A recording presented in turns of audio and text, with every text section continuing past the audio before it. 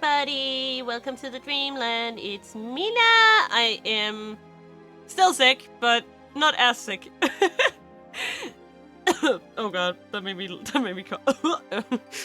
Anyway, hello, welcome, thank you, welcome, Argo, and welcome to Gedelius here, and Spidey. Hello.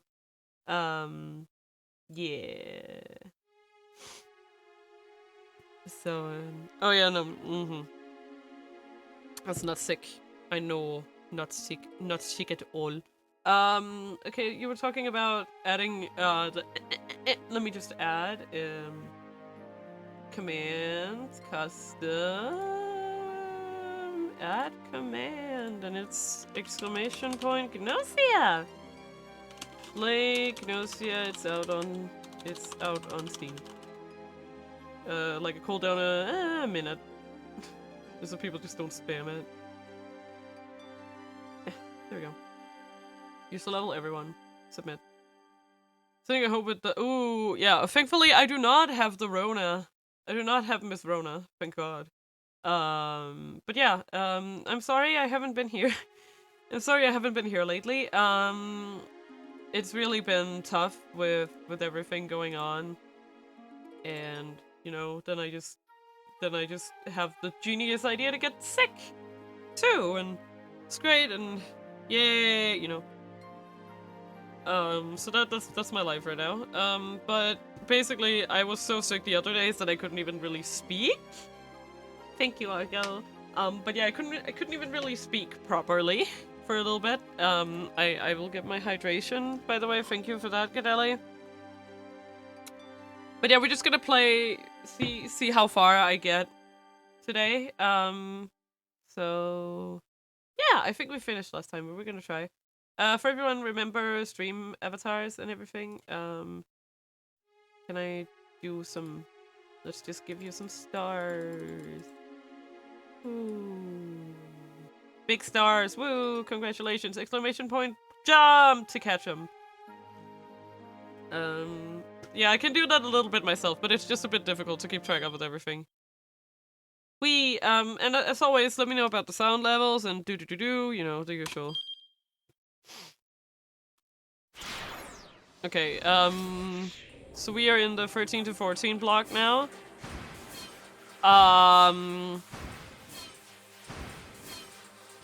I guess I'm curious as to what's gonna happen with Achi and them, so let's go check it out! Woo! Oh right, I forgot. This was where we were. The man with the cane crooked his finger on the trigger.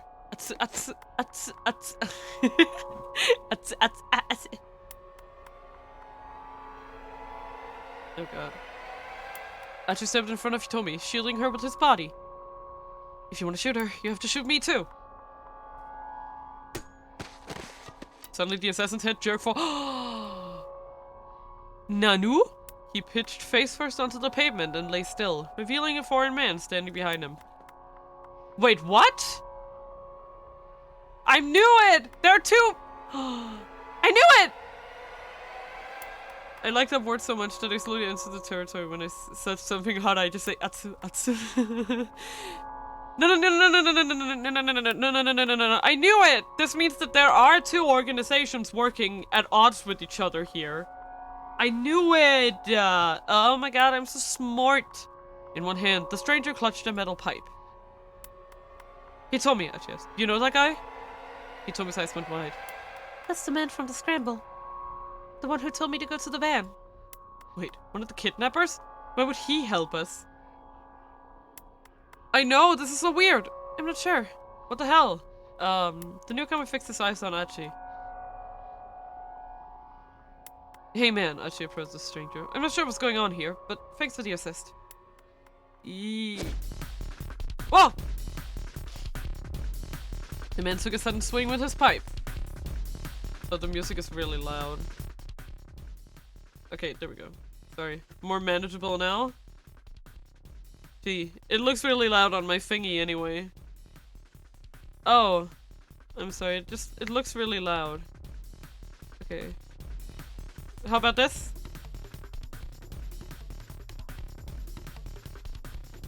Is this fine? Sorry. Okay. Nice. I don't know, I'm sorry, it just looks really loud on my, you know, my audio thingy, so... But you barely managed to dodge out of the way. What the hell? Was I gonna actually make sure Hitomi was safely behind him? Guess I gotta let my fist do the talking. I should quickly adopted the fighting stance. Be careful! Hitomi warned, her voice trembling. I can't tell if she's gonna fight you. Don't worry, it's just a pipe. I'll just snatch it away from him and make him tell us where your sister is. As he judged the distance between them carefully as he stared at his opponent down. G.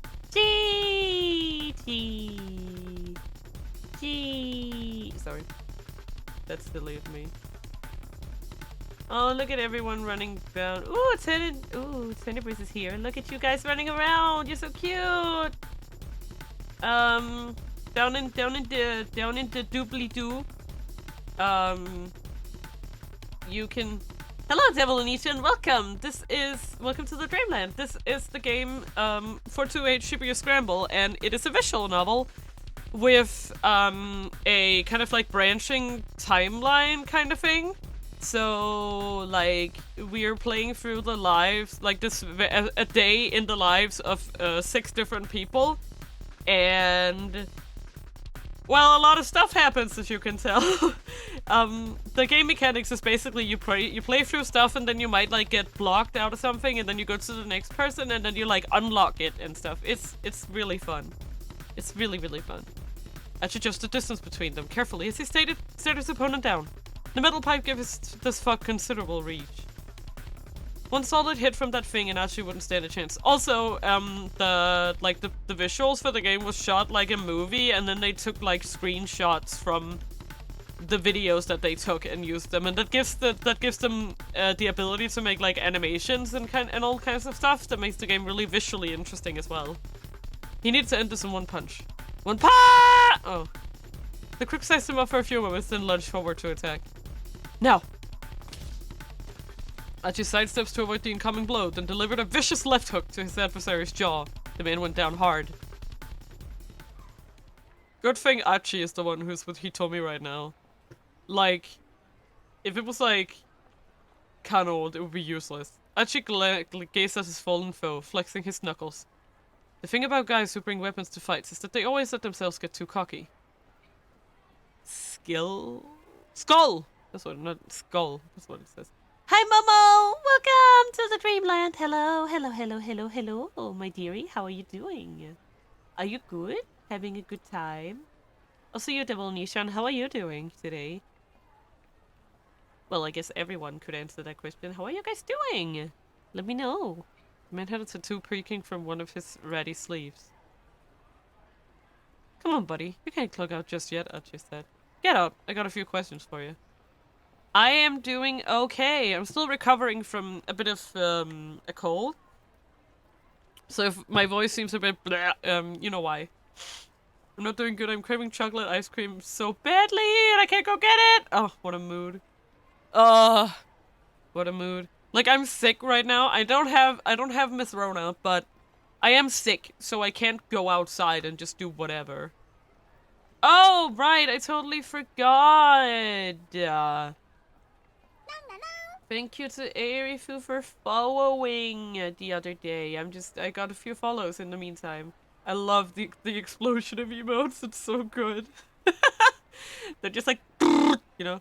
Maybe I should change the duration. It's a bit much. Thank you to Doran VT for the follow. Ooh, look at all the Minas. Ooh!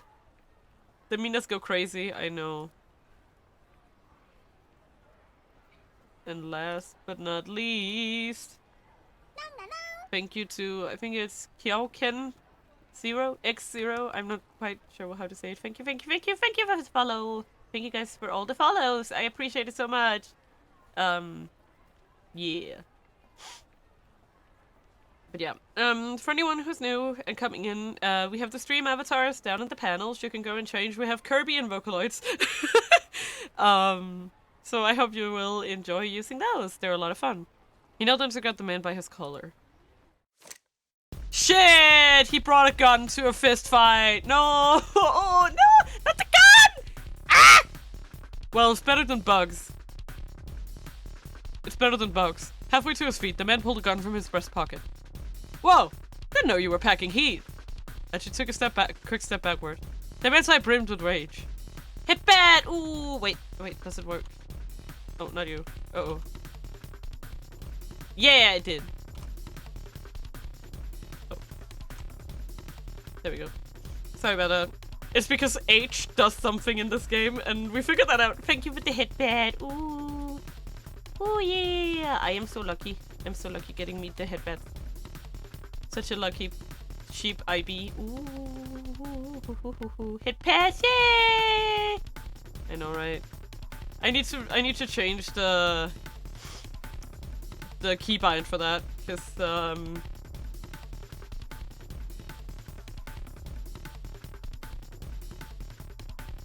but yeah, fun stuff. Thank you for the head pad, Gadeli. I appreciate it. The man's eyes brimmed with rage. He looked ready to pull the trigger at any moment, but he didn't get the chance. Oh my god! The man with the cane had regained consciousness. Back on his feet, he trained his own gun on the foreigner. The foreigner quickly shifted his attention to the other gunman. God damn it. We're just out of our, we are out of our depth with this stuff. What the hell? What the hell? This is, what the hell, bro? You kidding me? What are we even doing here? Oh, no you don't! Yeah, no, right, Archie, what the fuck are you doing?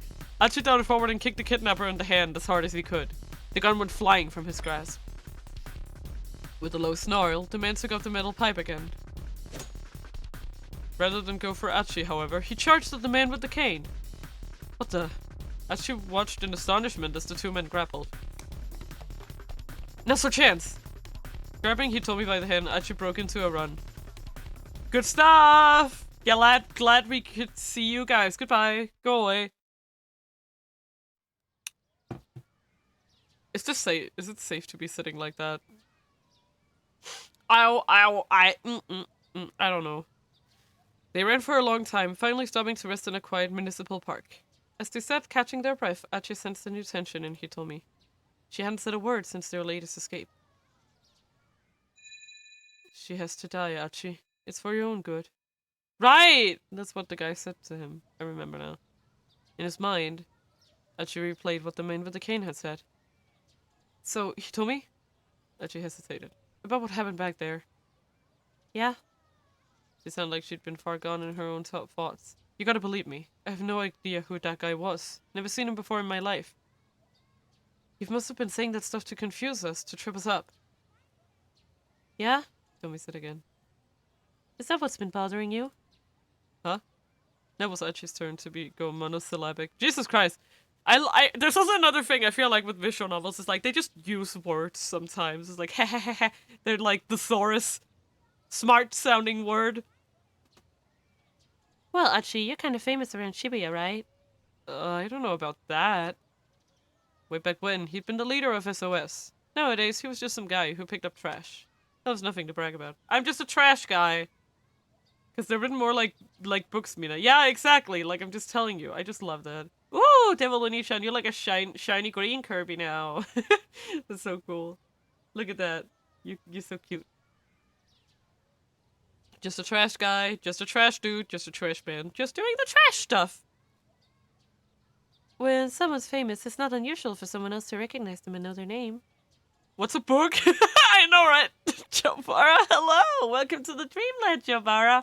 How are you doing today? You are the Kirby! Yes! Devil Onishan is the Kirby. Look at that, the Kirby. I'm also Kirby on someone else's channel, but... It's a thing you could use to stand on to be taller. Yes! It's also good paperweight. Exactly. Hi, Jobara. How are you doing? I heard you said you were gonna stream today. Are you gonna stream today? I'm so excited to hear that. I hope you have a good stream. Oh, right. Let's give some stores again. Here, have some stores. Congratulations for the stores. So yeah, I was surprised back there, but no matter what that man may have said, I trust you. I mean, look at how many times you've put yourself in danger to protect me. Oh, exclamation point jump to play the star catching game.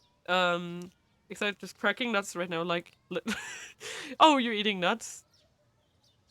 Like what kind of, like walnuts? Or... Tommy sounded pretty resolute. Achi was glad that she believed him, but that raised another question. So then how come you've been so quiet? I've just been thinking about things. Like what the man from the scramble might be after.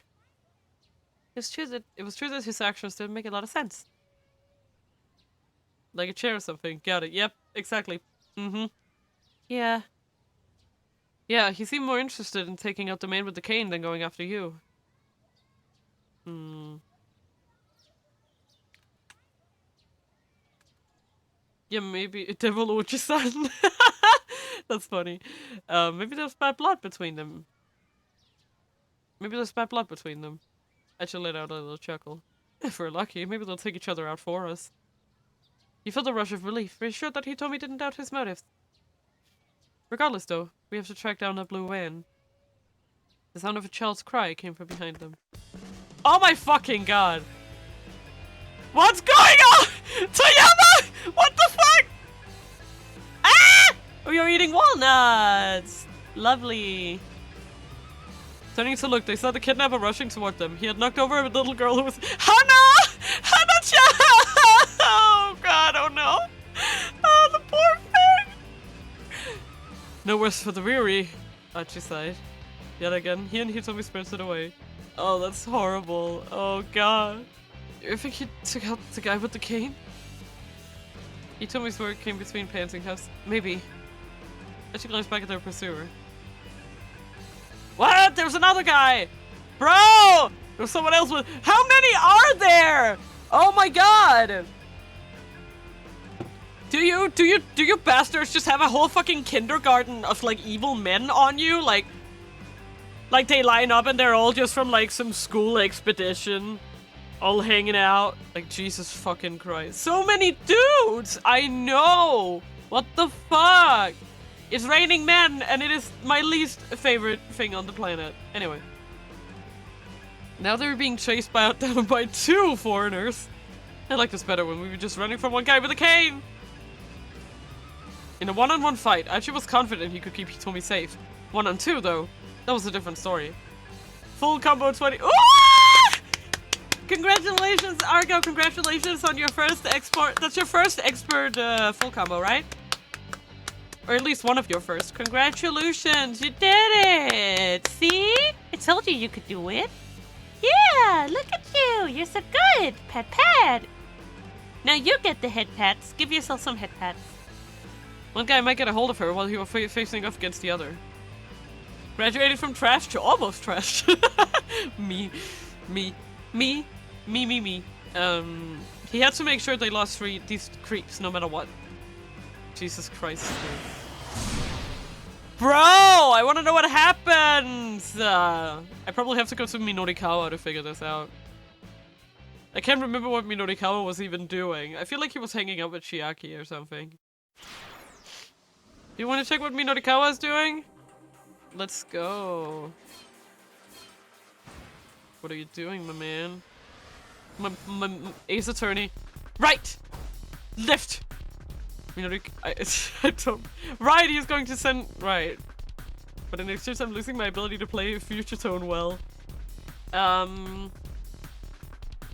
We can try. Minorikawa! Minorikawa sprinted out Sentagai, dodging between oncoming pedestrians. Out of my way! Can't you people see him? I'm in a hurry! Out of... Well, I mean boutique! Let's go. He stole a glimpse at his watch as he ran. It was just after 1 o'clock. Danbara Joko, the son of Sparta. The Burning Hammer sales demo would be getting underway any moment now. No, that was Danish, but okay. He could probably get an interview even if he showed up late. Still, he wanted to get to the venue ASAP to get a feel for things before they got started. The best time to scope out an event was before it started and after it ended. It was something he'd learned from Toyama. Everything he knew about journalism the publisher had taught him. A bit of combative education. Minorikawa learning despite himself as two men constantly butted heads. It's literally a French word. Yeah, that's true. Oh, give me a break! What's wrong with my article? Minorikawa shouted. His voice was loud enough to carry throughout the editing department. Shut up! I told you to rewrite it, so rewrite it! Toyama, sticking to his guns. Minorikawa recalled the scene from the days when the two men had worked at the same newspaper, and Toyama was his boss. At the time, Toyama was the copy editor for local news, for local news. Known as the Red Pen Gatekeeper, he would go around checking young reporters' copy like mad. Due to his vigorous efforts, a great many articles never made it to the page. Huh. I mean, I don't know, is that a bad thing? What's wrong with it? Show me what's wrong. All of it! How can it be all of it? Co-workers stared, keeping their distance as the pair screamed themselves red in the face. These arguments have become a regular occurrence. Regular enough that everyone had learned not to try to intervene. They're just like... They just see Toyama and Minorikawa in the same room and they're like... no.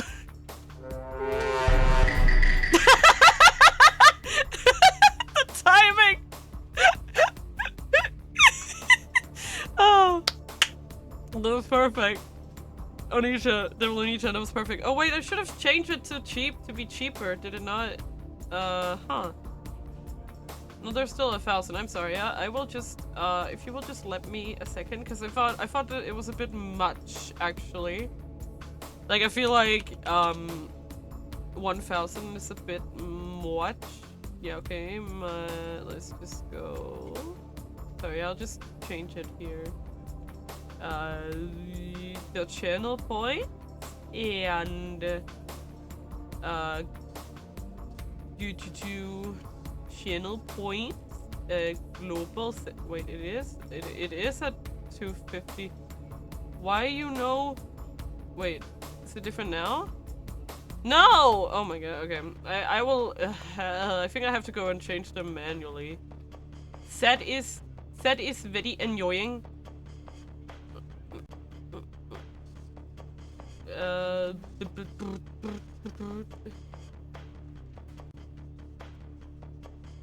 Among Us being kind of sus. I know, right?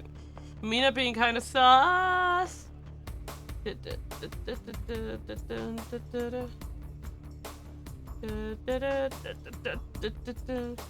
Oh wait, here it is. Channel points.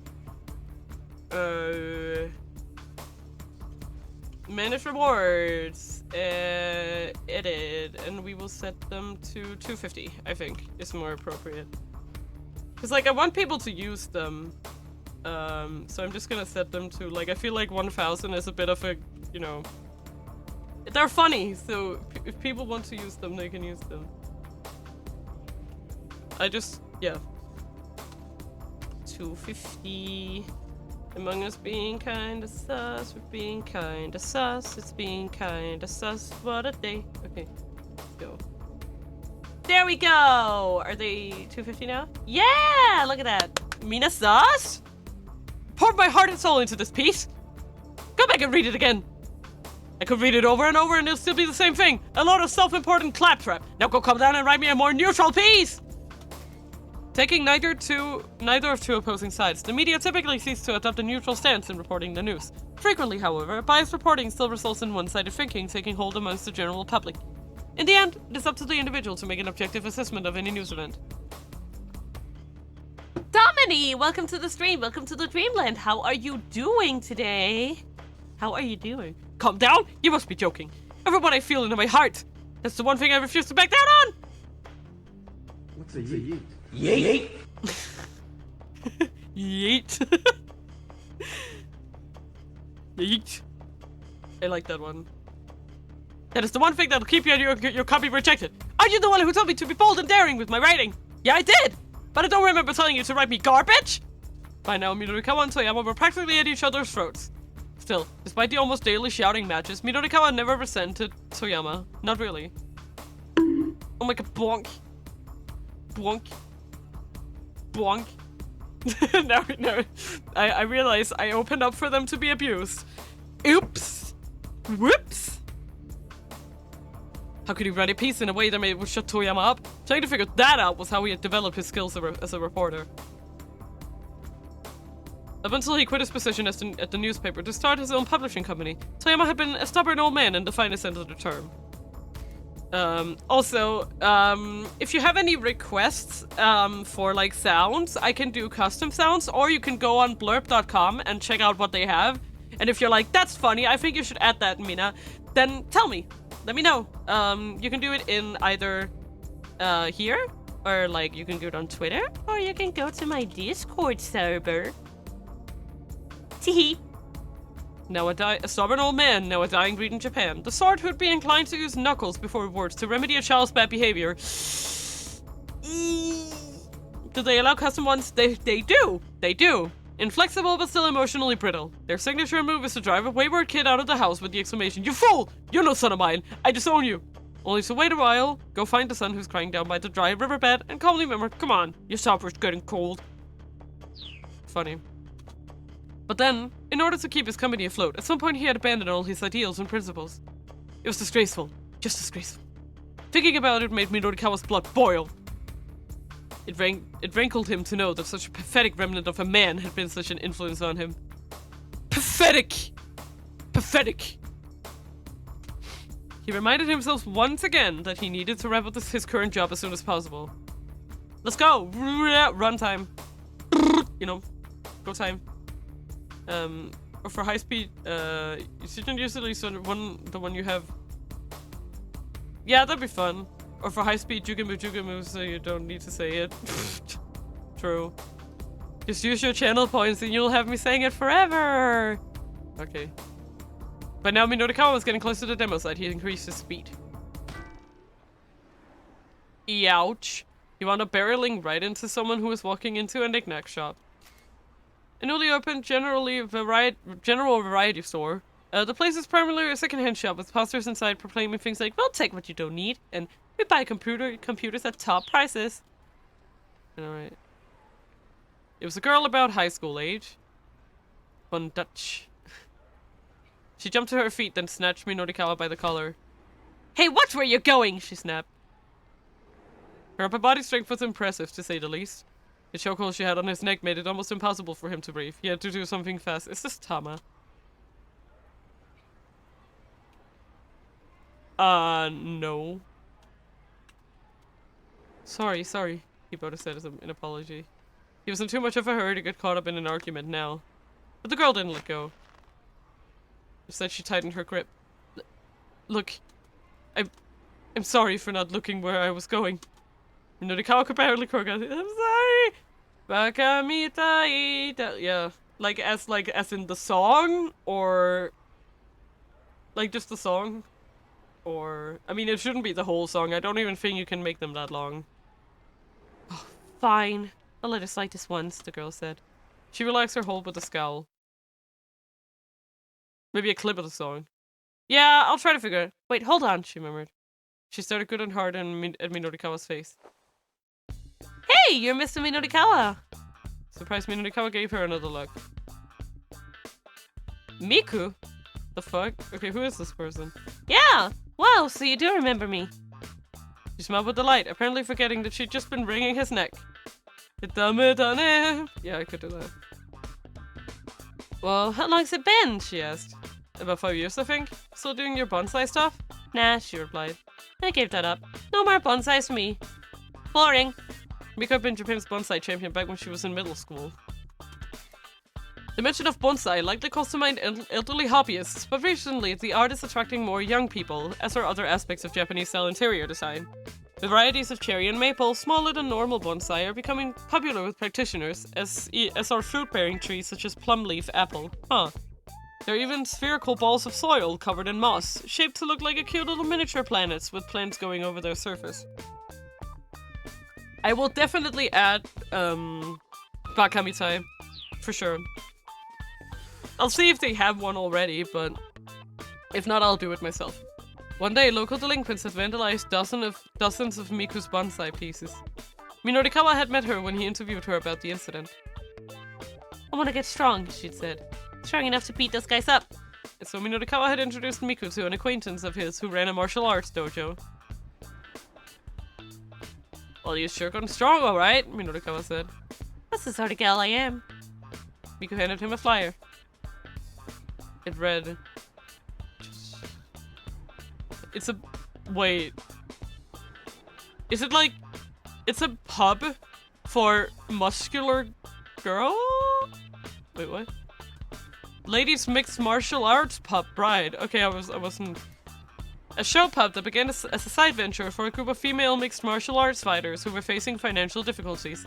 There's an octagonal ring inside the pub, and the rules state that anything goes between the young women who fight inside. Customers are able to take in the fights while enjoying their drinks. Oh my god. Can't believe Miku Hatsune is in the game. She's true cute and loves to fight. I know, right? Present the flyer for a free drink! It's a place where you can watch girls fight in the ring while you have some drinks, Miku said. That sounds pretty fun, actually. Minorikawa could feel himself being pulled in all the wrong directions by the prospects. You should come see one of my matches sometimes. I'm the reigning champion. Dang, $20 entry fee. Yep. And they open at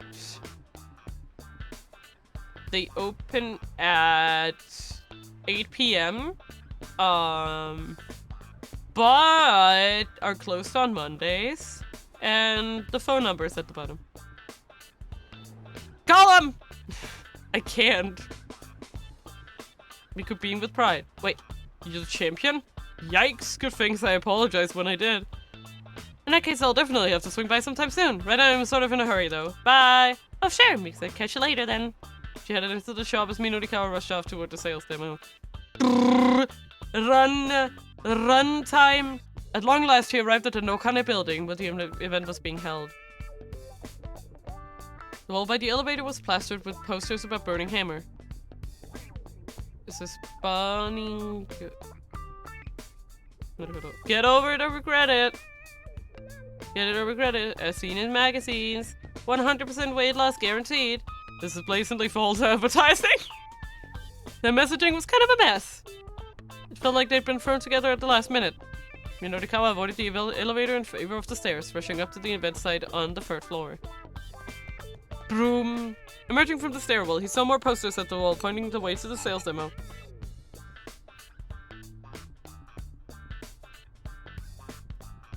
Yeah. Like, it's just basically old anime vibes. Old anime vibes from the... You were talking about the flyer, right? Emerging from the stairwell, he saw more posters at the wall. He followed the arrows to the room deeper within the building. Opening the door, he saw about 50 chairs, most of them occupied by female attendees. There was a stage set up at the far end of the room, but nobody was on it. It appeared that the event had yet to begin. Minorikawa quickly looked over the crowd. Roughly half of the women were somewhat elderly. All of them looked like they could stand to lose some weight. For some of them at least, the ship had surely sailed some time ago. The crowd gazed at the stage with rapt anticipation. A beverage that allowed you to eat plenty and still lose weight was definitely an appetizing proposition. Could something like that really exist, though? Oh well. Minorikawa was just going to have to wait and see. He did his best to get his mind into journalism mode. Activate! Please, terribly sorry to have kept you waiting. At the presenter's cue, the cat mascot appeared and took the stage. The audience broke into applause. After waiting patiently for the applause to die down, the cat produced a small box from which she showily pulled a pendant set with a blue stone. It certainly wasn't a diet drink, whatever it was. Minorikawa wasn't the only one who quickly realized this wasn't a Burning Hammer sample. After staring for a moment, the rest of the crowd began to fly into an uproar. Quiet! The cat shouted. Taken aback, the crowd quieted down. The cat held the pendant up so high that everyone could get a look at it. Do not take your eyes off of this pendant. If you do, you will die. A jolt of panic shot through the room.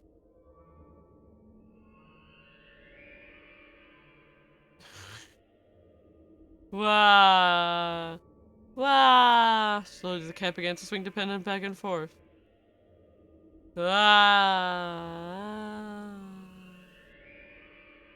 Norikawa couldn't quite recall what happened after that. When he came to his senses, he'd already pulled a 10,000 yen bill from his wallet, handing it to the man he assumed was the event demo organizer. In exchange, he received a pendant, the same as the one the cat had been holding.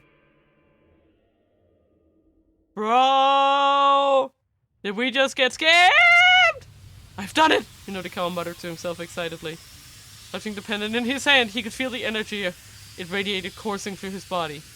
The cat's monotone chanting from the stage sounded in his ears like a chorus of angels. Overwhelmed by a feeling of ecstasy he could scarcely contain, Minotikawa repeated his words to himself. Please don't approach me menacingly. Minoru, no! I know, right? I've done it. So this will be the greatest ride the world has ever seen. My articles will stir the emotions of the entire human race. They'll laugh. They'll cry. They'll tremble with fear. They'll jump for joy. No longer was the Pulitzer Prize a mere dream. It was practically already his. A prize awarded for excellence in journalism, literature, and music composition, named for American journalist Joseph Pulitzer, active during the late 19th and early 20th centuries, and administered by Columbia University, to whom he willed all of his money in order to establish a journalism school. 3 Japanese photographers have been awarded the prize in the past: Yasushi Nagao, Kyoichi Sawada, and Toshio Sakai. Huh. Interesting. Minotikawa wanted, no, he needed to tell someone how excited he was. This miracle he'd attained. He wasn't gonna just squander it on himself, oh no. A journalist of his stature needed to share what he knew with all of humanity. He opened up his laptop. He booted up his word processing program. He deleted all the articles he'd been working on. He knew what he really needed to write. Special edition report on the Miracle Stone. Only a 4-star General Gossip spring issue. Must have stone already in many fashionistas' collections. Look out, world! Mysterious gemstone set to change international balance of power. Let's buy the Miracle Stone? Get your hot stock tips here! The pages originally slated for the pros and cons of security cameras and washed-up screenwriters were instead filled with glowing praise and rave reviews for the Miracle Stone. Never have Minotikawa been more proud of his work.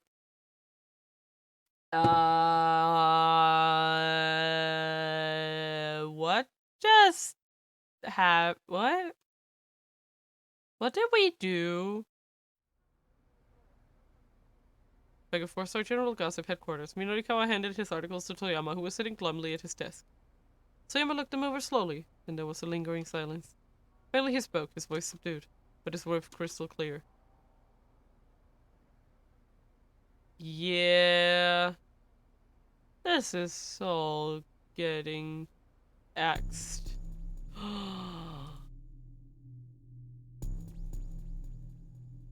Fuck you. Bad end. Axed! We got axed! What did you do, Tama? Desperate though he was for copy, Toyama still rejected Minotikawa's articles. Probably a good indication of how bad they really were. Maybe the Miracle Stone wasn't the breaking story Minotikawa wanted it to be. Tama and her pals really need to be selling Burning Hammer instead. Sell Burning Hammer! Burning Hammer! Burning Hammer! I love that. I love that. The real Toyama came out, like, in the end. I kinda like that. Like, I kind of appreciate that in a way. Like, in a weird way. Like, we were talking about how he was, like, really mean and stuff. Okay. So that just happened. What the fuck were you doing, Tama?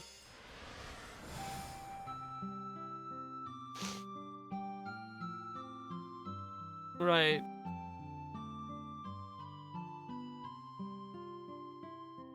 Bottles Burning Hammer littered the pavement, shattered into tiny bits of glass. Yeah, this music gets to me, like, it's like, ah! Ah, Mama! Ah! Congratulations on 5 months! I'm so happy for you. Look at all the Minas. Ayo! Woo! Yay! You're still a yellow, but next month, you're gonna get a new color! Bro! Dancing. Hello, everyone. Hello, Momo. Welcome to the Dreamland. Thank you so much for subscribing for 5 months. Heart, love you. I'm so happy for you. Congratulations. Even if the recycling guy was really careless with the boxes, it shouldn't have caused this much of a mess. Looks like someone came along and actually threw them all over the place. The heck with this thing! which is away the miracle stone, which has clearly brought me only bad luck. I am having a great time. I cannot believe this is real, but it is happening. We can't have a product demo without a product, which in turn means I won't be getting paid for this whole fiasco. Okay, we can do this. We can figure something out. I try to give myself a pep talk, but I hear the doubt in my own voice. I try to brainstorm anyway. Finding inspiration is like trying to squeeze blood from a stone. I whack my mind for the best course of action, and at long last I arrive at a conclusion. This one is just gonna be the bad ending that we already got.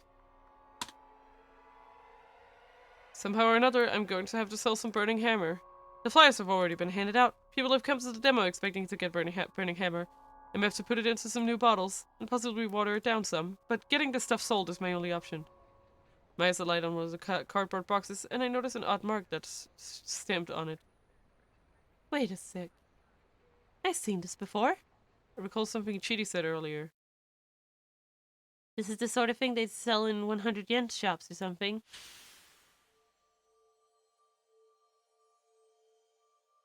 The mark on the box is the same one I saw at the shop that's selling the necklace. That's it! Let's see if there's more at the knick-knack shop. Guided by this ray of hope, I head for the knick-knack shop as fast as I can run. A glimmer. A sliver! You have a dwindling light in the distance. Point is, there's not much. We're going! Are we running into Chidi? As soon as I reach the main road, I crash right into someone. It's Chidi. Oh hey, you find it? She asks. She makes it sound like it's not really her problem. Not yet, but I think we can stock up at this 100 yen shop. Where it's so hard to get up when I'm panning as hard as I am. But no, just stay calm and go let the boss know. Got it. Leave it to me. Chidi nods and I break it back into a run. Let's go! PC! Money! PC! Become money! I'm practically praying as I rush into the knick-knack shop, where I immediately spot the cardboard boxes I saw earlier still stacked up. Yes, I'm in luck! I dive into one of the boxes to check what's inside. It's packed with tiny bottles. There's no mistaking. The noxious red liquid inside. That's burning hammer, alright? There's 50 bottles per box. And there are 4 boxes total.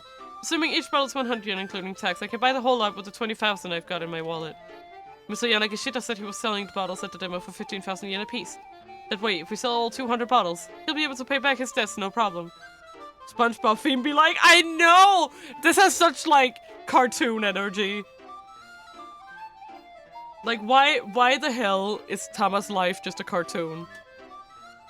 Well, what's the deal with you? The sales clerk's eyes go wide when he sees my getup.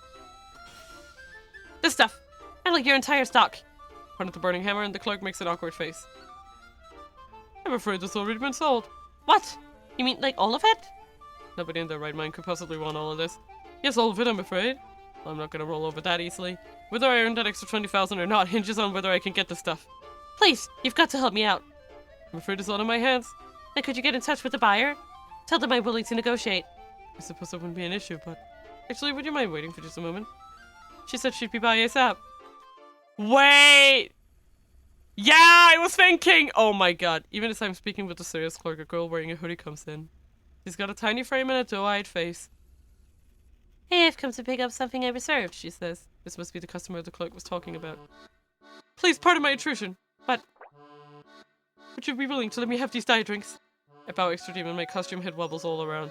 Wait, what? I'll pay you double what they're worth. No can do. I've never seen this brand before. I'm super curious about it. Surely you don't need this many, though. I do. I make my living with my body. This is about how much I'll need. Oh wow, the serious clerk into. What sort of work do you do exactly? I'm a martial artist.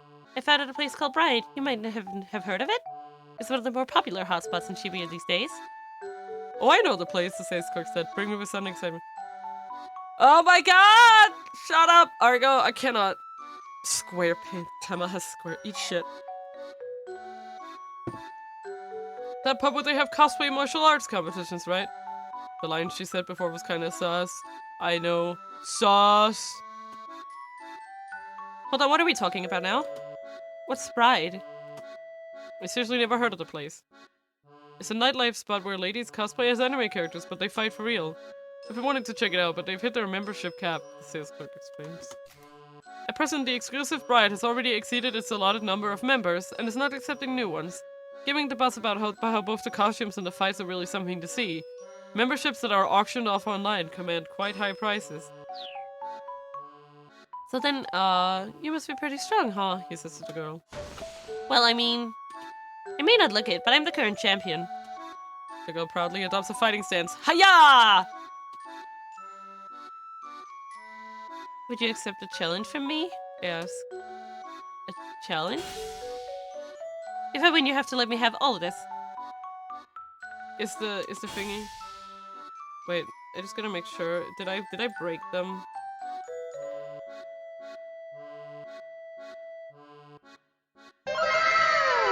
Good, they work. I just wanted to make sure I hadn't broken them. I got scared. Yeah, how is Tama gonna win? I don't know how she's gonna win. That's terrifying. The girl breaks into a confident smile. Do you have any idea who you're dealing with here? She asks. I intend to find out. Oh wow, the sales clerk exclaims. I have just got to see this. Cheat, of course. Big brain strats like Dobara, I don't know. Cheat, exactly. No, but like, we actually do know that Tama is quite strong. From, like, when she first met the guy who gave her the job, she just threw him over her shoulder. I'm glad to have him making us on. Well, if you're that set on it, then sure, I accept your challenge. Sweet. We've established our terms. This burning hammer may yet be mine. The girl cracks her knuckles, clearly eager for a fight. I've got to win this. Somehow or another, I have got to. I mean, I've got to be good at something. Facing off against this fighter is going to show me what I'm made of. I address my opponents. And by challenge, I naturally mean... Let's do rock, paper, scissors. Janken pon! Let's go. Let's do rock, paper, scissors! This feels like a Yakuza sub-story. This entire game is a Yakuza sub-story. Like, are you kidding me? This entire game feels like a fucking Yakuza sub-story. My daughter was abducted, but... I have to write 5 articles in 3 hours! And then we're like, I have to sell this stuff! Rock, paper, scissors? The girls go slack-jawed in surprise. Yeah! And if I win, you have to let me have those diet drinks. Actually, isn't that a problem? Can Tama do anything but... Rock, paper, scissors. Sure, whatever. Okay, I accept. Here we go! I ready my fist. 1, 2... No! I lost. We're doing best out of 3, right? What? Oh my god! I lose again. So yeah. We're doing first to 3, yeah? Huh? Yet again I lose. My reverse psychology has backfired! No! Tama! Okay, now that we're done warming up, wanna do this for real? I'm sure. No!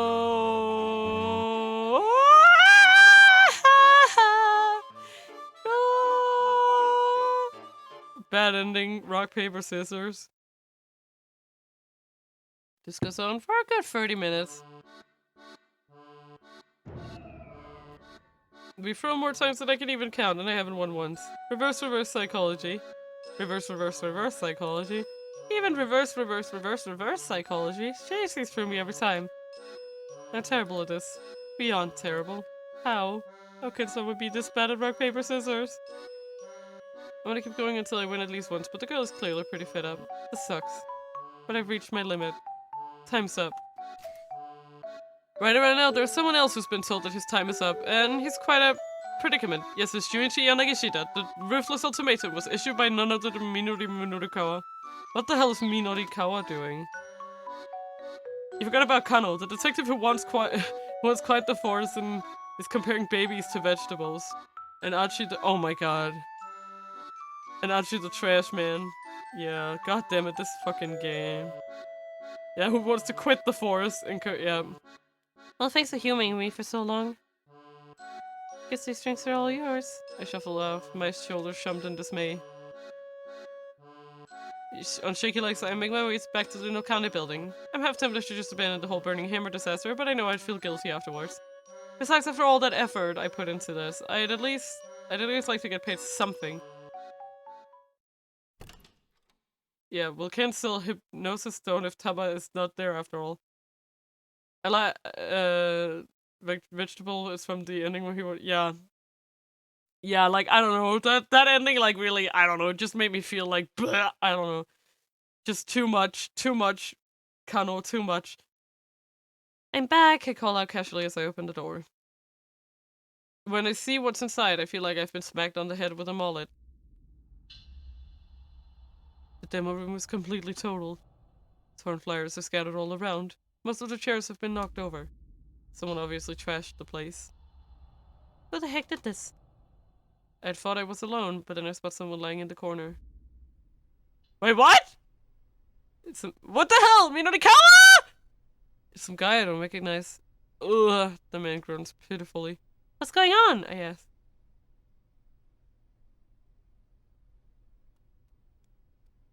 Eh? What do you mean exclamation point game? That isn't one I've had. Wait, what are we trying to make it say? I have an exclamation point Gnosia? But not game. That's just a... Man, McDonald's is really all mad about all this weight loss stuff. It's okay, it was about the star. Oh, I think it's game spawn or something? Oh my god.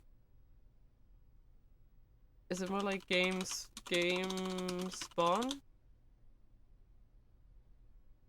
No, that is not it. Oops, I changed my stream category. That is so weird. I did, okay. I think, is there like a conflict of interest here? Wait. How do I have to check it? Wait, no, it's the other way around. I think it's spawn game. Try that. Spawn, exclamation point, spawn game. Try that. Try that instead. Did it make a star? Yes, it did. See, there's a star. Pog spawn stream. Yeah, I know, right? I don't even have that game. The man grows pitifully. What's going on, I ask. What happened here? I go over the guy and shake him gently with one shoulder. Has death come for me at last, then? His voice is a mere murmur. If you're here to finish me off, then you're welcome to try. But only if you beat me in a challenge, fair and square. Huh? I'm not sure what he's on about, but my competitive streak is too strong to let me ignore what I just heard. A challenge, you say? That's right. I challenge you. Rock, paper, scissors! God damn it. Rock, paper, scissors. Rock, paper, scissors again. If you beat me, then I'm yours to do with as you please.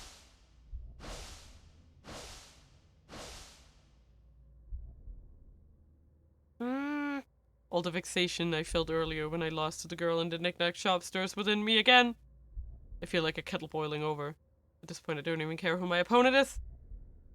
I need to slay the nagging disappointment inside me. Alright then, accept your challenge. I hold up my fist. Here we go. 1, 2, 3. Shoot! I throw paper. And the man... for scissors.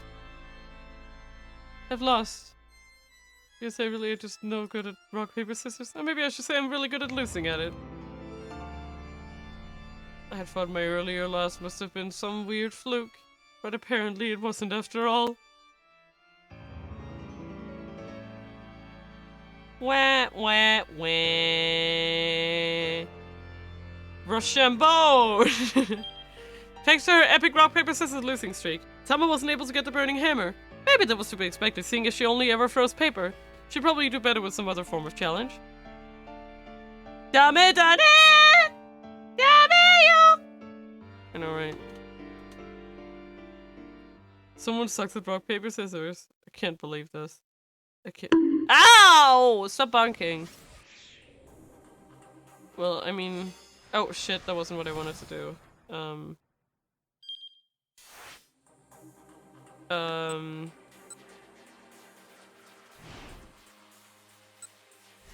Let's try to see if we can change the course of time here.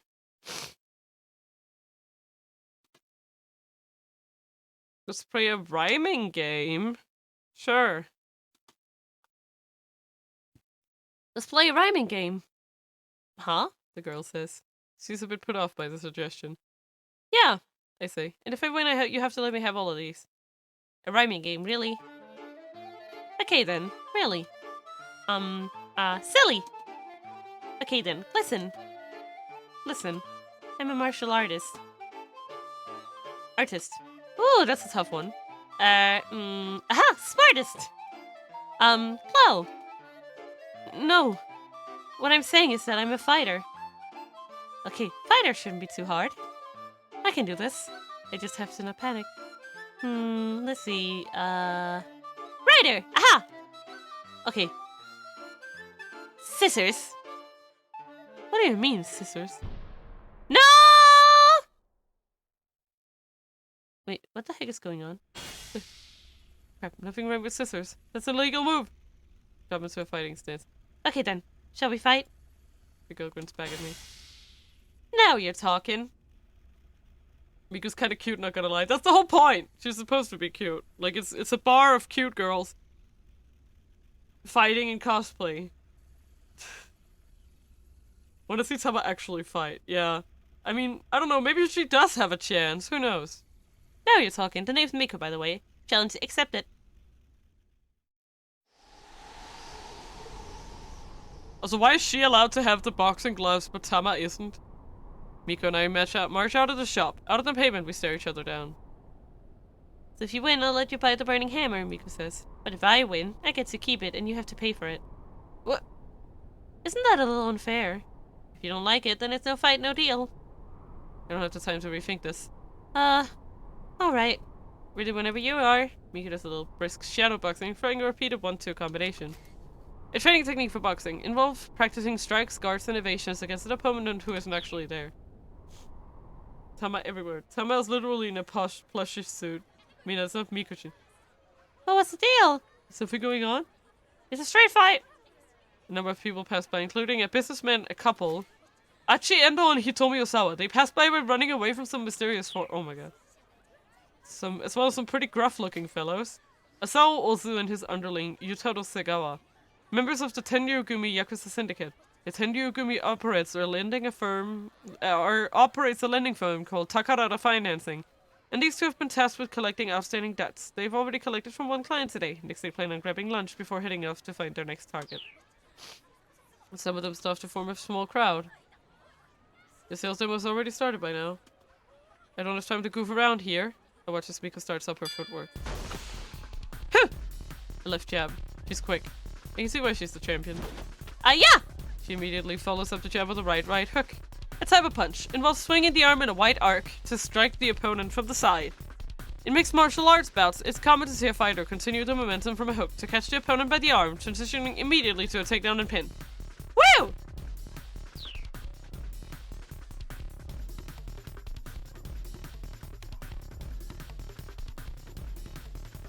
I jerk aside at the last possible moment and deliver a little swat to Miko's shoulder.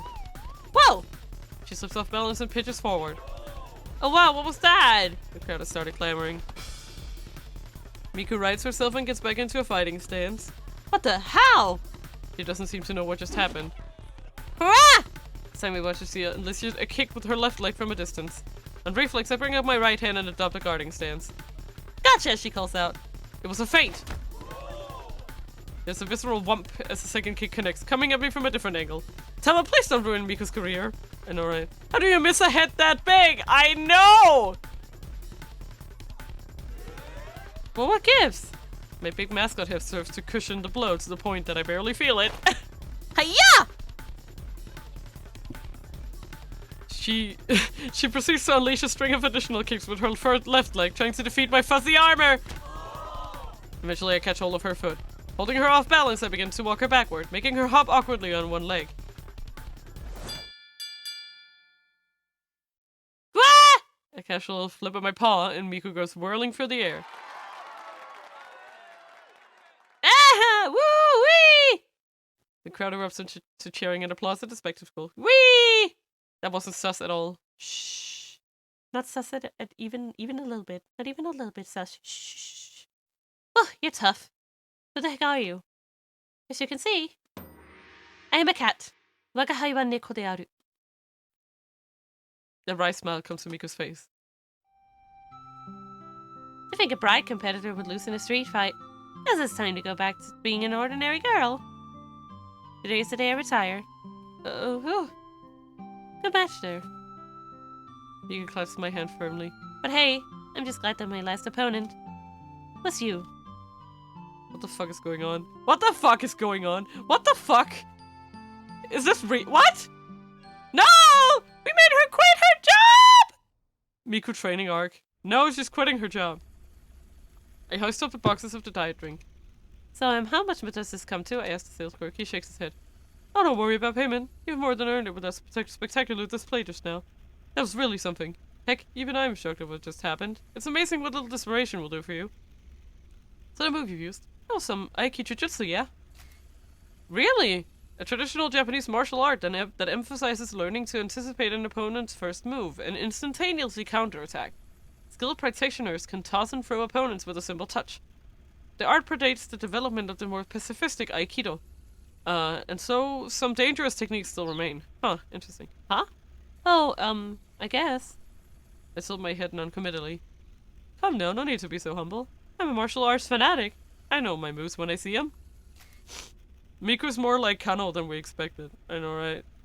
Just like, it's fine, I'll quit my job. Knickknacks shop owner Taisei Yasuda watches roughly 350 martial arts fights a year. That's like practically one a day. What the fuck? He's particularly fond of Brazilian Jiu-Jitsu and is thinking about studying it himself. There's a dojo he's been eyeing, but he's rather timid and has thus far only waffled non-committally outside the entrance to the place. Tama gets a job at Pride! Yeah! Look at that! That would be perfect for her. He can call it whatever he wants, if he's letting me have the drinks for free. This is gonna be a lifesaver. Is it also shopping you'll be doing with us today, he asked. Actually, come to think of it, I do have one request, I say. Chefing? Could you please not sell that necklace there? I promise I'll be back to buy it later. Sure, no problem. The sales clerk lifts a deep bow. I did it! I managed to solve my burning hairwear problem. Now I was just gonna get back to the sales demo. Oh, that must be awfully heavy. Here, why don't you use that dolly? The sales clerk indicates it to the hand truck over in the corner. Oh, thanks so much! I load the pile of boxes onto the cart and rush back to the Nokana building. Yeah! We did it! We did it! We are working adults, everybody! Woo! By now the sales demo will be well underway. I need to get back as soon as I can. If there's nothing to buy, the customers are going to leave and everything I've gone through will have been for nothing. Knick-knack shop with a no, not a 400. Wait, no, now I have to think. No, that is $400. Yeah, that is $400. Wait, holy shit. Yeah, that is $400. I mean, if it's an antique of some kind. Not sure what the fuck it's doing there, but I wasn't even thinking about that. Yeah, that is about $400. I mean, it might be a little less now, depending on exchange rates, but around that amount. Must be a cursed item, I know. Watch her just be buying it and then she just dies on the spot. Come on, Tama, you can do it. You just gotta hurry. I charged for the demo, pushing the dolly ahead of me like a battering ram. Ah! Oops! Sorry to keep you waiting. You're late! What the heck have you been doing? Mr. Yanagishita practically throws himself at me. The wife must have been killing him. Standing behind him is a man I don't recognize. Who is that guy? He doesn't look like a customer. Okay, Tama, just come with me for a minute. I follow Mr. Yanagishita into the break room. Sorry I'm late. There was a whole bunch of stuff that happened. But look, I got the product back. I probably opened one of the cardboard boxes. Oh, it's burning hammer! It really is! Yanagishita clutches the box closed, nuzzling it with his cheek. How's the demo going? I asked. I've got Chidi keeping them occupied with some magic tricks. I sneak a peek through the door and see Chidi guzzling orange juice from a gigantic container, draining it in one go. Is that really a magic trick? If it buys us time, it's magic enough! Before long, the last of the juice is gone. From at the corner of the stage, I see 6 more huge containers, all likewise empty. It's shocking to think that she may have drunk all 7 of those things dry. Jesus Christ, I like O'Shea, but that scares me! That's terrifying! What the fuck? Ah! But yeah, if it's a legit stone, it's actually super cheap. You are correct. You are correct. If it's like a legit gemstone, that might actually be a cheap piece of jewelry. The audience erupts into sincere applause, like they've forgotten what they originally came here for. I can't believe this is real. Chidi comes back to the break room, positively drenched in sweat. I think I should have stuck to doing imitations for a little longer. 10 liters, maybe 5 if bottle is rigged. Yep. Oh, that was fantastic, Chidi, Mr. Yanagishida said. Just fantastic. Thanks to you, we had enough time to get the burning hammer back. He buzzed profusely. Alright, now it's time for the main event. Chidi, go out there and guzzle down some burning hammer. Get yourself all drenched in sweat. Got it? Aye, aye, boss. Tell me, just go up there, smile up big, and say, this helped me lose a bunch of weight too. Got it? Got it. Good now then. Yanagishida gestures to a man I hadn't noticed before who's been waiting quietly nearby. Of course, begging your pardon, miss. It's a service rep from the rental shop who proceeds to try and get me out of my mascot suit. Masamichi Fukuma, an employee of Far East Costume Rentals. The only son of the company president, Shigemichi Fukuma. No! There's Shigemichi's previous life! Right there! There he is! There he is! He had a son. Okay. He's one of the few people who knows what Shigemichi looks like, as his father usually clad in a rabbit costume. Shigemichi's previous life?! Masamichi has harbored a strong dislike for both his father and mascot costumes ever since the old man showed up at school on Parents' Day one year dressed in his inevitable rabbit suit. Nonetheless, the son has acquiesced to his father's wishes, and someday he'll inherit the family business.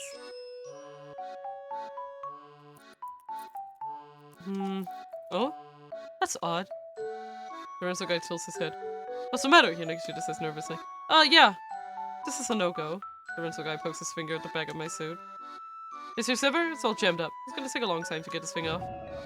What the hell? Mr. Yanagishida clutches the sides of his head. The rental guy tries tugging at the costume from various angles, hoping to free up the zipper, but like he said, it's no use. The rental guy's eyes widen at the sudden sound of a cat's meowing. Was that you? He looks at me confused. Did you hear a cat meowing? Yes. Was it you? No, not me. I'm surprised that he is. Must be hearing things. Mr. Yanagishida and Chidi doesn't seem to have heard anything. Bah! Yanagishida's fuming. Just by luck! I finally found a cute model and the crowd's never gonna see her. Hey boss, Chidi says. The customers are gonna leave if you keep them waiting much longer. What do we do? Want me to go out there and do some more impressions? Chidi calls repertoire of impression. A sea lion yawning. A harbor seal hailing a cab. A walrus reading sutras. What the fuck? A fur seal who can't reach the itchy spots on its back. A stellar sea lion taking a nap. Amazing. No, we don't have any choice. Tama, you're just gonna go out there dressed like that. Extremely specific. I know! What the fuck? Weirdly specific impressions right there. Are you sure? I ask. Those people go home, we're done for, he exclaimed. Just get out there and get started. I'm counting on you two.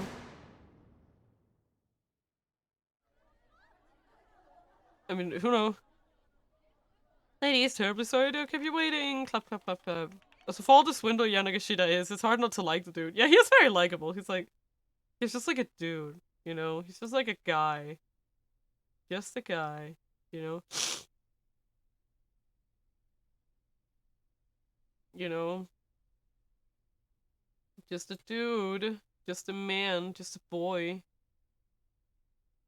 It's okay. Bye-bye, Devil and Nichan. Thank you so much for coming to the Dreamland. Have some stars. Have some stars, everybody. Remember to jump. Thank you so much for being here. I love you guys. Chidi and I spring into action on stage. But now I am proud to introduce you to the world-one sensation that is Burning Hammer. The latest product from the West that has taken over the Tide World by storm. Give me stars! Good job, Momo. Good job, Argo. Every seat in the house is packed. That means there's about 40 people here. We only need to sell 5 bottles to each customer in order to sell out. And people with a sudden jolt of motivation. Allow us to explain just how this revolutionary new diet drink works. It's magic, Chidi begins. The plan is for me to describe how the drink works, and then Chidi will demonstrate it with a taste test. All eyes are fixed on us. I begin. For the first time in human history, you can drink a single bottle and lose a whole kilogram. Just drink and burn that excess weight away. Astonished gasps right up from the crowd. Just take a look at this marvelous red liquid. Even looking at it makes you feel like you'll be shedding weight, right? Here's how burning hammer works. It activates the capsaicin found in chili peppers. The primary spice component of chili peppers, said to be effective for improving blood flow and stimulating the burning of fat. Because it is a severe skin and eye irritant, it is also an ingredient in some forms of pepper spray for personal defense. Only sell 5 bottles to each person at 15,000 yen per bottle. You're nuts, I know. I pause to take a deep breath before continuing. And, rapidly breaks down the triglycerides responsible for causing obesity. Now, the term is frequently used in recent years to simply refer to the state of being overweight. Obesity in the clinical sense is a medical condition involving interrelated health issues including excess body fat, hyperlipidemia, and hypoglycemia. Individuals suffering from obesity are at high risk of complications such as coronary heart disease, diabetes, and sleep apnea. Oof. I mean, if they tried to sell it to spicy sauce junkies, it could work for 15k in a bottle. Spicy! Again, the crowd hums with excitement. This response is better than I could have hoped. We're off to a terrific start. And now, this young lady here will demonstrate burning hammer's effects before your very eyes. Chidi steps into the spotlight. Just wait till you see how much she sweats. Proves that the fat is being burned right there on the spot. Chidi holds a bottle of burning hammer up high. Cheers, she says. As she opens the bottle, however, one of the women in the front row speaks up. Hold on. She's already sweating pretty hard. She's right. Chidi's drenched in sweat from head to toe. Another woman chimes in, suspicious. Oh, that juice drinking from earlier. That was all just to make her sweat like that, weren't it? All of a sudden, the crowd is in an uproar. No, not at all. Drinking burning hammer would just sweat way more than this. I rush to towel off Chidi's sweat for her. Go on, hurry up. Drink it down. Chidi's face screws up unpleasantly as she gulps down the bottle. The sweat doesn't come. Gah! Why isn't it working? I exclaim, the audience momentarily forgotten. Yes, I've already sweated out too much, Chidi replies unfazed. Well, why were you sweating so much? You can take forever at the 100-yen shop! The girl from them. This is just a 100-yen shop! Oh god. We ruined it! We fucked it up! Oops! No, that's not it. You've got it all wrong! Please just listen! I can see what's going on here. The situation has gotten out of our control. This product is a vegetable. Uh-oh. I think I just put my foot in it. Customers stare at me, their eyes bright with rage.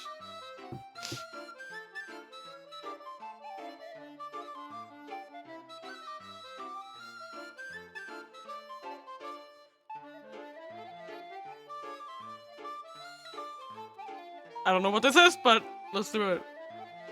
Hug a lamp chop! It's a clumsy attempt to force it off, but it's my only option. She said, hug a lamp chop, I repeat. Meaning the burning hammer is just so incredibly filling. Having just one entirely bowl would feel like you've eaten a big, meaty meal. Yeah, that's what she meant. Uh-huh, sneers one customer. Sure. They really sell this at 100-yen shop? Rats, we didn't manage to distract them. A 100-yen shop? What's that? Answer me! Did they really sell these at 100? Look! I cry. It's a chupacabra! I thrust my arm into point, only to accidentally catch one of the attendees in the head with my fuzzy fist. Then the woman lets out a muted groan and sinks to the ground like, no! Now we're doing violence, so if you go straight to the fight instead of the rhyming game, you might get there soon enough to get out of the costume? Maybe! The rest of the crowd stares at me, stuns. Oops! I murmur. Tana! Shouts Mr. Yanagishita, rushing out of the break room. What the heck are you doing? Aboard! He howls. If you let these people know the truth about this stuff, they'll never buy it! Oh. Now you've done it. Chidi doesn't hesitate to point the finger at him, her stare ferocious. Whoops. Realizing what he just blurted. Oh god. Now there really is no saving this. The customers descend upon this Mr. Yanagishita, their wrath of terror to behold. Then it is true. What the hell are you trying to pull? I can't believe you tried to sell this crap for these prices.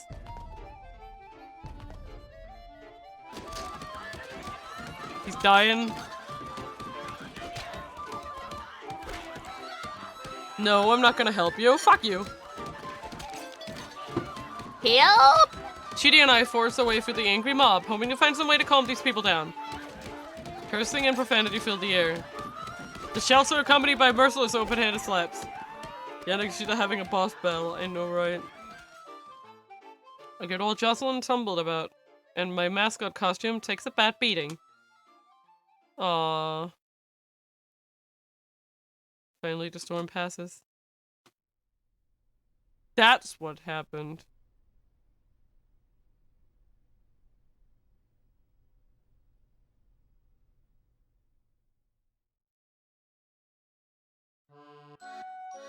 It's over. It is all over. I'm seeing Nagashita wails to the empty room. So, boss, about getting paid? Even Chidi seems hesitant to ask. Yeah, that's not gonna happen, obviously. Nagashita doesn't as much as look up. His shoulders slump farther in defeat. I'll take payment in kind, then. Mind if I take this burning hammer home with me? Sure, Nagashita says lively. Go right ahead. Alright, I'll be off then. Later, Tama. Chidi picks up the cardboard boxes and head out. Sir?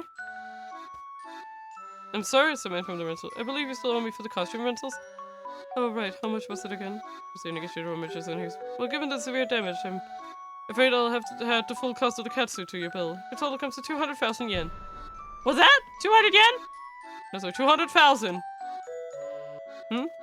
Sorry, I can't hear at all. I think I might have ruptured my eardrum. 200,000 yen, sir!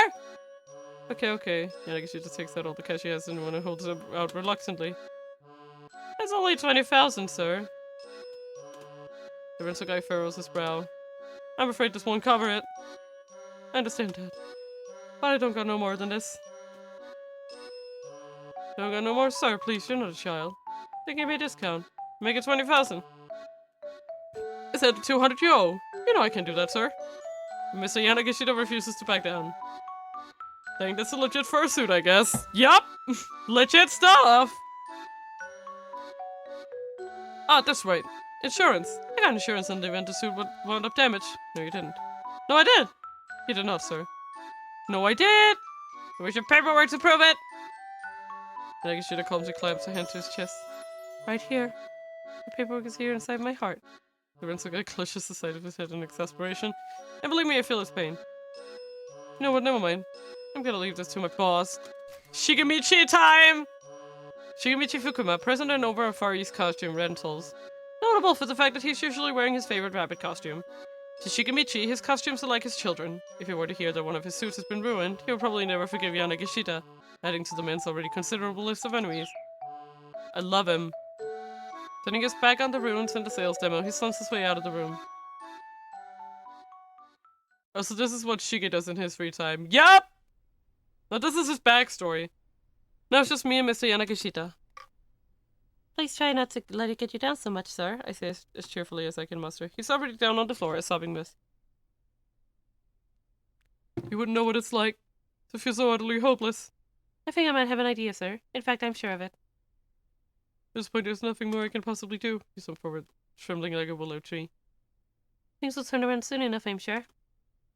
You don't know me like I know me, he says. There's not gonna be any turnaround, not after this. Okay, now this little pity party is starting to piss me off. Piss off.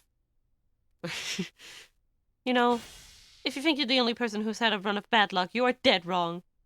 I wind up shouting the words louder than I intended. Mr. Yanagishita whips his head back up. Yikes, where'd that come from? I need to tell you something. My pent-up emotions come surging to the surface. I have amnesia! I knew it. Yanagishita eyes goes wide. What? I can't remember anything from before this morning! In short, amnesia. I knew it. I knew it. I knew it! Like, the way she was behaving, I was like, she doesn't know who she... Like, she was like, my name is, Taba. Right? Like, she doesn't know her name. Amnesia can have a variety of causes. Psychogenic amnesia is caused by stress or psychological trauma, whereas in endogenous amnesia, a powerful blow to the head causes physical trauma to the brain. In the latter case, memories and other normal functions frequently return once the cranial nerves recover. My name, how old I am, where I live, any of it. I would much rather be in your shoes, sir. Mr. Yanagishita looks at me with a hint of disbelief. So where'd you get the name Tama, then? I thought of it when I saw the tamagoyaki in those lunchboxes. Aha! Tamagoyaki, Tama, I get it. He claps himself on the thighs as if he's had some big eureka moment. So was she serious when she said, I am a cat? I mean... I think that was just her way of diverting it, right? She was like, I am a cat? You guys, well, we're gonna have stars for amnesia. She's a cat. She might be soul sicky, I know, right? But wait. How come you lost your memories? Well, I don't know for certain, obviously. I don't remember. I'm pretty sure I took a hard blow to the head. When I came to, I was inside of a storehouse with a massive headache. Storehouse? Maybe she is! Wait. A surge of vertigo washes through me as I recall waking up in that strange dim place. Like, maybe she is actually the sister.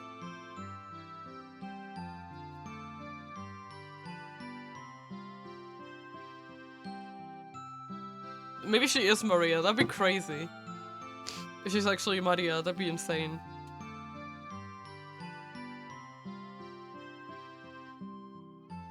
Yeah, I just got out of there when you flagged me down, sir. Where does Tama as the friends between? Cause like that would explain. Well, first of all, we know that she was being kept in Shibuya. Maria. She was being kept somewhere inside the town, right? So I'm like, what if? I don't know. Like, I'm just saying it could definitely be a thing, and then the suit has actually been protecting her this entire time. Like, I don't know. But also, I don't want to give you too big of a clue, too, who it might be. Yeah, that's fine. Just get out of there when you flag me down, sir. Oh, really? So, is it pretty unnerving then, not knowing who you are? He sounds like he's taking me seriously now. Yeah, it sure is, but it's not gonna do me any good to just fret over it. And besides, I've got a clue. What sort of clue? That necklace. There's the necklace I saw at a knick-knack shop, the same place I found the burning hammer. Somehow I know that it's important to me. And so you took this job so you could afford to buy it? I nod. Of course. Now that the job has ended in a total bust, I have lost my shot at getting it. Okay then. Mr. Yanagishida removes his shoes and yaks out the insole. This here really is the last of my money. Pulls out 20,000 yen. Adds it to the other 20,000 from his wallet and thrusts it all toward me. Dude! I'm entirely on the Yanagishita train now. Look at him! Here you go, he says. That includes the reimbursement for the burning hammer you picked up. I plug up two of the 10,000 yen bills between my fingertips. Actually, I didn't have to pay for it, so the 20,000 we agreed upon is fine. But how about you, sir? Are you gonna be okay? Like, after all this? Compared to your misfortunes, mine are nothing. They might send me up the creek without a paddle, but I'll bounce back somehow, I'm sure of it. And then, clutching his fist, Mr. Yanagishita gets a far-off look in his eye. And then one more time, I'm gonna go see a bride fight! My jaw nearly drops.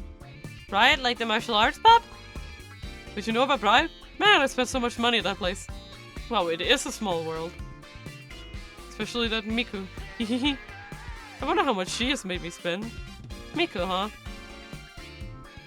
I'm pretty sure I just accidentally forced her into retirement, but I decided to keep quiet on that front.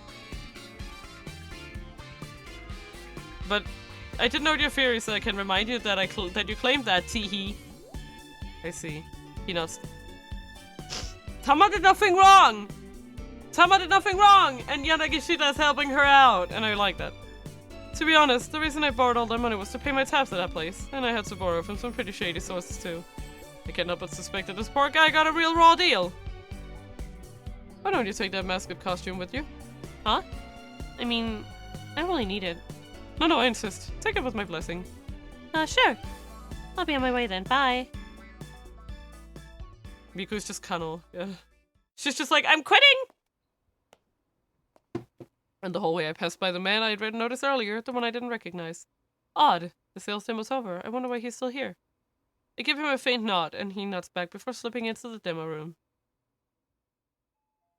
I should keep my fingers crossed for the guy. I left them back outside the building. I feel bad about not returning the catsuit to the man from the rental place. Still, I can't just walk around in time wearing this thing. It'll stick out like a sore thumb. I figure it's best to just leave it behind. And then it downs on me. Hold on! I still can't get this thing off!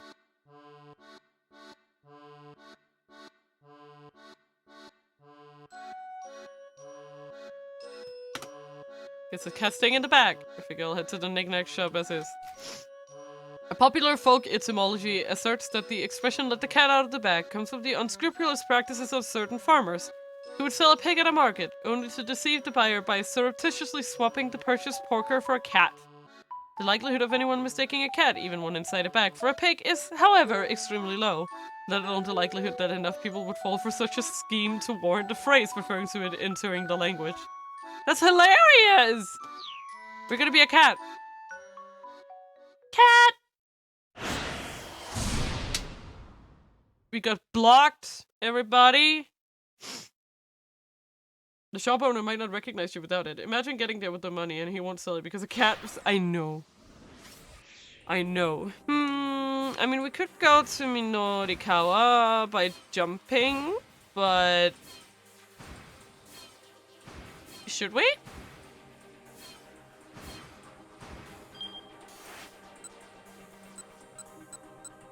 But the question is, which jump?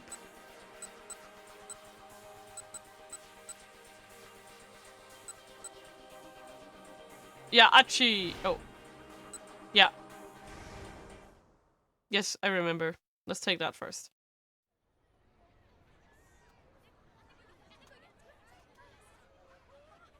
This is the couple right here, and then... jump! Yeah! I want this game. It looks so good and I've missed most of the story. Yes, yes, yes! Do it! I would love for you to enjoy this game too. I'm really happy you're coming to the streams despite like not having caught most of the story. It's great fun, this game. It's amazing. I really, really like it. Like, As luck would have it, they soon found a crowd in their path. Backs turned toward them. Excited voices rose up from the throng. Well, what's the deal? Something going on? It's a street fight! In a fight, as the name implies, it takes place out on a street, typically using the bare hands and no weapons. Even a barehanded fight can result in serious injuries, though, which is why they're pretty illegal. Yeah. Thank you, Gadeli. I appreciate your support a lot. Hi. Thank you, thank you. Achi clutched Hitomi's hands good and tight. Whatever you do, don't let go. Without a moment's hesitation, he plowed his way through the crowd. Hi-ya! Emerging on the far side of the gathering, Achi saw the main road ahead. Cars were slipping past in a steady stream. What do we do? There were too many cars for them to rush across the street without getting hit. They couldn't exactly just sit and wait for the light to change. And they certainly couldn't go back the way they came. Their pursuers were getting closer and closer. Hitomi! Achi shouted. We're going across. We're going across. We're going across. What? Alright, I'll log off for now. Take care. Bye! Love you, mama. Mwah. Love you, love you, love you. Have fun. Do you want some stars on your way out? You have some stars. Have some stars on your way out. Bye, and I love you, Momo. You are the best. Mwah. I love you, Mohi, Mohi, Momo. Stars! Dragging Hitomi by the hand, I should darted out into the street. Moving purely by instinct, he wove his way through the gaps between the speeding cars. When they were halfway across, a car slammed on its brakes to keep from hitting them, causing several cars behind it to crash into one another. The multi-vehicle piled up plunged the roadway into total chaos. As a result of this chaos, traffic in the nearby area will be at a standstill for a while. While on their way to the Syndicate hideout, Shinya Kano and Jack Stanley have gotten caught in this traffic jam. Oops, we fucked that up! In a matter of moments, the street was clogged with a long line of stopped vehicles. Achi and Hitomi's pursuers remained on the other side and did not pursue. Oops! We fucked up Kano's life! Can't wait to go see what he's doing. Okay, that was crazy. Hitomi panted as she caught her breath. Well, you know what they say. Idle feet are the devil's playthings. Hands that it's idle hands. Whatever, at least they got away. Well, I assume that Kano is quitting his job. Yep, Kano's gonna go quit his job now. He's like just gonna leave the cards at Stanley's and like, nope. Come on, let's go. Achi led the way down several twisting side streets before slowing his pace. By now, Hitomi was slumped and panting heavily. He wanted to give her some time to rest, but if they just hung around, their pursuers might still find them. They looked around and spotted a multi-tenant building. The nearest door was open. Bundles of flyers were set out near the entrance. As she peeked inside and saw piles of plywood and painted lumber. It looked like this was a storeroom for theater stage props and scenery. We can hide out in here, he said. But... Hitomi hesitated, but Achi gave her hand a little tap. It'll be fine. There's nobody around. We'll do it. Yeah, Kano's quitting, Kano quitting job sounds. Hey, I'll quit my job, quit my job, quit my job. He stepped inside the storeroom and Achi quickly shut the door behind him. We should probably rest for a bit, he said. There was a wooden platform set up beside a large piece of plywood. Achi picked up a magazine that had fallen on the floor and spread it out atop the platform's dusty surface. Here, now you can sit without getting your clothes dirty. Thank you. Tommy quietly took a seat. We should probably turn off our cell phones, Achi said. It could be really bad if they rang at the wrong moment. The two powered off their phones. Achi took a cursory look around. It didn't look like there was any way in or out besides the door they'd come in through. There was a single window set in the wall, but it wouldn't open far enough to let them through. Ah! Okay, that's fucking terrifying. That scared the shit out of me! Are you kidding me? That's cursed. Hitomi let out a quiet gasp. Someone was outside the storeroom. As he put a finger to his lips and Hitomi gave a fearful nod. The window's frosted glass blocked any real view in or out. But as long as they stayed quiet, they ought to be safe. Whoever was outside pressed their face to the frosted glass, trying to get a glimpse inside. The blurry visage of the foreigner who'd attacked them was dimly visible. Like the man with the cane before him, this guy was quick to catch up. The man pounded the glass. Achi swallowed the lump in his throat. If this guy got in, they had nowhere to run. Achi turned to Hitomi. I would recommend that we sit tight, because, like, if we move, he's, like, it's true that he probably won't be able to, he won't be able to see us if we're just sitting here. Ah! Oh my god! Ah! Half! Oh my god, thank you so much! I didn't have to... Half! Oh my god! Thank you! Thank you so much! Thank you for the doggies! Look at all the corgis! Give some love. Thank you, thank you. Oh, you're so kind. I cannot believe you doing this to me. I love you too. Mwah! Thank you. Welcome to the Dreamland, Huff. It's so nice to have you. How are you doing? How are you doing? I'm still recovering from a cold, but I'm doing my best. I just could not. Okay, I think we're gonna sit still. As I was saying, I think that if we move, he's gonna see something move around in here, and he's just gonna beeline it. I think we're gonna be sitting. We'll be fine, just sit tight. Did it all at once too, like a good girl. Thank you. She told me clutched onto Achi's arm, hard. Can I help you with something? Said a casual voice from outside. They saw their pursuer react at once, pulling back from the window. This is just our storeroom, you know, the voice added. Achi heard footsteps scampering away. The kidnapper had run off. Achi exchanged glances with Hitomi and let out a tiny sigh. There were more voices coming from outside now. What's up with that guy? I don't know. Ah, thank you, Gatelli! Thank you so much for the 100 biddies! Look at the little corgis! I'm really happy. I only thought that the emoji integration was just for like normal emotes, but apparently it works for bits too. I'm really happy to know that. Thank you. Thank you, Bliss. Bliss. Oh, whatever, let's just hurry up and get some stuff tidied up. Man, my throat's raw. Sounded like a conversation between two men. The storeroom door opened and the men clomped their way inside. Tomonari Takaya and Taro Toga, two members of the theater troupe The Wandering Angels. Takaya is the Wandering Angels star actor, playing the lead role of Ryu in today's performance of Au revoir, the troupe's 22nd piece. Last night, he slept completely naked and caught a cold, leading to the sore throat he has now.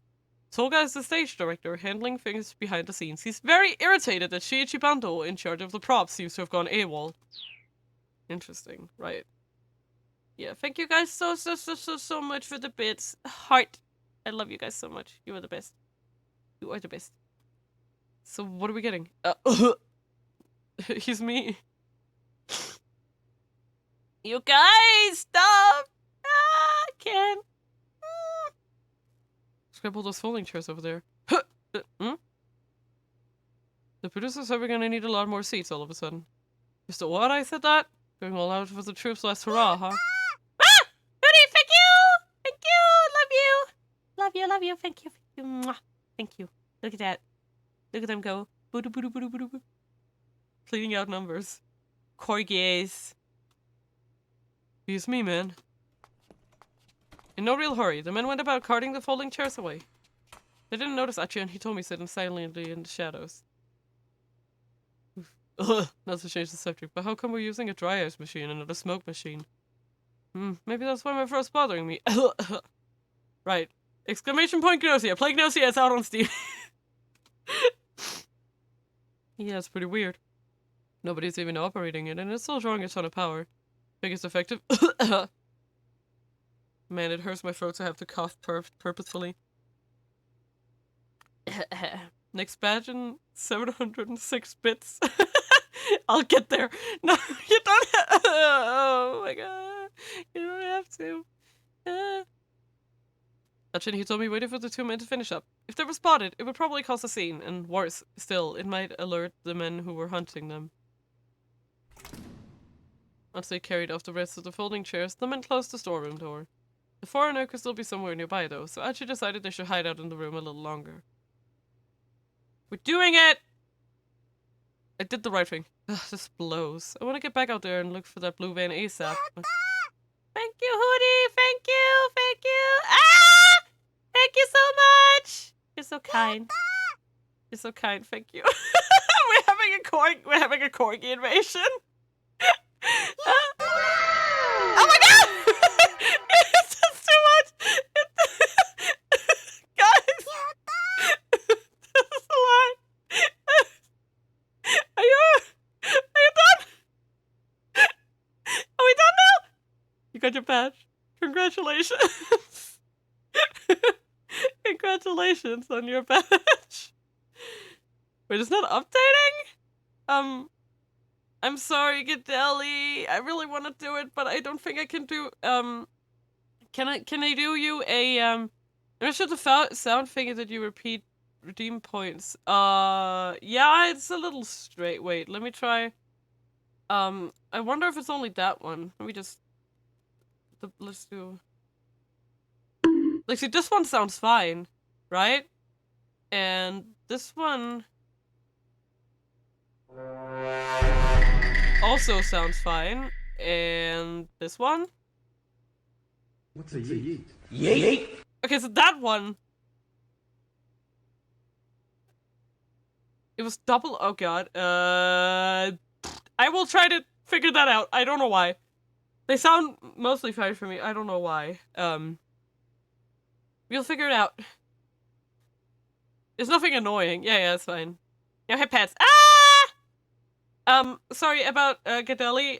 Since I'm still sick, I don't think I can do Mina things. So how about the next time that you're in chat, I will do it for you. I will write it down and you can just be like, hey Mina, do it. Because like I don't feel confident that I won't kill myself if I do it now.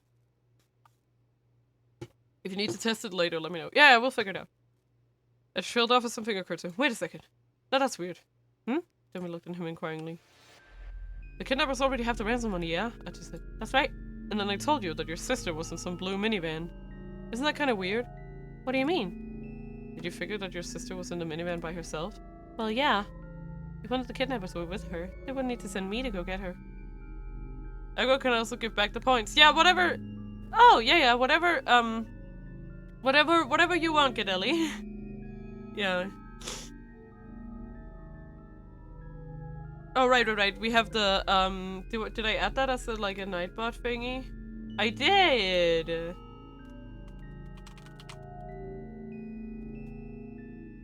Done. When was Headpads? Oh, did you redeem? Sorry. I'm sorry. I'm trying to keep track of everything. Ah! I will do head pets now. Sorry. I will mark head pets as complete, and then we just head pets. Yeah, I'm so sorry. I will give me head pad. Thank you for the head pad. Thank you. Thank you for the head pad. I appreciate it. I sorry. I totally forgot. I got so confused for a second. Thank you for the head pad. Thank you for the head pad. Ooh, head pad. Me get head pad. Okay. Let's go. Right, Achi said.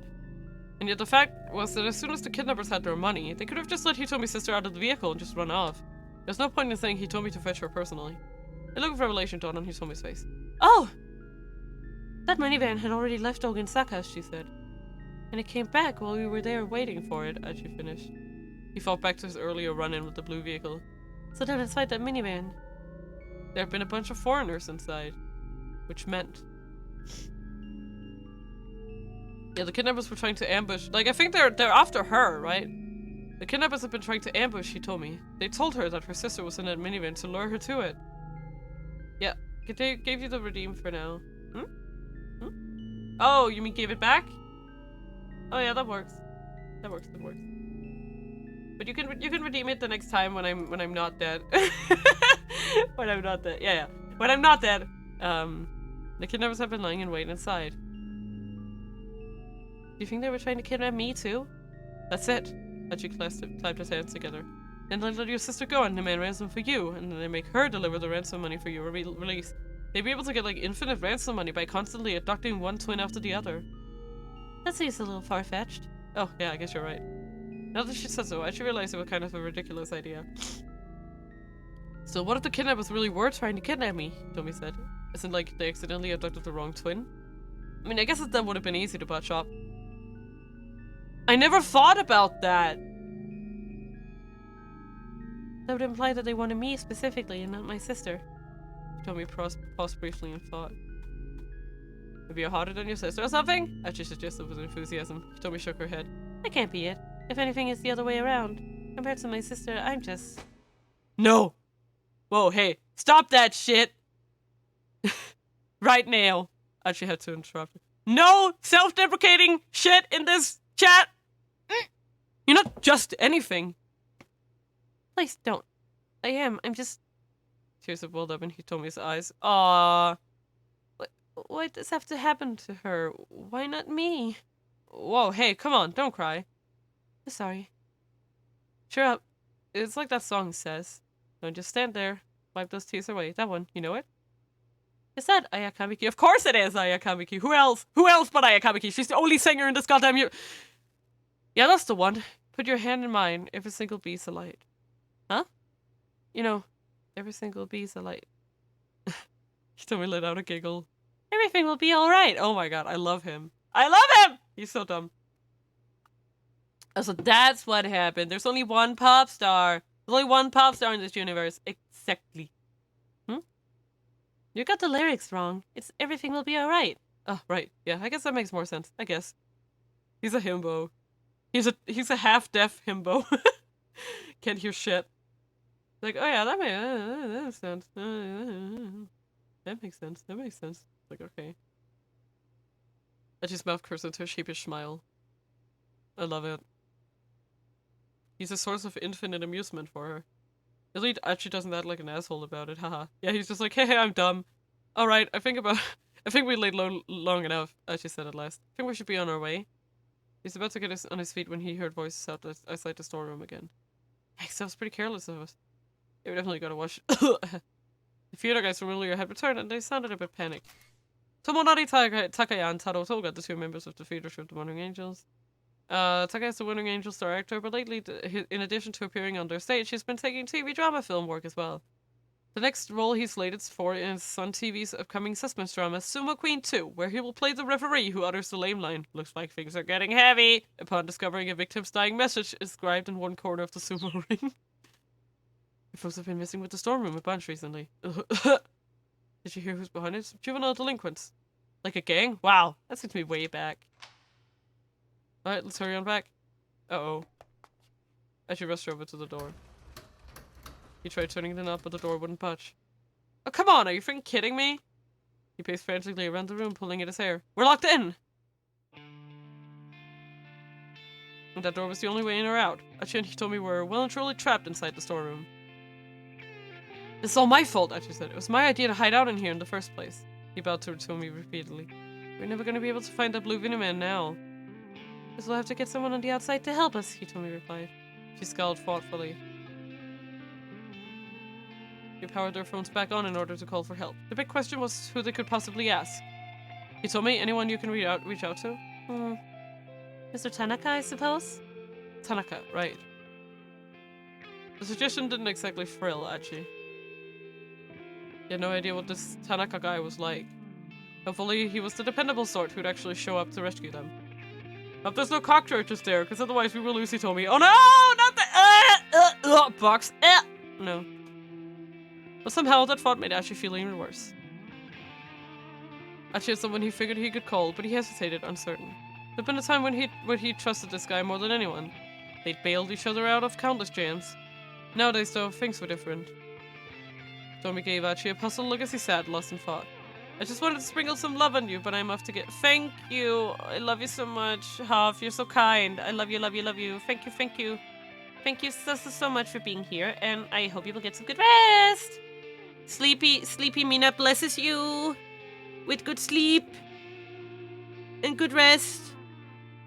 Sleep well. Bye. Right. Guess I don't have much of a choice. I just scrolled through the contacts list on his cell phone. He found a name he thought he'd never call again. Susumu.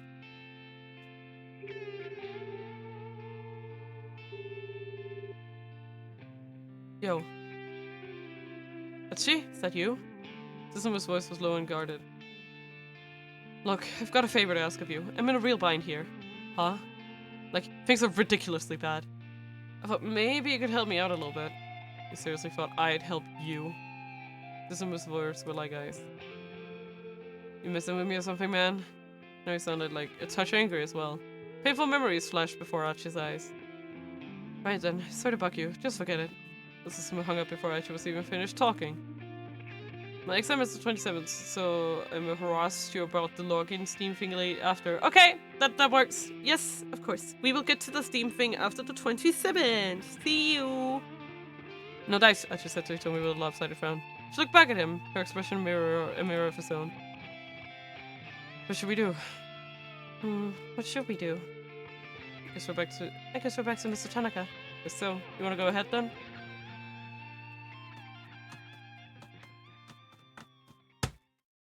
Bruh.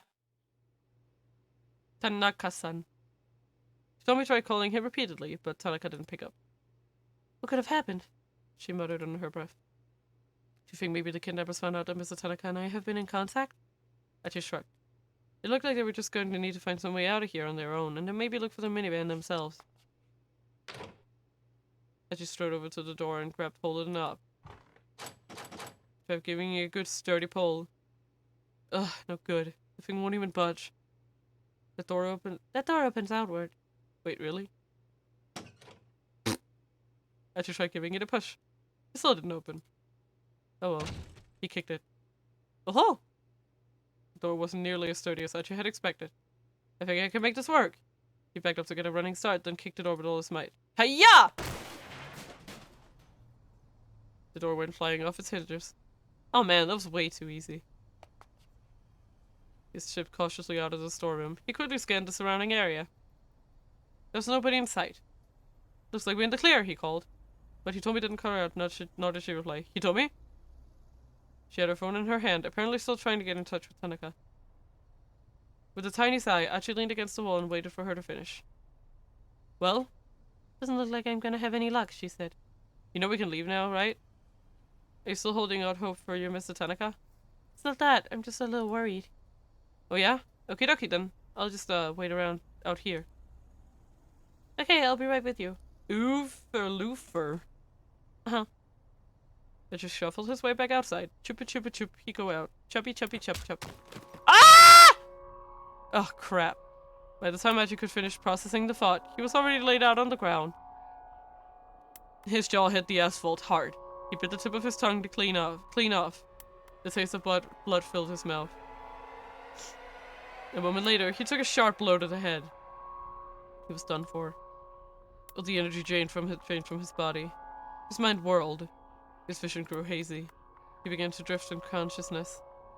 Back when he had run with Susumu and the others, he'd never left himself exposed to a surprise attack. There were plenty of times he'd taken a punch that sent him reeling, only to spin away and come back swinging. This time he hadn't even seen it coming. It was his last mistake. Guess I let myself go soft. Etcher grimaced inwardly, muttering in a voice no one but he could hear. Damn! He told me. I'm so sorry. Damn. I know. Good luck with your stream, Momo, babe. Attacked by the man with cane!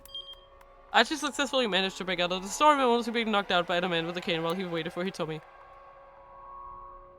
Things might have gone differently if Hitomi had managed to get in contact with Tanaka. Why hadn't he responded to her calls? Maybe something strange had happened at the Osawa residence? Or perhaps there was some reason he wasn't able to answer the phone. Gotta go back in time and stay friends with Susumu. I know, right? I'm sorry, I just had a little bit of drink left. I think this is a pretty decent time to go refill my drinks and stuff. We're at around 2 hours.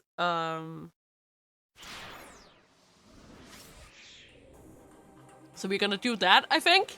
And then we're gonna get to... I think I want to see what Osawa's up to. Like, now we're going the route with Tanaka and stuff, so we're gonna go see what Osawa's doing and hopefully get Osawa to let Tanaka talk to us, you know? Teaching, yeah, so I will see you guys in just a moment. I will be right back. See you in a moment. Bye!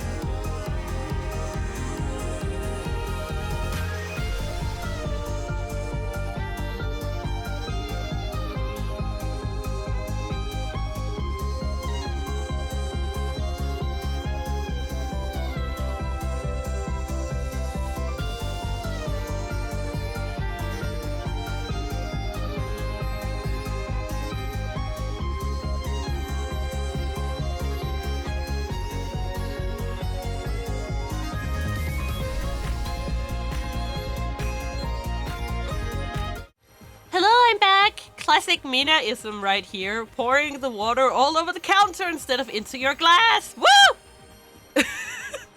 Hello, I'm back. I think I gotta get let's get on with this. I do have a new drink now though. Just pain. Pain. Here, have some stars for my stupidity. Congrats. Hope you enjoy him. Hello, hello, hello, hello, hello. Okay, we're gonna continue on, and we're gonna go for Osawa, see what the fuck is happening. What did you do? I missed the glass and poured water on my counter. That's what I did. I don't deserve to be forgiven for what I've done. We may have both done the same thing, but my motives, those were different, and so I don't regret what I did. And yet, if someone were to ask if there was some small part of me that wanted to see the results of my research, I could not deny it. Da da da! Osawa grabbed his shoes from the entryway and then headed for the back door. He didn't want the detectives in his living room to know he was going to meet with Makino. That pest Kajiwara was nowhere in sight. Now was his chance to slip away. Gotcha. Gotcha. Speak of the devil, Kajiwara had snuck up behind him. Are you going out? The detective asked. No. That was just... Banana Man! Banana Man! Osawa felt something inside his shoe. Glancing down, he saw a rubber duck stuffed inside it. Is this your doing? I laid a booby trap, or rather, a ducky trap. Originally a type of lethal trap used during war times to catch clumsy or unwary soldiers. That was such a hard word to say. Soldiers. Boobies. In modern... Boobies! Boobies. In modern parlance, however, the term frequently signifies a harmless prank, such as setting a blackboard eraser atop a classroom door so that it falls onto the head of whoever opens the door. Kajiwara beamed with self-satisfaction. You know, you act like a grade schooler, Osawa said. Indeed, sir. I am a grown man with a youthful heart. Leave it to Kajiwara to yet again miss the point entirely. With a sigh, Osawa tossed the duck at him. Kajiwara caught it nimbly in one hand, then stuffed it right into his pocket. I won't tell you that you aren't allowed to leave, sir. All I ask is that you tell me where you've been, and where you plan on going. My work is highly confidential. I'm not at liberty to discuss just anything about... Please try to work with me on this, sir, Kajiwara interrupted. He leaned in uncomfortably close. Do you recall what I said before? About how I appreciate if you didn't keep secrets from me. Osawa hesitated, inwardly debating how much he should share.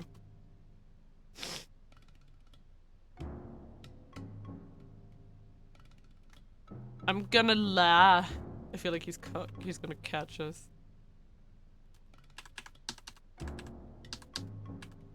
Nope. He needed to keep this a secret. It doesn't concern you.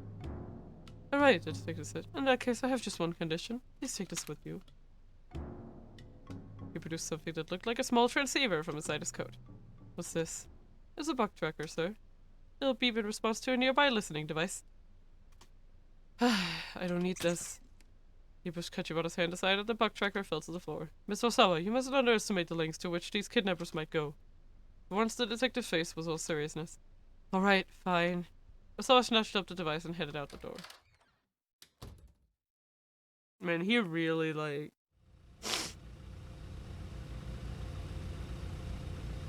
Shinagawa.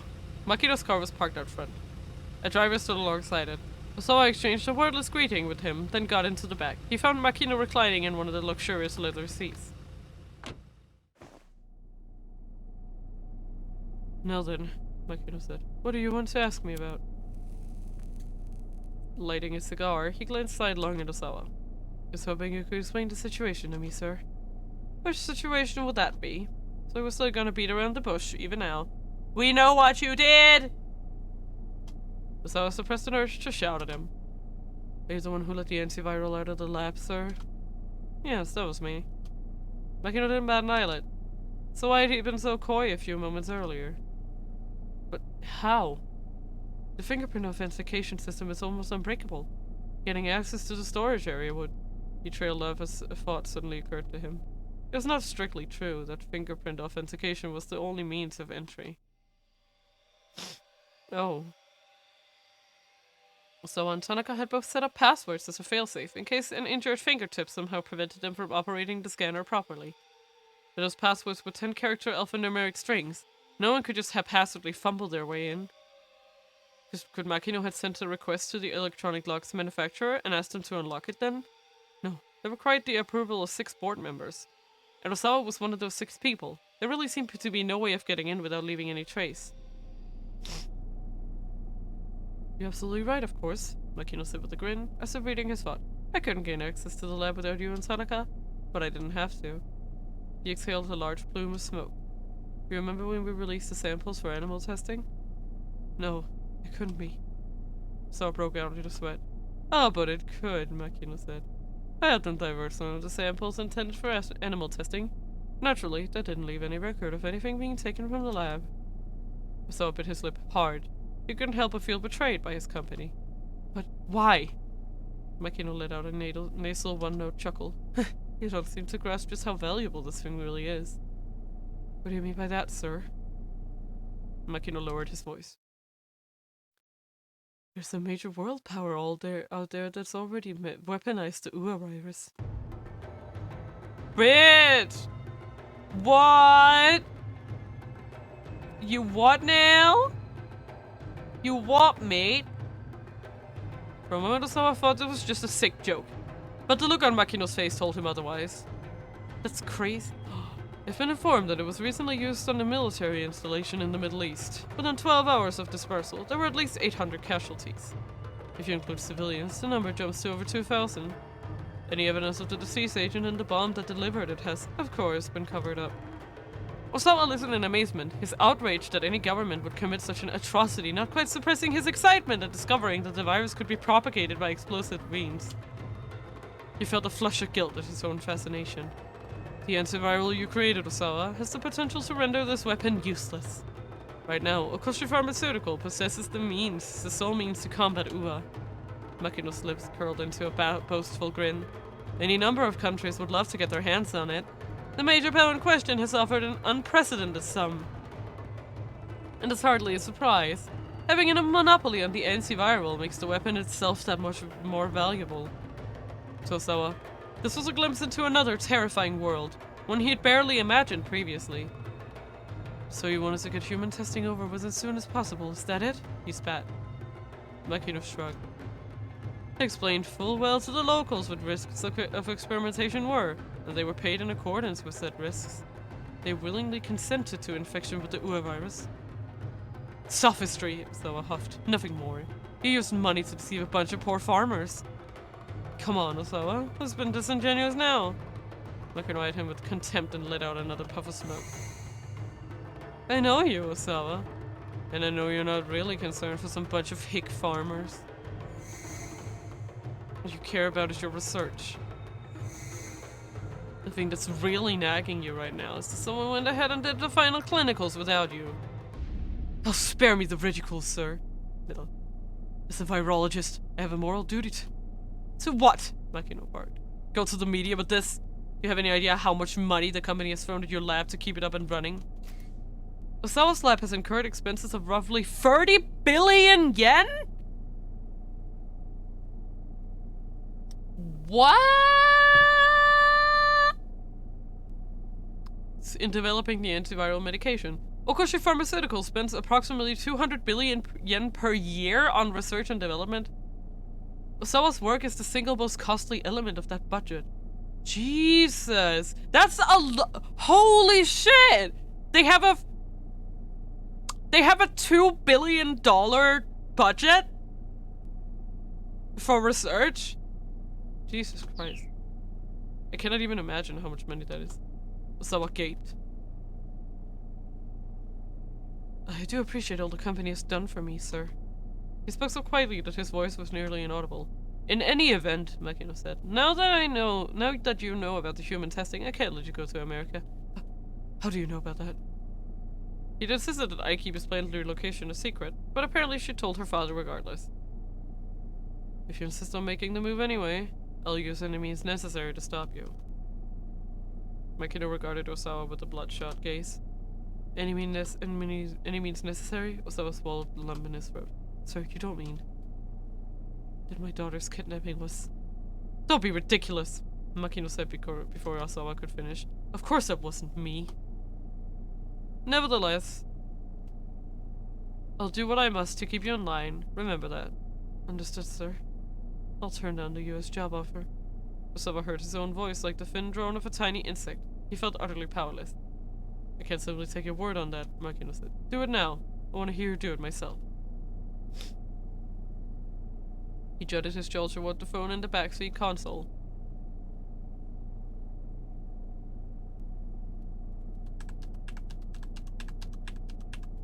Well, let's not. Alright, Osawa said. He had no choice but to fall in line. It would be around 10 p.m. local time for the American firm. He decided to call his contact's personal phone. The headhunter was shocked to hear that Osawa wanted to decline the position. When he pressed for the reasons behind the decision, Osawa hung up. Visibly relieved, Makino lit up a fresh cigar. Jeebus! That's a lot of money! Sir, there's one thing I don't understand. And what's that? Osawa's head was feeling fuzzy. The smoke inside the vehicle had gotten extremely thick. If someone has this top secret information, why wouldn't they threaten the company as a whole? Why send those emails to me personally? I'm not sure. There's an internal investigation already underway. We'll find the source of the leak soon enough. At this point, though, Osawa wasn't sure knowing who originally leaked the info mattered much at all to him. If you'll beg my pardon then, sir, Osawa said. He put his hand on the door handle. A sudden, high-pitched chirp sounded from his pocket. The buck tracker Kajiwara had given him had picked up a signal. Is that your cell? Makino asked. Ah, oh, yes, that's mine. He hurriedly hopped out of the car and reached into his pocket. Is everything alright, sir? The driver was still waiting outside the car. He leaned toward Osawa, looking concerned. Was it you? Osawa stepped close to the driver. Did you send me those emails? What are you talking about, sir?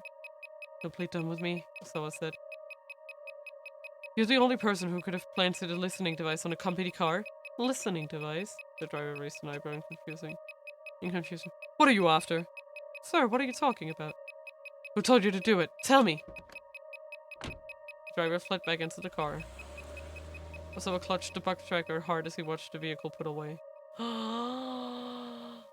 Suspicious driver! He went back to his house, still gripped by confusion, to find Ai waiting in the entryway. She must have gone home while he was out. Ugh! Sus! Sus! Sus, driver! Sus! You were with my father, weren't you? She sneered at Osawa as he slipped off his shoes. Yes, I was, he replied. And it's over. What's over? She knows damn well what. He struggled to contain his irritation. America, I'm not going, he huffed. Oh, really? Well, that is good news. She sounded sincerely pleased. I hate her! I hate her! She's sus. Maybe a little more pleased than Osawa cared for. I need to go finish up some work things, he mumbled. Bye. Goodbye. He hurried to his study up on the second floor. He threw himself down in front of his computer. There hadn't been any progress on the investigation, as usual. Just how long was this all going to go on for? Were all kidnapping cases this drawn out? A specialized victim support team belonging to the Special Criminal Investigation Unit has been deployed at Osawa's house. The members of this team are all specialists who have received training in such skills as negotiation, high-speed motorcycle and automobile driving, running phone traces, special communications, and phone records acquisition. Osawa was growing more and more uneasy. He could barely contain himself at this point. Wasn't there something, anything that he could do? He glanced over at his monitor. That's an idea. He could look up kidnapping investigations on the internet. That might give him some insight into the current situation. Kidnapping, police investigations, hostages. He typed the three keywords into the search field. The engine pulled up over 100,000 hits. He scanned the beginning of the list for anything that might be useful. One of the site links caught his eye. How'd the police do it? It looked like a page containing information on various types of police cases. He clicked on the link for kidnapping cases and began to read. Even if the hostage wound up safe in the end, the site informed him the police lost face if the culprit got away. And if the hostage were killed and the kidnapper evaded capture, the media would have a field day. This made apprehending the suspect an absolute necessity. Even if a person's life was on the line, when it came to a kidnapping case, the police prioritized making the arrest. Taking his hand off the mouse, Osawa sat back and thought. He wasn't going to be able to relax until he heard Maria's voice again. But if the police prioritized arresting the suspect, why were they just letting things stay in limbo now? Didn't they have the crooks under surveillance? He couldn't wrap his head around that. The incident hadn't been able to give him the info he'd hoped for, after all. Unable to do anything for Maria but wait, he turned his thoughts to how his opportunity to transfer to the US had passed him by. The research facilities in America would have been top tier. Some part of him still couldn't quite accept what had happened. He stole a quick look back at the door, then searched the Ayakamiki fan community for people 40 and over. Whenever something was weighing on his mind, posting to these forums seemed to turn his mood back around. He knew that now wasn't really the time to be doing this, but he needed to do something to calm and quiet his mind. Just how about not talk about, hey, my daughter was kidnapped! In the field he wrote, Ayakamiki expanding into the US. Okay. With Ayakamiki at the height of her popularity, does anyone else think it would be exciting if she ventured to the American market? I know I would. She's not the sort of artist who deserves to be confined to Japan. She should be recording at an American studio staffed by the industry's best. I'd love to see her career really take off over there. He wound up getting into a little back and forth with himself. Hopefully he'd get a response from someone else soon. A sudden shrillness startled him so much that he nearly cried out. His heart fluttered like that of a young child who'd been caught in some prank.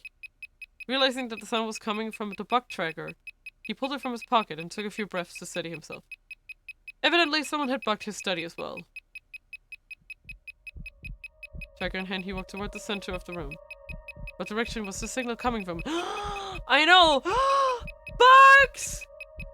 His house! His entire house is sus! By the way, can I just say I love the way the house scenes are lit. Like, I know I understand that some of these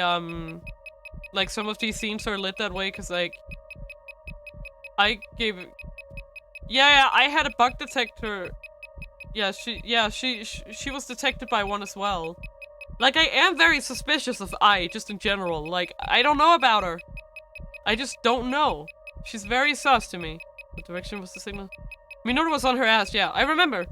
But yeah, I don't know. I don't know if it's like something like that this house is actually not like an actual house and it's more like a set.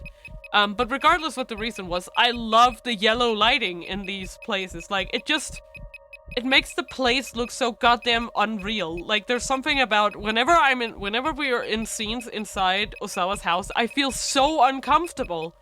Cause like the house just does not look like a place someone would live in. Like, it's really weird. Most of it is post-work, but yeah, base of it is yeah, exactly, like the lighting and stuff, it's just What direction was the signal coming from? He tried heading over toward the window. Here, maybe? Dixie headed over to his desk. Here, too? The buck tracker was picking up signals from all over the room. Had there been that many listening devices planting in here? Mr. Osawa, Miss Kajiwara. Ah, perfect timing. Osawa hurried to let the detective into the study. The buck tracker's picking up signals. Oh? It's from all over the room. What should I do? Miss Osawa, please come down. As if that were even possible right now. Feels like there must be 10, no, maybe 100 listening devices in here. Kajiwara didn't miss a beat. Let me be honest with you. That buck tracker is... All of a sudden, a different noise cut in over the buck tracker. Kajiwara here. Kano? Kajiwara's customary nonchalant expression vanished into sudden seriousness. Sorry, hold on, he continued. I can't really hear you. He headed out of the room. The phone clutched to his ear. LinkedIn sent me a usual job alert and one of them is to be Most of it is post-work, but everything is out of saturation beside the yellow light. Yes! That's exactly it. Like, most of it almost looks like black. No! No! No! No! Dame desu. No. No. No. Don't do it. Don't do it. Don't do it. It isn't good pay. It's a scam. He headed out of the room, the phone clutched to his ear. Osawa was left to wonder what the detective had been about to tell him. The buck tracker was Was what? What the heck was going on? Is this good pay for buyers? I know, right? The sound wasn't stopping. Deciding that he better do something, Osawa took the bug tracker and checked behind his bookcase. It didn't seem like the signal was coming from back there. He proceeded to pull each and every one of the books off of the shelf. Nothing. He checked the area around his computer. He scanned the monitor, the case, the power outlet, but he found nothing that could be a listening device anywhere. He found a small screwdriver and dismantled the mouse. The route circuit board was lined with chips, but nothing appeared out of the ordinary. And still the mechanical sound continued, mocking him. Just try to find it. Go ahead, look everywhere. Beep, beep, beep, beep, beep, beep, beep, beep, beep, beep, beep, beep. I looked at this and it looked super sus. I know, right? He was being ridiculed. The sound just wouldn't stop! And still the time ticked past. Had it been 5 minutes? 10? Maybe more? He began to lose hope that he could find the listening devices, and even to stop caring. He said he was overcome with the feeling that this room, which for years had been his sanctuary, had ceased to be his own. It was as if something other had intruded and laid claim to his personal space. In his fevered mind, he began to hear the tracker sound as a high-pitched laugh, and a cursed, relentless noise, cruel and taunting, the mockery of the devil himself. So I hurled the bug tracker against the wall. Then he picked it up, only to smash it back onto the floor! Then he stomped on it ferociously. There was a satisfying snap, accompanied by the sensation of the thing being crushed underfoot. Boom. The noise stopped. Or, well, it ought to have. And yet for some reason the horrid noise kept sounding in Osawa's ears. It wasn't coming from the bug tracker after all. It was inside his own head. Somewhere inescapable, echoing within his skull. No, the noise didn't stop, it only grew louder. Why? Why? Why? Osawa screamed. Osawa, no! Why? Why was it being tormented like this? He couldn't take it anymore. He couldn't even think straight anymore. He felt his mind beginning to dissolve. Damn. Brain freeze! The incessant beeping from the bug tracker wound up driving Osawa out of his mind. What Kajiwara was about to say just before he got to that phone call is pretty crucial for Osawa to hear. Unfortunately, the call distracted him, and he left the room before he could finish his thought. Things could have gone differently if only someone hadn't called to say Kajiwara right then. Kano! Oh, I'm gonna go figure out what the fuck, Kano. What the fuck are you doing, Kano? Jesus, bro. What crimes are you committing? The car moved at a glacial pace toward the crime syndicate's hangout. Stanley pounded his fists on the steering wheel in frustration. They had no sooner set out than the traffic slowed to a near standstill. Despite the occasional lurch, it never crept up above a crawl. Kano stewed in the passenger's seat. The case was rapidly getting out of hand. Now he had to worry about the safety of both Maria and her sister Hitomi. Never mind the fact that Detective Tatsuno had also gone missing. There were too many unknowns, too many uncertainties. His unease was growing unbearable. Also, Tatsuno hasn't radioed in, unlike we can't reach him for our end either. As his words kept echoing inside Kano's head. What could have caused Tatsuno to drop out of contact? Someone had gone after Hitomi while Kano and the others were busy trailing the attaché case. Oh, Kano has a new husbando! I forgot! I know! Where the hell is her boy? Where's our boy? Come on! Come on! Where's our cosplay boy? No, it couldn't be. Kano was sure Tatsuno would have done whatever was necessary to keep Hitomi safe. Stanley broke the long silence. What's on your mind? Still thinking about that call from Kusei? Kano didn't answer. Look, if you're worrying about that other detective, the guy couldn't even protect one girl, Stanley continued. Not exactly a ringing endorsement. Don't you talk about Detective Tatsuno that way? I'm concerned about Hitomi Osawa, but the missing attaché case needs to come first. Stanley's expression remained stone cold. Kano flashed him a sidelong glare, then went back to staring out the window. A moment later, a flurry of motion in a nearby alley caught his eye. Sasayama! With a start, he recognized Sasayama. His fellow detective was caught up in an altercation with a man in dark clothes. Our other husband! Kano sprang into action, his body moving almost before his mind registered the situation. Sasayama! Flinging the door open, he leapt out of the car. Hey, wait! Stanley called after him. But Kano was already sprinting towards the guy. Oof! The other man knocked Sasayama into a pile of garbage.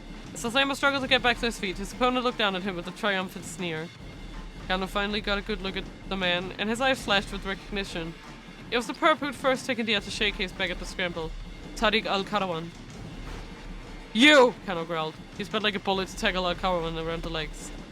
But Al-Karawan nimbly stepped aside. Kano's arms closed on nothing but air. At the same moment, Al-Karawan deftly wrapped an arm around Kano's neck. Kano felt a vice-like pressure on his carotid artery. Also, a move known as the front choke sleeper hold. Constricting the carotid arteries stops blood flow to the brain, causing the opponent to lose consciousness, also known as a guillotine choke. Huh. His consciousness quickly began to slip away. Oh no, you don't, you bastard! He snarled. Lowering his center of gravity, he got hold of one of Al-Karawan's legs and used his shoulders as a fulcrum against it. Despite the arm still crushing his neck, Kano managed to lift his opponent high into the air. He continued the movement to heave Al-Karawan up and over himself, slamming him upside down into the heap of trash. Stanley strolled up to the aftermath of the struggle. Well, you've got the brawn part down, he said. Need some work on the brains. Al-Karawan was sprawled out atop the mound of refuse. He'd been knocked out cold. Sasayama coughed and sputtered. Kano went to help him to his feet, but Stanley stopped in between them. What are you doing? Stanley asked. Helping Sasayama. What does it look like? We need to apprehend Al-Karawan first. He's not even conscious. Sasayama can come first. He pushed Stanley aside and crouched down alongside his partner. Are you alright? He asked. Yeah, Sasayama groaned. You're bailing me out, though? Can't let the missus know about that. Mum's the word, Kano said. He slipped an arm underneath Sasayama and helped him to his feet. I managed to find the guy who had the attaché case, Sasayama said. But when I tried to arrest him, this fella came out of nowhere and attacked me. He flashed Al-Karawan a nasty look. So here we go again. Disobeying direct orders, Stanley huffed. What's the deal with Japanese police anyway? He shook his head in exasperation. Sasayama gave Kano a puzzled look, jerking his thumb at the American. Who's this guy? Who's this motherfucker? Dude! He looks weird. I don't like him. I don't like the glasses. My least favorite part about him. Don't like him. Sussy glassy. Nope.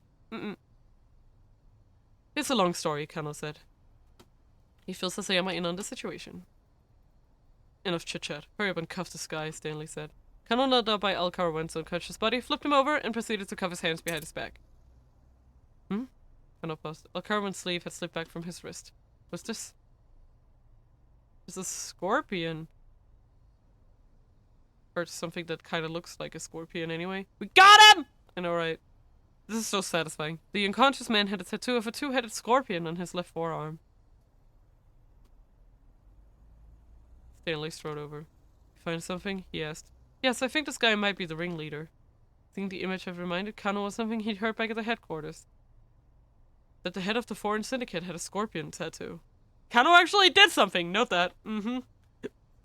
Kano accomplishes something. Noted.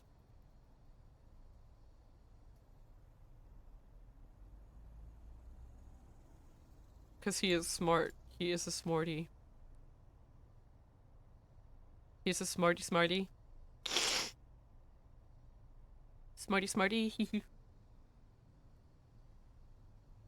He relayed this information to Stanley. I see. Stanley called up Kusei on his cell. You'll be happy to know that the guy with the attaché case is still at large, he said. Apprehending the ringleader at this point shouldn't be an issue. One of your so very capable subordinates gave us a big step forward in the case here.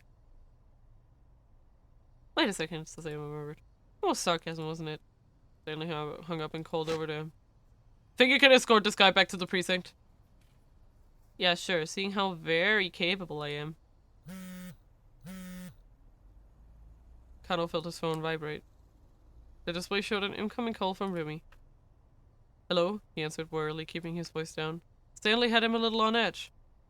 Enemy man Sasayama to the rescue. It's me. It's me, Yoshizo. Damn it, Kano thought. You did not have time for this right now. But if he just hung up, he might be in even deeper hot water. Kano.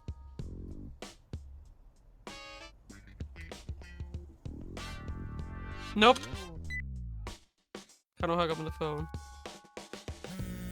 Fuck! It probably rang again, however. Sorry, father-in-law, I really can't talk. I'm in the middle of work right now. I'm not your father-in-law. Oh, sorry. Anyway, bye. Kano bowed politely to his mental image of Rumi's irate father as he hung up once more. No! Stop! The phone rang yet again. So I'm sorry, I really am in the... Mr. Endo, this is Dr. Saiki calling from Shibuya Central Hospital. Huh? This wasn't Shiso. Kano didn't recognize the voice at all. Mr. Endo, are you there? Wait, what? Oh, sorry, I think I have the wrong number. Oh, my apologies. I'm in a bit of a hurry. I must have misdialed. Caller hung up. What the heck was that? What? He started in incredulity as the phone rang once more. Oh, this is terrible! Whoever it was, they were shouting frantically. Once again, whoever it wasn't Shizuo. Hana and I, we got separated! What? Who? I don't know what to do. It doesn't matter if I get away. If they wind up catching Hana, please, you have to help me find her. The man on the other end of the line sounded like he was on the verge of tears. What the hell? Does everyone in this game just have a similar phone number to fucking Kano? That'd be funny.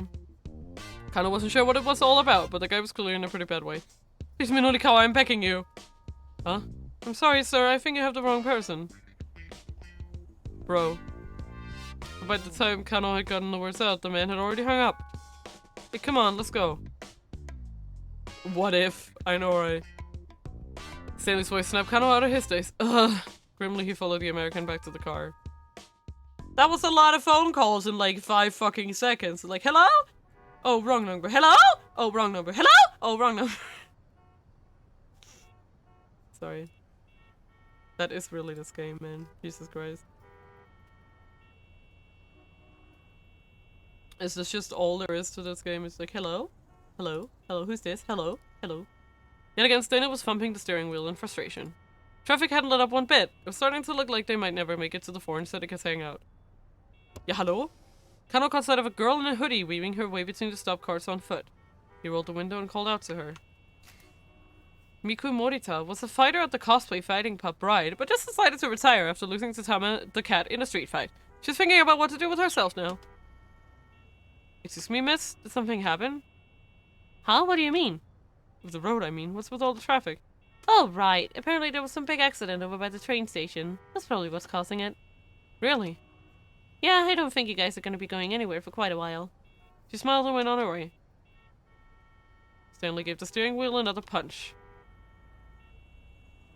I guess they did say this wasn't just some typical ransom case, he muttered. Kano saw an opportunity.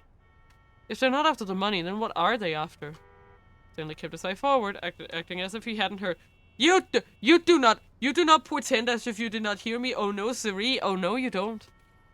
Look, Kano said, I can't help you if you keep me out of the loop. After a few moments of thought, Stanley replied with a single monosyllable. Drugs. What? I knew it. I knew it! It's about the bullshit. Don't say bad words, no siree. Maria's father, Kenji Osawa. I assume you are aware he works for Okoshi Pharmaceutical. I am. Nothing's been made public yet, but Osawa recently oversaw the development of a new drug. It's not at all uncommon for a new drug to be in development for 15 years or more, with the expenses totaling 20 to 30 billion yen, roughly 200 to 300 million US dollars. Yep. Wait, it's all connected? I know. Before it is approved. Worldwide demand and sensational profits can be expected if a groundbreaking medicine is developed. Nonetheless, pharmaceutical companies are often under major pressure due to the tremendous costs of labor and equipment. Yep. When someone is trying to get their hands on it. Kano's mind latched onto this new information, trying to assemble the pieces of an evolving puzzle. Someone? Who? An international criminal mastermind. This foreign syndicate is merely a tool in someone else's game. Kano regarded Stanley's face carefully. He looked more cold and serious than ever. So wait, does that mean the reason that we're letting the syndicate walk around unfettered? Is on my orders, yes. I see. So the only thing you're really concerned with is catching this international mastermind? Precisely.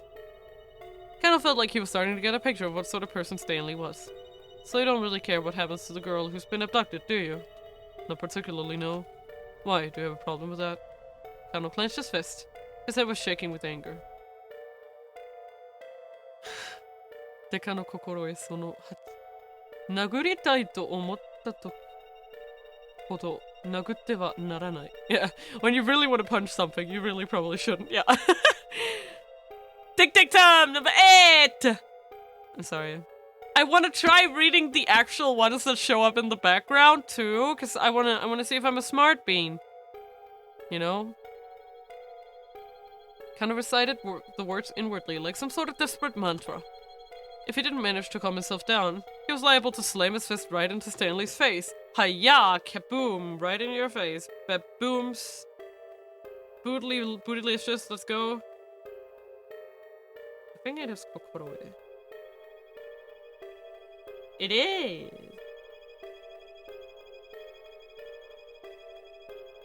Naruhodo. Language is fun. Hehe. You're smart, Mina. You aced it. Ah, thank you. You don't have to be so nice to me. Thank you. If he didn't manage to calm himself down, he was liable to slam his fist right into Stanley's kaboom face right in his... beside the car. The traffic remained at a standstill. Unless it's English, then it's no fun. I know, right? Kano chafed against a feeling of utter futility. One after another, his uncertainties came to nag at him. Is Maria still safe? What happened to Hitomi and Tateno, her bodyguard? And now, on top of all this, it struck Kano as rather careless to send Sasayama away with Alcarawan without any backup. Now that Jack had alerted him to the presence of a dangerous international mastermind still on the loose. Wonder what gods we angered that English became the one language to use to communicate. I know. Fighting back his fit of pique, Kano got out his cell phone. To do something impulsively out of irritation, resentment, or the like, similar to doing something in a huff. Dialed up Sasayama. He wanted to make sure his partner had gotten Alcarawan back to the precinct safely. He dialed up Detective Kachiwara, who was stationed at the Osawa residence. He hoped a little more information about the family's 2 daughters might shed some light on the situation. We might as well do this one. We'll go back. He dialed up Detective Kachiwara, who was stationed at the Osawa residence. He hoped a little more information about the family's 2 daughters might shed some light. Okay.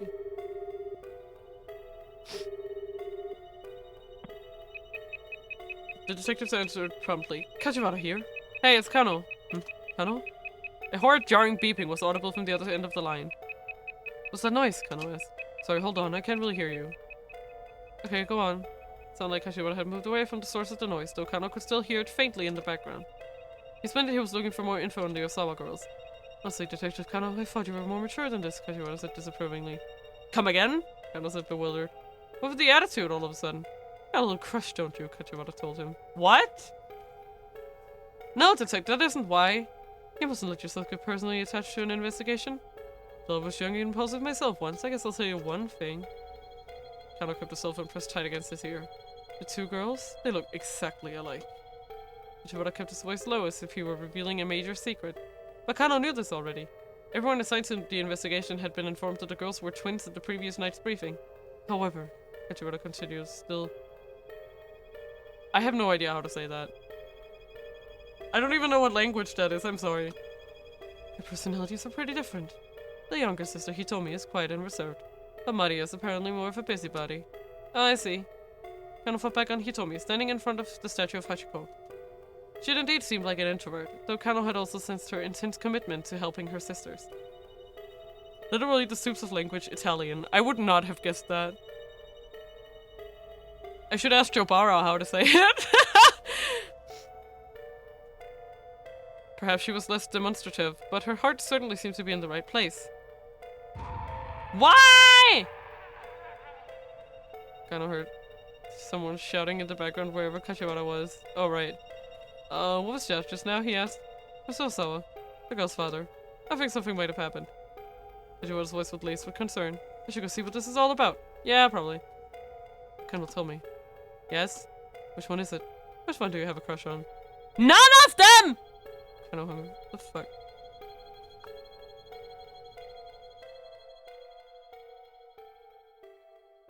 Language hard. Do you think that, do you know that if... do you know if this locks you into a bad ending? For...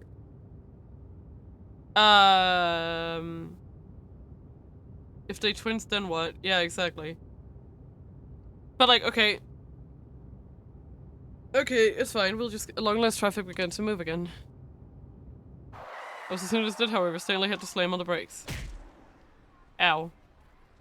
He abrupt stomach kind of smack his head against the windshield. Hey, what gives? Look, Stanley said. He gestured with his chin.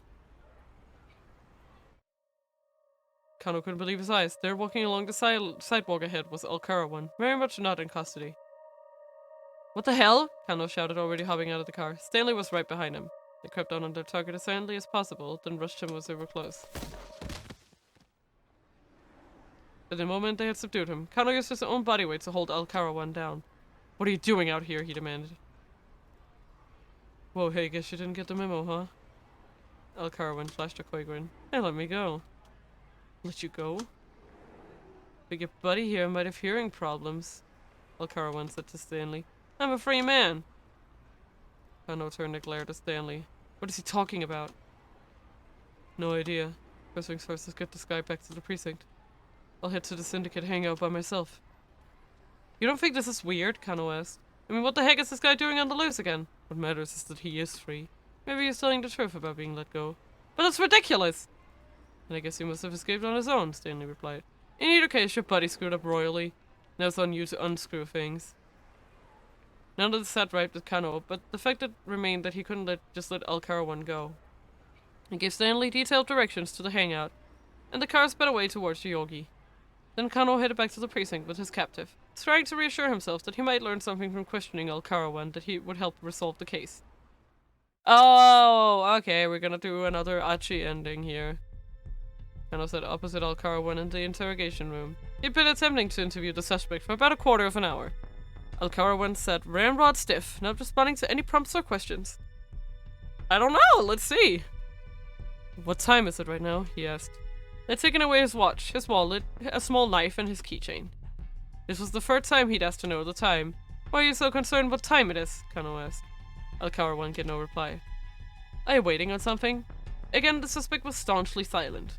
Kano wasn't sure what to make of this, but he took a look at his watch. It's around 2 o'clock, he said. What time exactly? It's 2:18. 2:18 in how many seconds? Look, just cut the crap! Kano grabbed the prisoner by the collar. What the hell are you people after? Alcarawan merely repeated his question. What time is it right now? With a growl of aggravation, Kano shoved his wristwatch in Alcarawan's face. It's 2:20, Alcarawan said. Okay then, that should do it. I bet it's about collectible anime figures! What? What does that mean? The interrogation went on for several more hours. Despite Kano's best effort, however, Alcarawan said nothing more.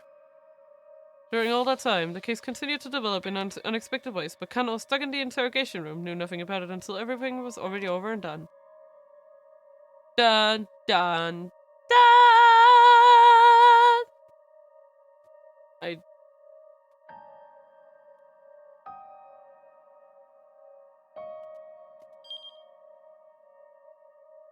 Dun, dun, dun!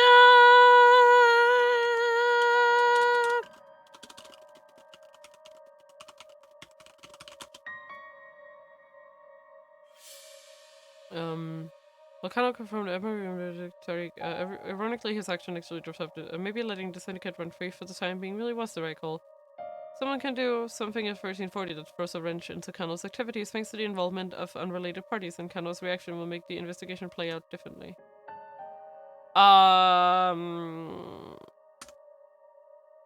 Okay, so I think what I want to do now is, yeah, I just want to go and change this one. I just have to change it, right?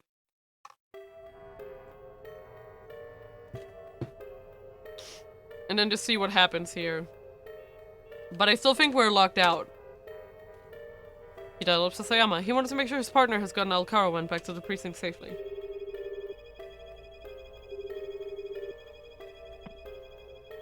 Sasayama picked up almost right away. Kano, what's up? How things on your end? Any problems getting Alcarawan back? Nah, I got Tatsuno's taking care of him. Wait, what? Kano could hardly believe his ears. You were in touch with Tatsuno? He asked. You could hear the shock in his own voice. Yeah, just bumped into him over by the precinct a little while ago. Tatsuno let him go? Oh, that's sus. Ah, Tatsuno! Is Tatsuno evil? My god. Oh no! Then he is safe. Kano felt a surge of relief. What about Hitomi then? Stanley glanced over at him, curious. You think it was Tatsuno, but it was me, Sasayama! Tatsuno says he lost track of her somehow.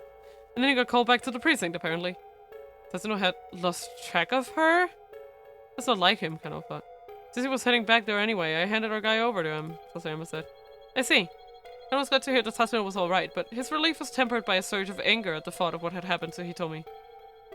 Now I'm back to tailing the attaché case, Sasayama continued. Today's my wife's birthday, you know. I'm planning to wrap this thing up ASAP so we can celebrate tonight. I've already got a present and everything. I envy you, man. Closing his eyes, Kano took a moment to picture Urumi, but Shizuo's face popped into his mind's eye right alongside her. Well, just hang in there, buddy. Even if your girlfriend is just a picture of Masami Nagahama. Midoriyama Academy graduate and national celebrity. Her popularity shows no signs of slowing down after she played the female lead in such films as The Beast That Hoarded Gold at the Heart of the World and The Switten Fortress. There's another nationally famous actress with the same name, but it is a nationally known fact that the two are completely separate people. But it's fine. Hahaha. Still snickering as Sasayama hung up. Kano bit his lip and slipped his phone back into his pocket. Let's not think about it. Thank you so much for the patience. Thank you so much for the patience with me. I am so sorry about everything that happened. Like it just has to happen to me. At long last, traffic began to move again. Almost as soon as it did, however, Stanley had to slam on the brakes. We all know this day about stuff mechanics make us shit. Hey, what gives? Look. Okay, so this is all gonna be the same. This all looks the same. Okay, this all happens, and okay, in a moment they had subdued him. Kano used his own body weight to hold Alakawa down. What are you doing out here? He demanded. Oh hey, guess you didn't get the memo, huh? Alakawa splashed a quick one. Hey, let me go. Let you go. I think your buddy here might have hearing problems, Alakawa said to Stanley. I'm a free man. Kano turned and glared at Stanley. What is he talking about? No idea. First things first, look at this guy back to the I'll hit the syndicate, hang up by myself. I think this is weird. Okay. Okay.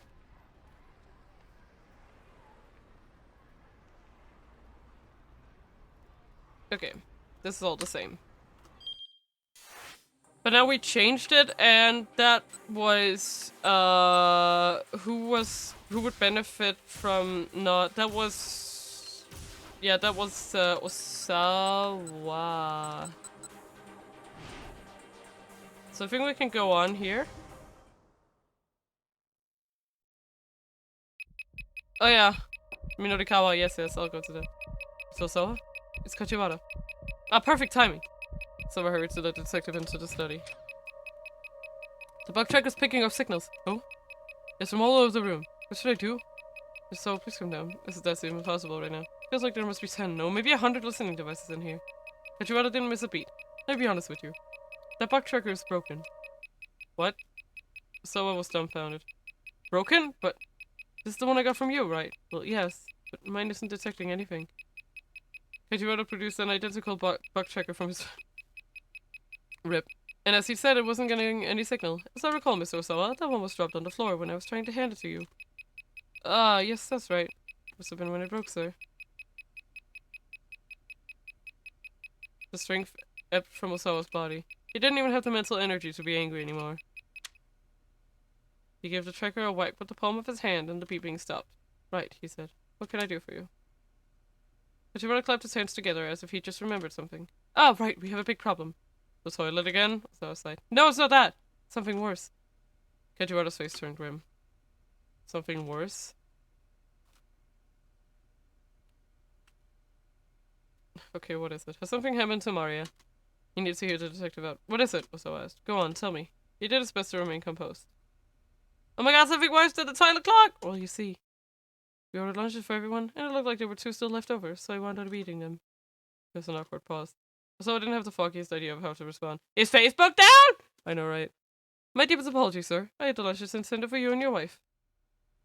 Kajibara bowed profusely, and I really do need to apologize. There were tonkatsu bento boxes, and they were delicious. The meat was so tender, and the batter so crisp.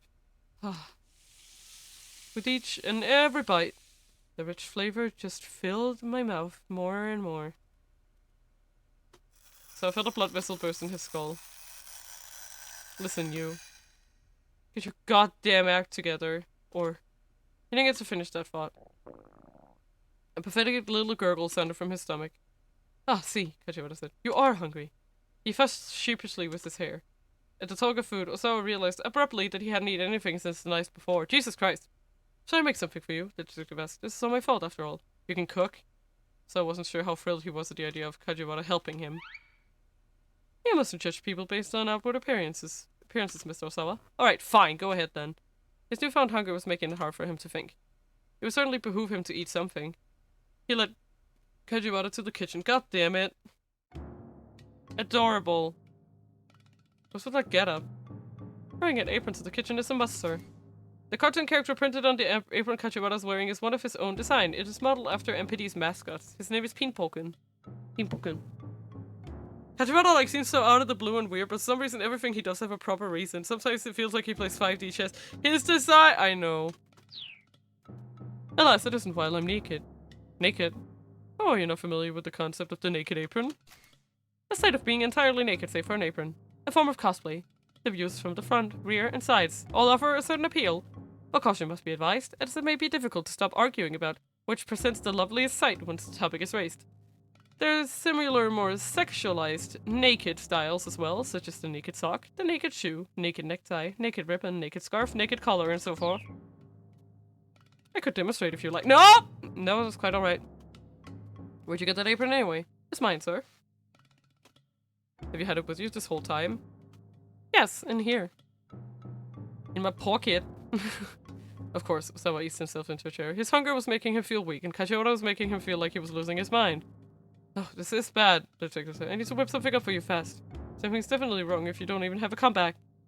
So felt his anxiety mounting. Just what sort of food was this insufferable oaf gonna make anyway? Probably nothing worth eating was his bet. Ah, this is why Tanaka wasn't as fucking. I don't want to pick this. Yeah, I get it. I get it now. For now, he just have to pray he wound up with something edible. I'm gonna trust Kajibara. Kajibara peered into the refrigerator. Goodness, you're remarkably understocked, he said. Let's see, could you please put these in the dinger, Mr. Osawa? Named for the sound of a microwave oven makes when it has finished heating your food. The microwave at my house doesn't really go ding when the timer reaches 0, though. It's more just a beep. But it doesn't make sense to call a microwave a beep. Ah! My god! Sophia! Hello! Thank you so much for the raid! Ah! It's so lovely to have you! Hello! Hello! Welcome to the raiders! Welcome, welcome! Welcome, welcome! Hello! Welcome! Welcome, Error Brain! Welcome, Sugar Monster! Welcome, Reina! Hello! Hello! Hello, hello, hello! Hello, hello, hello! Hello! Hello! What up? What up? I am enjoying... Oh, oops. Wrong one. Oops. Sorry. Wait, let me just... I think it's like that? Is it like... Yay! Woo! Thank you so much! We need to collaborate on our raid message. It's okay! Welcome! It's so nice to see you all, you raiders. Hello! So, to answer Sophia's question, we are playing the game 428 or 428 Shibuya Scramble, and it was supposed to be about solving a criminal case, but right now we're making lunch, so we are back after a little technical intermission, and stuff happened. But it doesn't make sense to call a microwave a beeper when that's actually a word that refers to something else. Okay. The detective handed Osawa some frozen lumps of rice. The dinger? What the heck is a dinger? Rich people, I know, am I right? The microwave oven, sir. Osawa stepped in front of the microwave. Unfortunately, he had no idea how to— oh god, he's gonna burn the rice! He's gonna burn the rice! You should thaw that rice as soon as possible, Kajiwara told him. I'm actually not sure how to operate this thing. Refresh your browser's just— thank you! You guys, you're so sweet. Sophia, thank you. What? The detective gasped. You don't know how to use a microwave? Osawa could only nod in silent shame.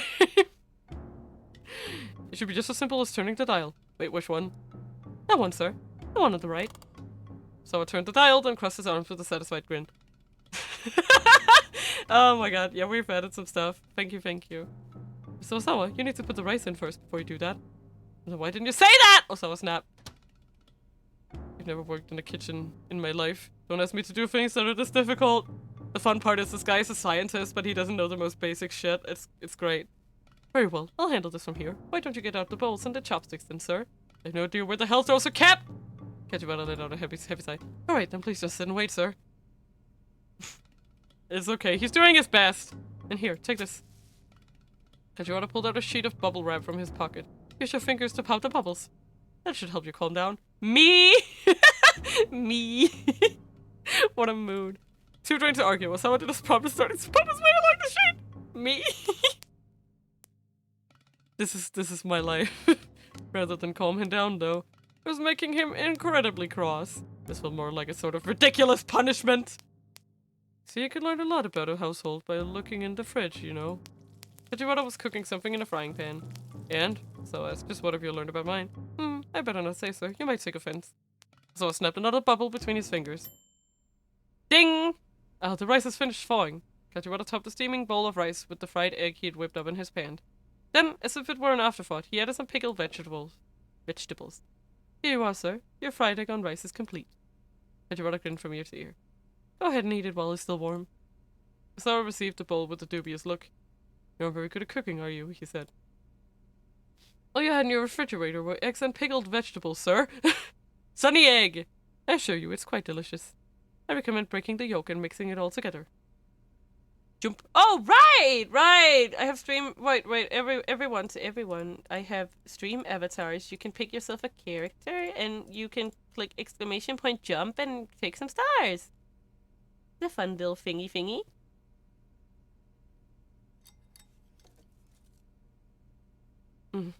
That's good. The words came out almost unbidden. Isn't it just? Egg yolk and pickled vegetables pair quite well. Osawa couldn't help but stuff his face, slipping into a rapturous daze as he did. The more he ate, the more it stirred his appetite. I had no idea fried eggs could be this delicious. I know. Ugh, I should buy eggs sometime soon, but it's just so hard for me to get to make them! I know you probably have a long ordeal still ahead of you, sir, but please keep your chin up and hanging there. Kajiwara gave Osawa an amiable smile. Oh, that's right, he continued. And for dessert, we have bananas. No thanks. No thanks.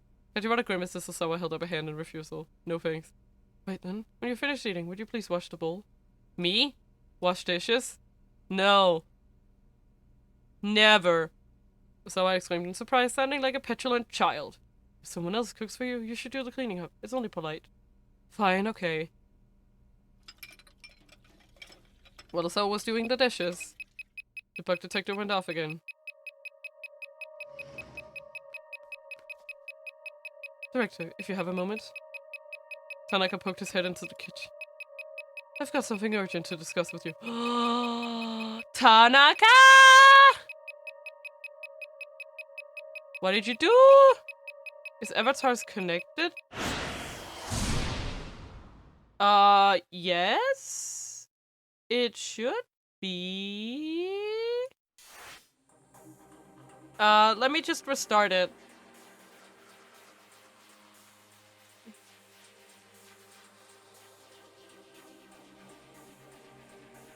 Is it good now?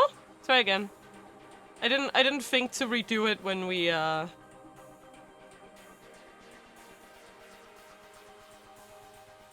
seems to work again. It might have just been because the whole thing, yeah. Might have been because the internet went. I didn't even think about it.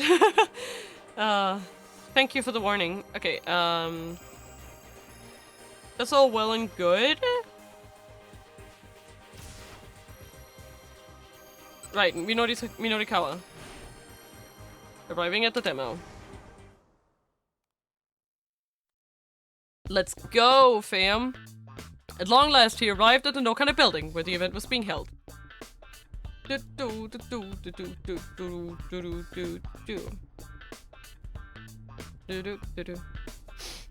wall by the elevator was plastered. We all know about this. Get it or regret it. Seen as 100% weight loss guaranteed. Woo, good stuff. Let's chop up there. Right, because we stalled them. I remember now. When opening the door, he saw about 50 chairs, most of them occupied by female attendees. There was a stage set up at the far end of the room, but nobody was on it. It appeared that the event had yet to begin. Minorikawa quickly looked over the crowd. Roughly half of the women were somewhat elderly. All of them looked like they could still the same way, they're still the same. And for some of them at least, the ship had surely sailed some time ago. A beverage that allowed you to eat plenty and still lose weight was definitely an appetizing proposition. Does something like that really exist though? Oh well. Minorikawa's just gonna have to wait and see. Journalism mode! Time passed, but the demo did not start. The audience began grumbling in frustration. Then a heavyset young woman took the stage and gave a little bow. It's the girl from the cafe, the one with the amazing appetite. The audience broke into applause, their patience finally rewarded. But as everyone leaned forward expectantly, the girl on stage began performing magic tricks. She twiddled a silk hat, pulled a bunch of flowers from inside it. Sparse applause rose up from the crowd. The young woman immediately went on to perform another trick and then another. Ta-da! The coin in her hand became 3 coins as she spoke her magic words. She's not very good at this, Minorikawa thought. Though whether she was good or bad wasn't really the issue. What the fuck is going on now? He had a tight schedule to keep. This is not time to stand around watching silly sleight of hand antics. Scanning the room, he spotted a man who looked like he was probably in charge. Minorikawa headed over to him. Hey, you the one running this thing? Well, yes. When's the actual sales demo gonna start? Soon. Very soon, yep. Yep. How many minutes? You know, soon. As for a number? Just, soon. Real soon. This was getting him nowhere. 3 minutes, Minorikawa declared. He held up 3 fingers to emphasize his points. If this thing doesn't start in 3 minutes. If it doesn't start, then what? I'm gonna start a ruckus! He kept his voice firm, his voice short and clipped. Hey now, no need for that, sir. Just settle down. Who doesn't like a silly little magic zone now and then? You've got 2 minutes. Hey, a minute can't have passed already. 1 minute. What? Just what kind of watch you got there? Tell me why the demo isn't starting. Oh, well, no real reason, really. The man was getting seriously flustered. I just, wanted folks to get to see a little magic show first. Yep, try again. 30 seconds left. Okay, alright. What happened is, the required merchandise is, what happened to the merchandise? Minorikawa demanded. He gave the guy a dagger stare. Well, it's just, Time's up! What?! The man's face went pale. Yeah, okay. Yep. We need to go I think we need to go fix Tama's timeline for this. No, we still need to... okay. Okay, we did this jump.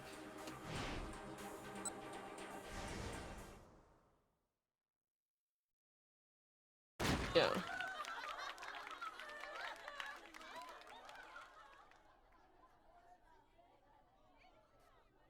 Yeah, here.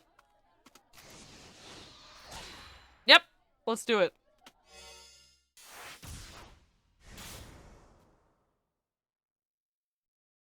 Sorry to have kept you waiting. A girlish voice explained. A moment later, a furry figure came charging into the demo room. The crowd fell silent at the sight of a young woman in a cat costume.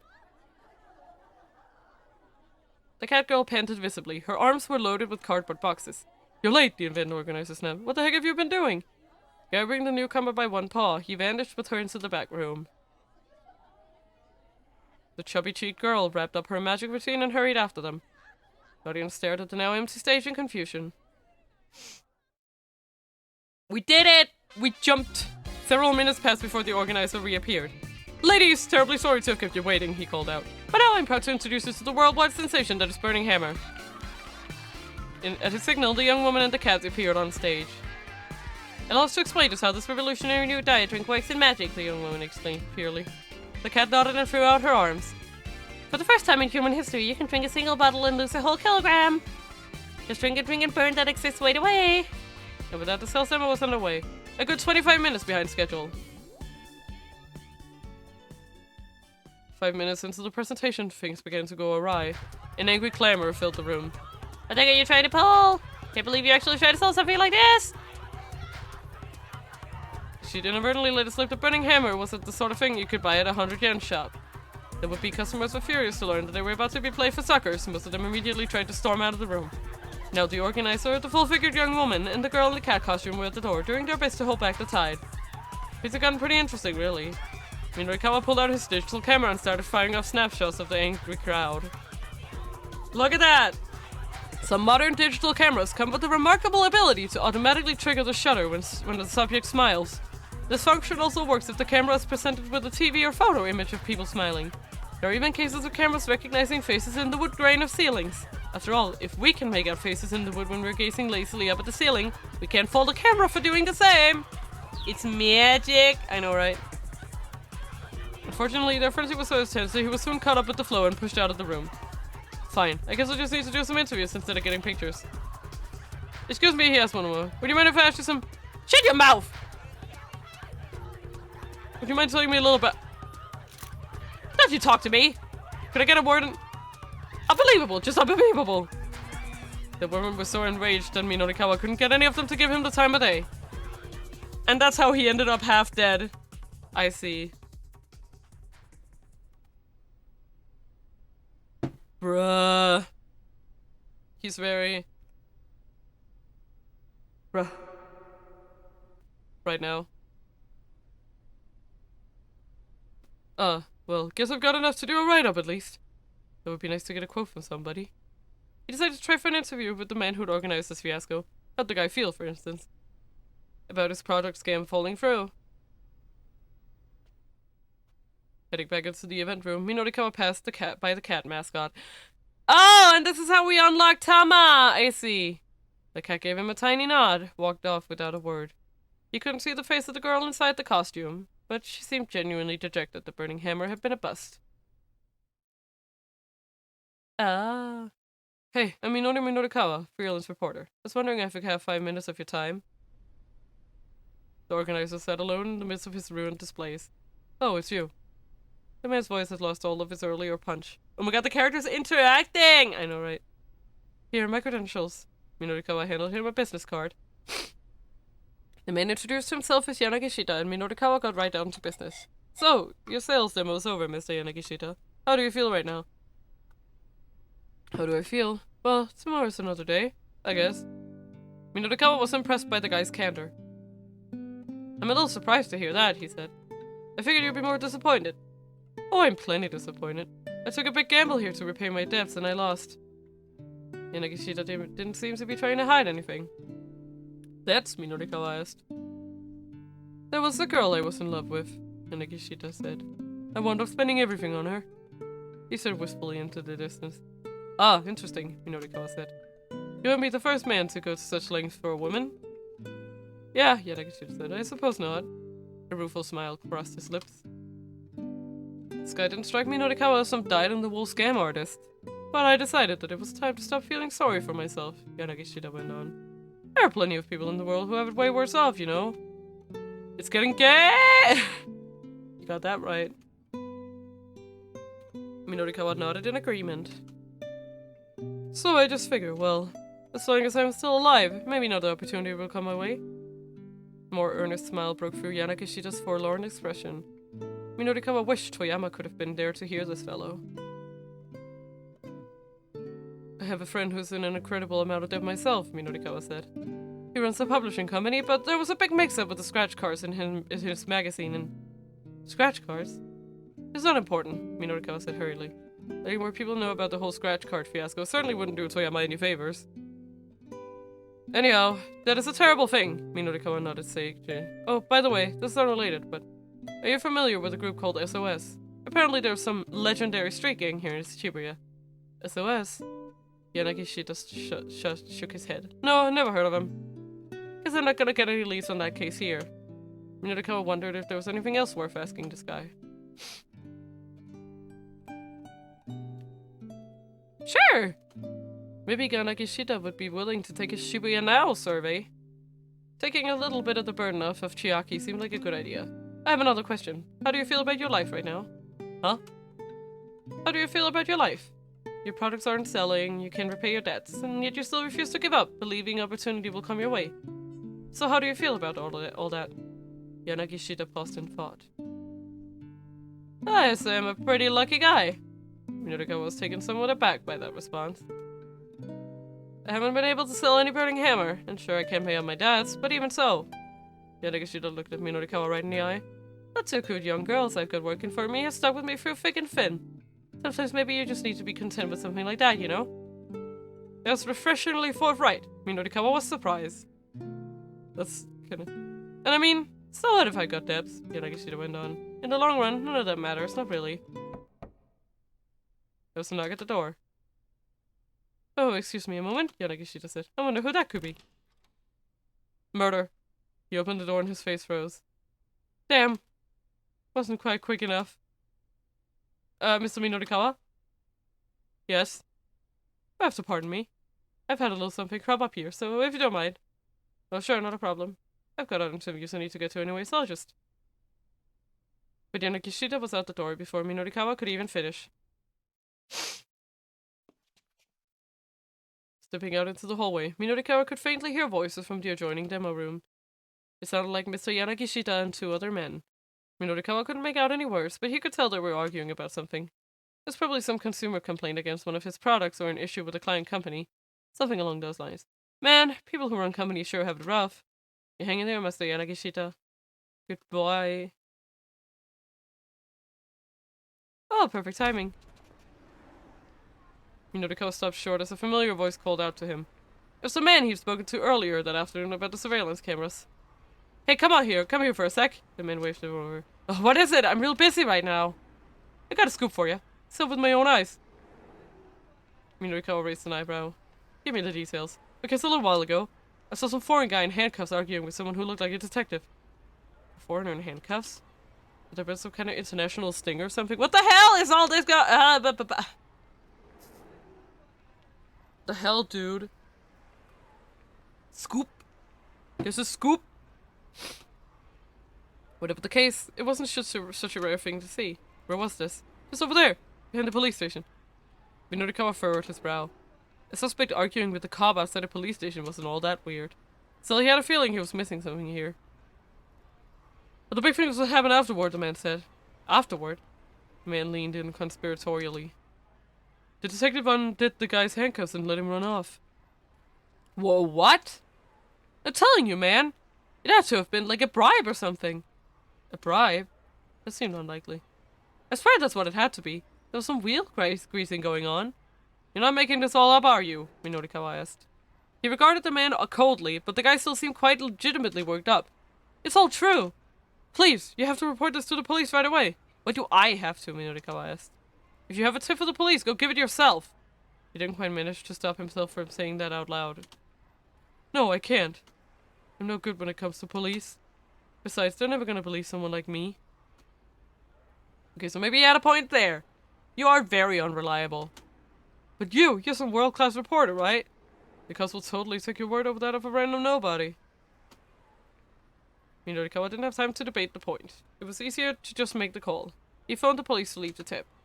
The man bowed repeatedly, looking pretty grateful. Oh, thank you so much. I haven't been able to get any business done with those scary fucks around. What fucks? What line of business are you in anyway?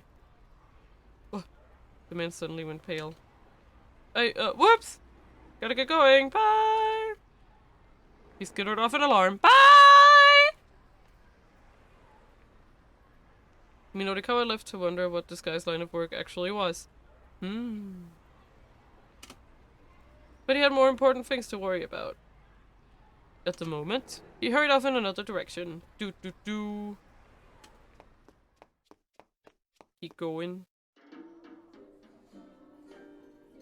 Before long, he arrived back at Cafe Lautrec. I think that was Lautrec. I think that was what we agreed. I don't know. Lautrec? I don't know. I don't care. The clock on the wall showed that it was close to 2 o'clock. He had to somehow fill 6 more pages before the loan company came to Heaven Publishing to collect. Très bien. You know. He booted up his laptop. What was this coffee shop? Said a low, stern voice. You've got no good magazines here. Minorikawa looked up. You got no good magazines here. An older man was complaining to one of the waitresses. It was the same guy who'd been yelling at his daughter earlier. Evidently, he'd been here at the cafe this whole time. Have you got a new magazine for me to read? The man's face was a mask of irritation. Minorikawa glanced at the magazines in the rack. They were mostly geared toward a younger reader. The waitress sifted through the stacks and pulled something from the back. Perhaps this would be to your liking, sir, she said. She held out an issue of 4-star general gossip. Don't be ridiculous, the man spat dismissively. This is vulgar, low-grade filth. I wouldn't even use the paper it's printed on for compost. That was a harsh way to put it, but Minorikawa couldn't fault him for speaking the truth. Youch. The man continued grumbling as he went back to his seat. Time to not get distracted at work! Don't do it, Minorikawa. No. Minorikawa headed over to the magazine rack and picked up the gossip. He opened the front cover and found the scratch card still inserted within. If these things were still out there, it was bad news. Seiya might end up even further in debt. Ah! Minorikawa yanked the scratch card out and tore it to bits. Sir, what are you doing? The waitress rushed to stop it, only for the pieces to rain down on her like confetti. The magazine itself is still perfectly readable, Minorikawa said. There's no problem here. He strode back to his seat and gazed at his laptop screen. He still hadn't finished booting up. In the meantime, he decided to give Chiaki a call. He is the cafe. She picked up right away. Hello, Minorikawa asked. Hi there, good to hear from you, Chiaki replied. How's progress? I did it, Chiaki said, her voice overcome with emotion. I managed to get people to hear me out. Of course you did. You got your pointers from me. Yes, I couldn't have done it without you, Mr. Mino. Hamut had done a complete 180. Minorikawa allowed himself a little sigh of relief. Okay then, he said. Head back to the editing department and put together the article for me. You got it, sir, Chiaki chirped in reply. I'll email you as soon as I'm done with things on my end, Minorikawa told her. Just use the DTP slot to slot your piece into the right spot on the layout. Abbreviation for desktop publishing. Refers to the process of editing a manuscript's layout on a computer preparatory to sending it to the printer. Also used to refer to the software used for creating such layouts. Creating layout data that is ready for printing but has not actually been printed yet is also sometimes called DCP. Huh. Sure thing. Minorikawa hung up and rolled his sleeves. He sure was towing a pretty narrow line today. The burning hammer event had kept him a little longer than anticipated.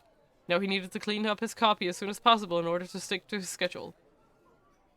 When he turned back toward his laptop, however, he froze with a shock. What? His laptop monitor was still a black, empty screen. There's no way it would take this long to finish booting up. Oh, it couldn't be! No, don't let it be true!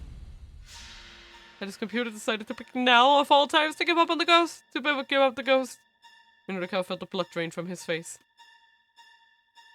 Oh no! The black screen of death! His computer did what my computer did. Oh. This is actually not a bad end either. Wow.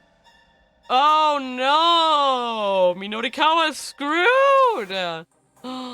Okay. He had a jump here to Tama, so we can unlock Tama here, I believe. So let's go for that. We're just gonna whoosh, go. We're just gonna Tama-tam. Or maybe this doesn't change anything.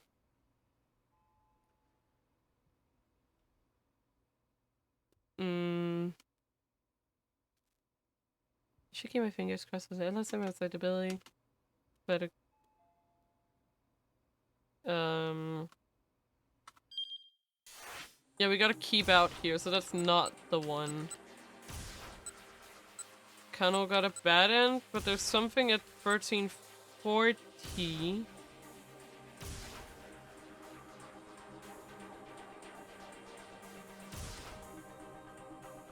Oh, this one is unlocked. Okay, we'll just keep going with this then. I totally forgot. We got Tanaka. But I think we laid low long enough. I just said it last. I think we should be on our way. He's about to get to his feet when he heard voices outside the storeroom again. Pretty careless. Gotta lock it up. Fear the guys. Locking it up. Juvenile delinquents fucking up our storeroom, so we're gonna lock it.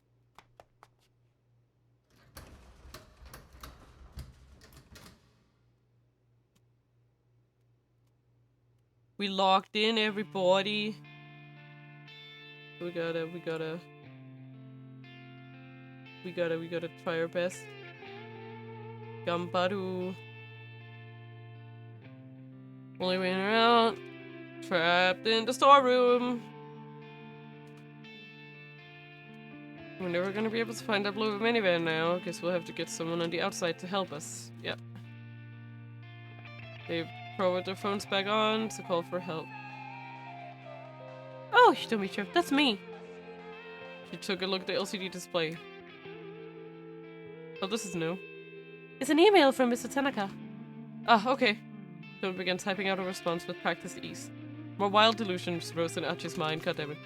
Ideas or fantasy conjured up in one's mind with no logical or factual basis. People can become deluded for varying reasons. About a whole host of different subjects. Thankfully, Achi's delusions here are of an ultimately harmless sort. I doubt it. I sincerely doubt it. No. I refuse to give it even like 5 seconds of thought. You hear me? No. Stealing a quick glance at Hitomi, he noticed her gazing happily at her phone screen. His delusions ran even more wild. Now you no. What is even going on here? Achi is pure. I know, right? Well, he was still fretting furiously. Hitomi finished typing her response. So, what did you wind up saying? Achi asked. I explained the situation. You were trapped in the storeroom, you've got some guys chasing after you, and you're looking for some van?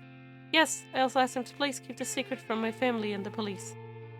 Whoever this Tanaka guy was, Hitomi sure seemed to put a lot of trust in him.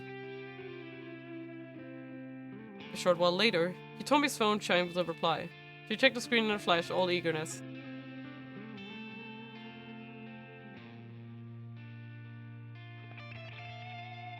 But you couldn't help but ask. So, what's the Tanaka guy have to say? A hint of jealousy slipped into his voice. He says he's gonna try and find the minivan for us. Huh, if he just comes and let us out, I can go look for it myself. He says he wants us to hide out here a little longer. Ugh, what the hell, seriously? He says that if someone's after me, it's safer to stay where we are. Yeah, I'm out of the running, Achi thought to himself. Miss Tanaka was clearly pretty concerned for her. And there's really only one reason a middle-aged man would think like that. What do you mean? There could be many reasons. It's like, considering how absent Hitomi's father is, I would feel much more inclined to think that he feels some sort of parental bond towards her. But I mean, I have no correct opinions apparently. Okay. Alright, fine. We'll wait. Achi turned his own phone off and slumped back in a huff. If a man talks with a woman, yeah, exactly. There's only one thing. I know. After 20 more minutes in the storeroom, the two were sitting in silence. Achi had run out of things to talk about. Do you think you'll ever be friends again? You and that one guy. Susumu, I think it was? Hitomi's question caught Achi off guard. He stammered, unsure of how to respond. Hitomi shook her head. I'm so sorry. I barely know you. That was insensitive of me. No, it's alright. I mean, sometimes I wish things could go back the way they used to be, Achi said. He let out a tiny sigh. What that Kiryu guy said was the truth. I was the guy who founded SOS. Do you know what I mean by that? Jomi gave a slight nod. I mean, I never wanted to be I never wanted to be in charge of a gang or anything. But I knew that if I left, SOS would just fall apart. And I didn't want everyone else to get all caught up over who would take my place, you know? So I thought long and hard about it. Looking for a way for folks to stay friends even after I was gone. Damn. He was really trying his best, and they were just like, nope.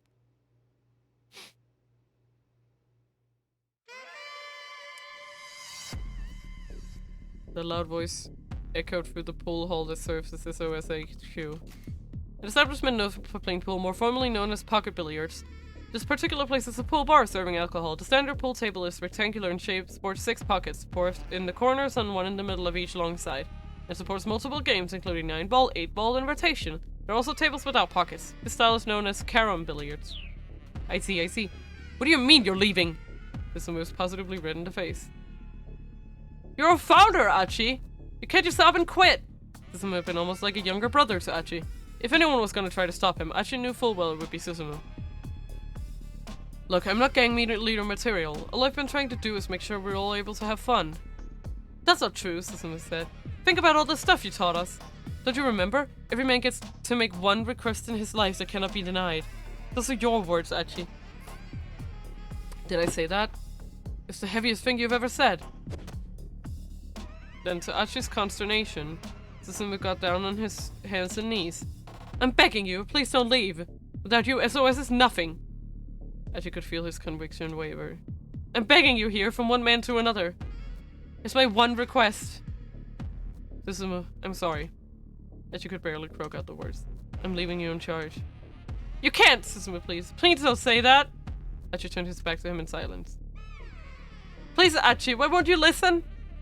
I can't possibly beg any harder than this. Enough with all the request nonsense. Achi grimaced. What? Look at you, down on your hands and knees like that. Pathetic. Also made it from the Greek pathetikos, meaning subject to feeling or capable of emotion. Over time, the meaning changed to signify exciting the passions, and later on to the more modern sense of arousing one's pity. Huh. Makes sense. Achi spoke as harshly as he could, fighting to mask his true feelings. I'm fed up with you. All of you! With each word out of his mouth, Achi could feel his own heart breaking. But if he could make the others hate him, at least it would give SOS a reason to stay together. How can you say that? Don't you try and pull that crap!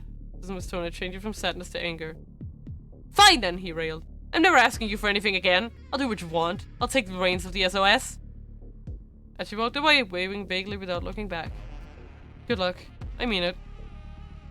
Once he'd stepped out of the pool hall, he wiped his sleeve across his face. It came away wet with tears. Aww.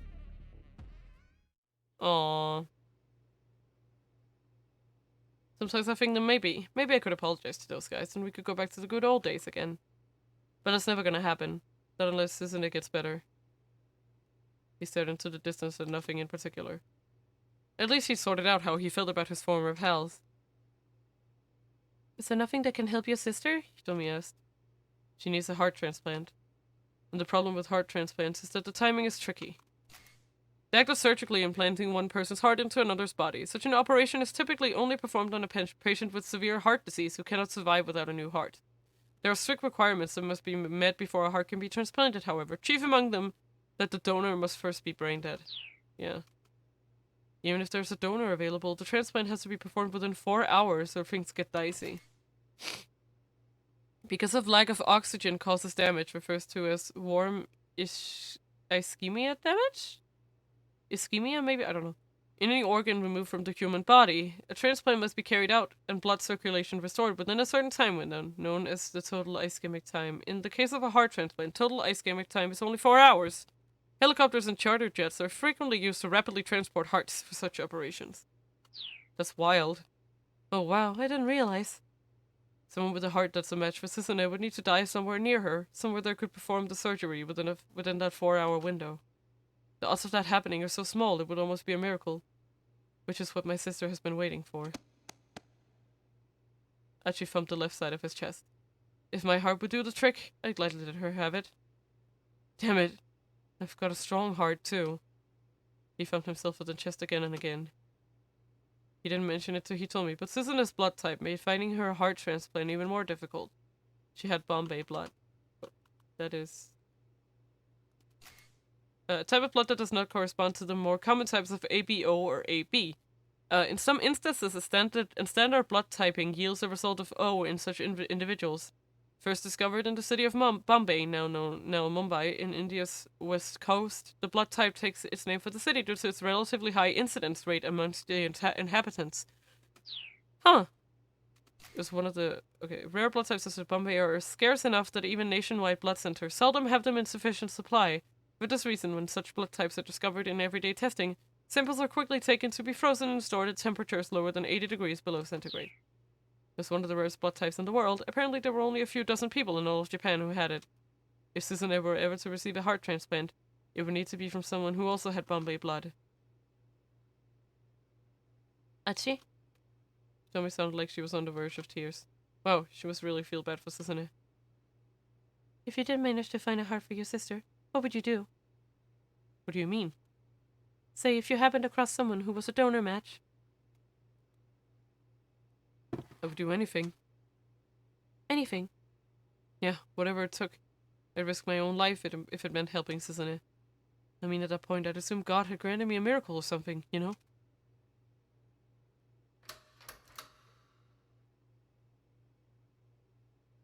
Mr. Tanaka?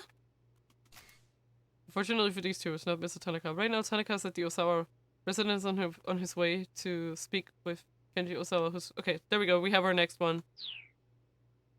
Oh, Sophia must have raided you. I have 2 tabs of you open again. Yeah. He told his voice with barely a squeak. For a moment, all was silent. Maybe it's just a cat? What? Okay. Or not. Suddenly someone hit the door hard. It sounded like they were trying to break the lock. You really think that's Tanaka? Achi asked. I'm not sure. If it were him, I think he'd probably say something. Achi grabbed Hitomi's hand. We better hide. Two of them stood behind a large piece of plywood stage dressing. The door swung open with a loud creak.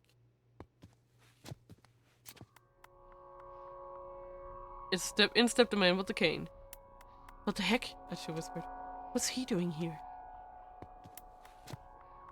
Gun drawn, the assassin prowled slowly around the storeroom. Achi and Hitomi crouched behind the plywood prop, trying not to make a sound. The man moved out of their line of sight. Achi gazed longingly at the door. Achi risked a peek around the corner of the plywood. He still couldn't see the man with the cane. The door was maybe 5 meters away. What should they do? I'd say run. I say run. Just run. Probably gonna die, but let's run! They need to just make a run for it. Achi took a firm grip on Hitomi's hand. Suddenly they heard the sound of a cell phone vibrating from behind a tall piece of plywood leaning by the door. The assassin stepped out from behind it. If they made a run for it, they'd probably have bumped right into him. Sweat! Oh well, that was a close one. Achi wiped away a few beads of cold sweat. I'm sure this is the place. His voice was low and confident. Oh, did he have friends? Still clutching his phone, the assassin wandered deeper into the storeroom. Achi and Hitomi took the opportunity to slip out the door. They ran through the alleyways back toward the main road. Before they reached it, however, they suddenly found their path cut off by one of the foreigners who chased them earlier, the accomplice of the man with the pipe. He stood waiting for them, holding a knife in one hand. Out of the frying pan and into the fire! If they turned back, Achi knew the man with the cane might catch up with them, and he had a gun. Achi slipped off his sleeveless jacket and wrapped it around his left arm. He was going to have to use his left arm to guard against the knife while punching with his right hand. He clenched his fist and braced himself. And then suddenly he froze. Huh? A small dark silhouette dropped from somewhere up above. Landing deftly, the newcomer lunged toward the man with the knife, closing the gap between them in the blink of an eye. Ugh! The figure delivered a swift chop to the back of the man's neck. Wait, what? He drops to the pavement like a dead man, finally giving Archie a clear view of the shadow behind him.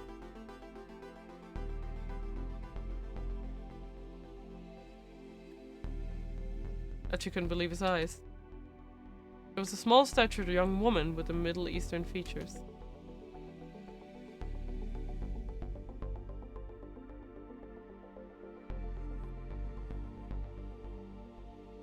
Tommy let out a little gasp. Oh, Kanan? Wait, what? Dun dun dun! I know what? That's it. Are you kidding me? Nanu? Nanu nanu nanu. Oh well, let's go jump.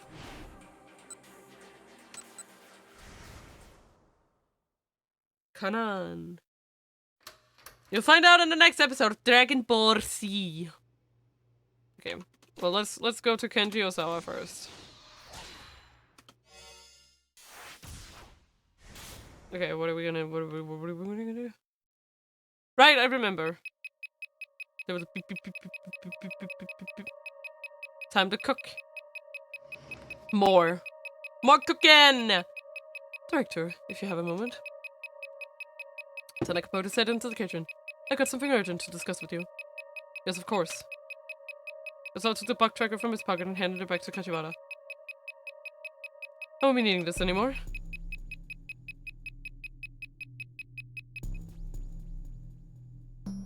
As soon as they had left the kitchen, Tanaka leaned in close and whispered to him. I got an email from Hitomi. He showed his cell phone to Osawa. It looks like my sister's being held captive in a blue minivan somewhere in Shibuya. But that man is still chasing me, so I can't go looking for it. The blue minivan? Allow me to handle this, sir. I'll figure something out. Osawa knew he trusted Tanaka for a reason. Thank you, he said with a bow. A bow. Oh, you wouldn't happen to know any place she might have gone, do you, sir? What? It's just that all she's told me is that she's been moving around. I'm sorry. I don't really have any idea, Osawa replied. He was ashamed to say it. There wasn't a single place he knew of where his daughter might be inclined to go. Oh, I see. Tanaka, picking up on his discomfort, was visibly embarrassed himself. He hastened to change the subject. By the way, how did you talk with Mr. Makinoko? I confirmed that he was behind the human testing, but I don't know who sent me those emails. Tanaka paused for a moment and thought, looking like he might have a hunch. Alright then, he said. We'll have to talk in more detail later. With that, the assistant director headed from the front door. Mr. Osawa? Kachiwara spoke from the kitchen door. Peeping on me again, huh? Osawa grumbled. Thankfully, it didn't appear that the detective had overheard his conversation with Tanaka. And good grief, that thing is noisy. If it's broken, why don't you just throw it out? The sound from the buck tracker grew fainter and fainter. Something wasn't right, Osawa now realized. Mr. Osawa, Kachiwara said. This is my buck tracker. So, Osawa huffed. What I mean is, sir, this one isn't broken. What? Chill. Jesus Christ. This music scared the shit out of me. Ah! A chill ran up Osawa's spine. He swallowed audibly. I've pinpointed the source of the signal, Kachiwara said. It's coming from Mr. Tanaka. No! Osawa thought. I must have misheard that. Like, I don't know, this music just scared me. Like, ah! Hold on, say that again. I've located the source of the signal and it's coming from Mr. Tanaka, the detective repeated. This time Osawa heard him crystal clear. I'm certain of it. Mr. Tanaka has a listening device on him. Osawa felt the blood draining from his face. If someone had been listening in on the conversation just now, then they'd heard about the email from Hitomi. If the kidnappers were the ones listening, that meant Maria's life was now in danger. I'll go after him, sir. Kachiwara broke into a sprint. Osawa followed close behind.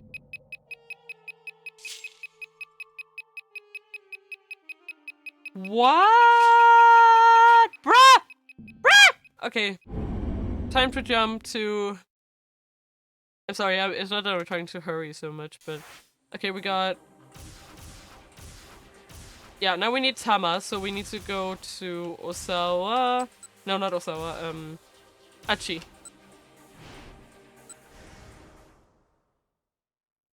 Not Tama?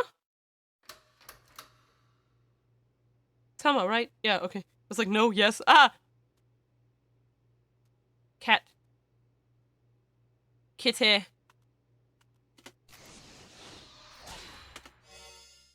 Go time. And then last but not least, Kano. It's okay. Feels almost over when it gets older, I managed to get paid. Money clutched in one paw, I head to the knick-knack shop to find a bait necklace I can't stop thinking about. Hello, anyone here? I call out, there's no reply. Is the shopkeeper out? Just a moment. Panting, the sales clerk comes scurrying into the shop behind me. Sorry about that, I just had to pop out for a sec. Oh, you will not believe what I just saw. He's against the pillar, gasping audibly as he tries to catch his breath. Oh, you hear about the necklace? Do you still have it? Of course. Thank you so much. I have half the money here and the rest is in my... Oh. So I remember something very important. Oh no! The sales clerk gives me a curious look. What's the matter? My wallet is still in here! They pat the costume around the tummy. Why don't I just take that outfit off? Well, I mean, the zipper's kinda broken. I wouldn't be having all this trouble if I could just get out of this darn costume! Kind of broken? It's way more broken than that.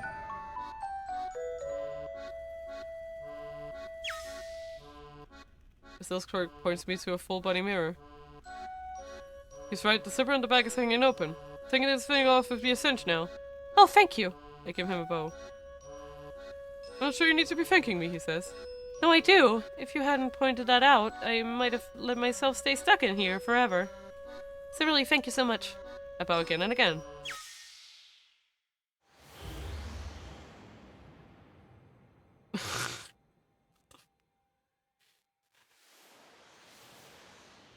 What the fuck is with this?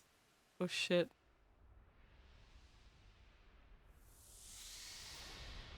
It is! That's Maya! It has to be! Right? She looks just like Hitomi. Right? Wait. Okay, I'm actually not sure what to do here. So someone's decision at 1340. There's nothing here. Okay, 1340. Yes, it changed! It's Maria! Oh shit!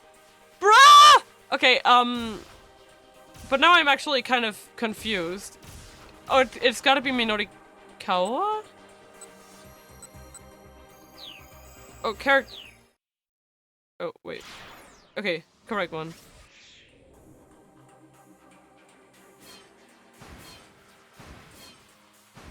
Kano. Or... I'm confused. So Kano can't get Karawan. Okay. So it's Achi? But no. I don't think so. Like, unless it's their decision here. Oh wait, now we're way too far behind.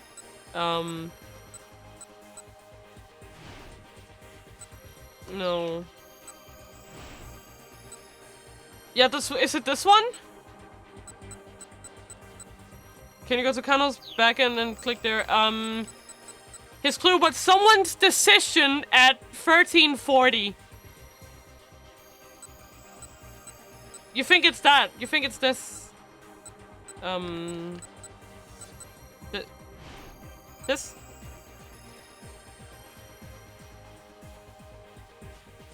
It's okay, it's okay, it's okay, it's okay, okay.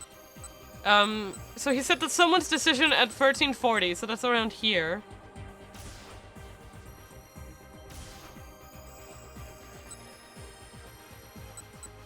It could be Minorikawa. This one right here. Or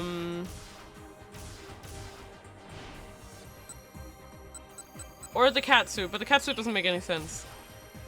My guess is Minorikawa. And my guess is that I have to change this choice. Achi. Achi at the intersection. Specifically. Where the hell is it? I'm sorry, I keep missing it. This one. That's okay. But it just doesn't make any sense because this yeah.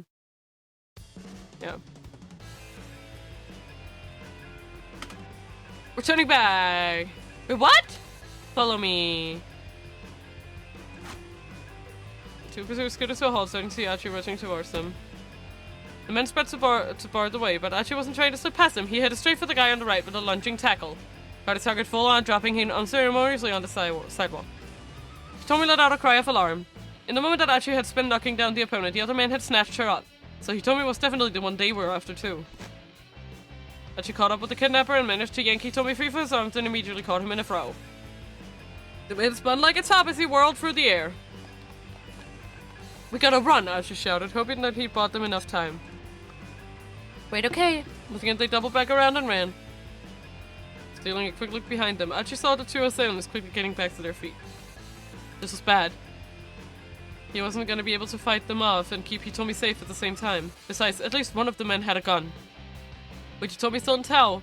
He sprinted in the direction of the main road, and now they can cross. Yep, okay. If they tried to cross before their brief altercation, they probably would have been inundated by a sea of cars. Or shit, they might have caused an accident. Yeah, okay. So we made their way and hit in the alley between two buildings. Okay. He's actually yeet? Actually go yeet? Come on, let's go. Okay, and this is all the same, I believe. I believe this is all the same. Check chart, it might be up. Yeah. I think we're good now. Let's see what happened. Yeah! Okay, this was it. Good. And Archie's doesn't stop either. So yeah, good shit. Good shit, bro. Sorry, I'm just doing something real quick. Just give me a second.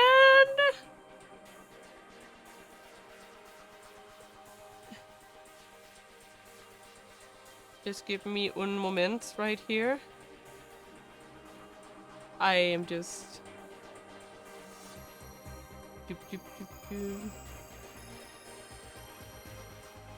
Cause they met Karawan on accident. This made him not appear at the specific moment in Kano 1. Yeah, cause now Kano is gonna be... Yeah, I got it.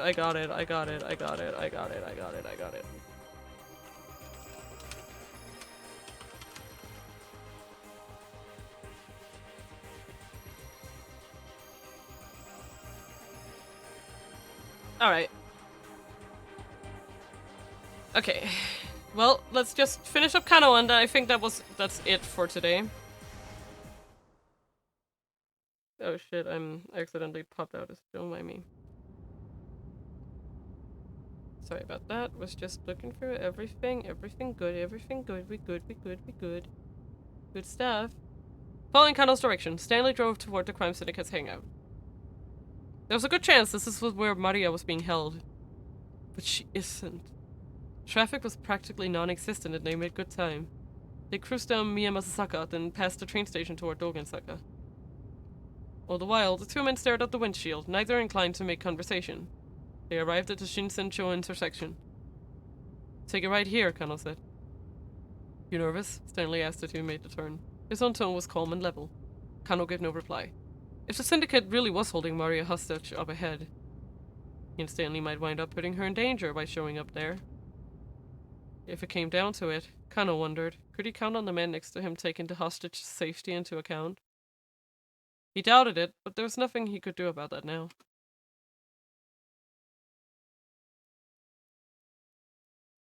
He arrived at the syndicate's hangout sooner than Kano had anticipated. It was a multi-tenant building in Tomigaya, southwest of Yoyogi Park. The ratty building looked like it might come crashing down at any minute. The Black Lodge sign out front looked deliberately ominous. Kano knew the place as a bar frequented by expats from various countries, as well as a hotbed of criminal activity. I'll take point, Stanley said. You back me up. He pulled a handgun from his suit pocket. It was a compact Glock, a model frequently used by the FBI or the CIA. Glock 17, a semi-automatic pistol developed in Austria for police and military use. notable for its incorporation of large amounts of polymer plastic in its design. A certain Hollywood film included a line of dialogue claiming that the Glock would not show up on an airport X-ray machines, but since the gun barrel itself is made of metal, this is assuredly not true. Okay.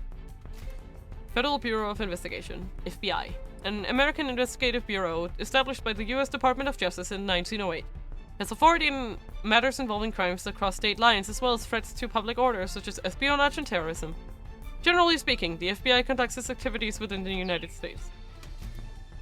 The CIA, the Central Intelligence Agency. I'm so hyped when you get to the preview of next hour. Hype! I know, this is so exciting. One of the principal agencies of the US intelligence community, reporting to the Director of National Intelligence. Possessing considerable budgetary resources and a vast network of highly trained personnel, the CIA carries out intelligence gathering and covert operations primarily overseas. In recent years, the organization has been devoting major efforts to counterterrorism. Kano drew his own gun, and the two cautiously made their way inside. They immediately heard some sort of ruckus from beyond the wooden door at the far end of the hall. Please don't let this be what I think it is, Kano thought to himself. Sweat beaded on his hands as he gripped his gun tighter. He heard the sound of glass shattering. Then came the sound of something heavy falling to the floor. Maria! Ignoring Stanley's previous order, Kano rushed ahead, kicking down the door and stepped inside. He walked right into a massacre. There were nearly a dozen bodies. Well, they're all— what? Sprawled out across the floor. You thought he recognized them all, the men who had participated in the repeated attaché case handoffs. Each appeared to have been stabbed to death. Had these guys all turned on each other? No, that couldn't have been the case. I know, right? What the hell? None of the victims was holding a knife, which meant that whoever had killed him must still be hiding nearby. No sooner had Kano come to this conclusion than he heard a muffled cry behind him. Stanley! The American was sprawled on the floor, face down. Kano rushed over and knelt beside him. Stanley was dead! Stabbed through the back. Without an instant's hesitation, Kano stood up again, gun at the ready. He scanned his surroundings, but there was no sign of the killer. But that was impossible. She's right there. She's right there! Stanley had been killed mere moments ago. She's right there! Someone had to be here somewhere. Out of nowhere, he felt someone press the tip of a knife into his neck from behind, right at the base of his skull. How? He hadn't noticed anyone coming up on him. There wasn't even anyone else around. Nobody but the corpses scattered across the floor. Wait, the corpses? Kano hadn't checked them! Hadn't checked to make sure they were dead. Yeah. With his last thought, he realized that had been his fatal mistake.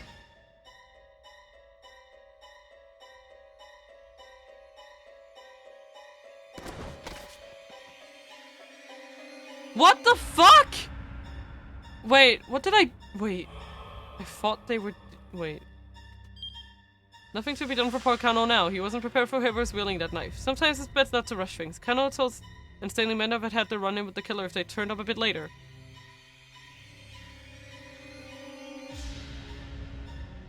Wait, what? So now I need to go back and cause problems again?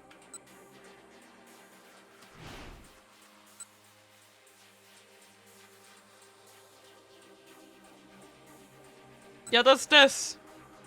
Right? Alright. I will go change it back.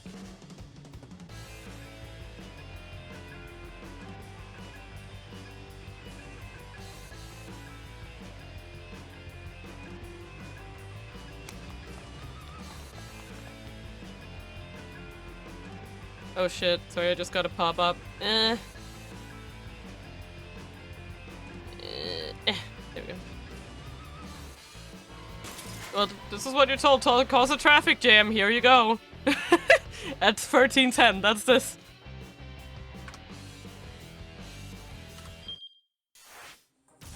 Yep.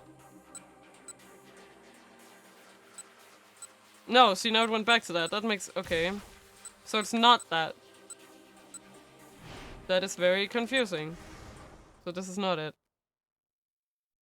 Wait, do I need to jump to Kano from here? No, that isn't it. No jumping one. Okay, so it's not this. Okay, so we're changing this back, but... Because this is what they said. Cause a traffic jam at 1310.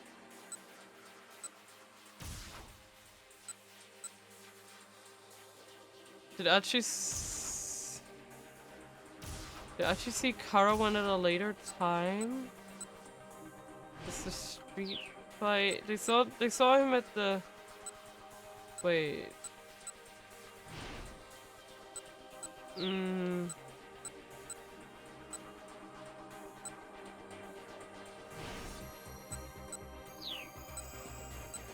I don't think they did, no. Did someone see... No, no, Maria did not. I don't think she did, no. Wait, unless it's this? No.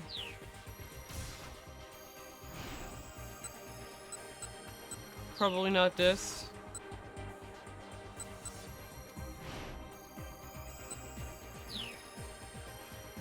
It's a jump.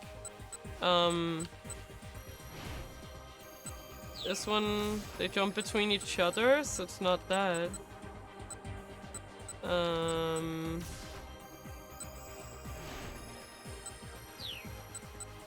Okay, so it's 1310 is what they said, right?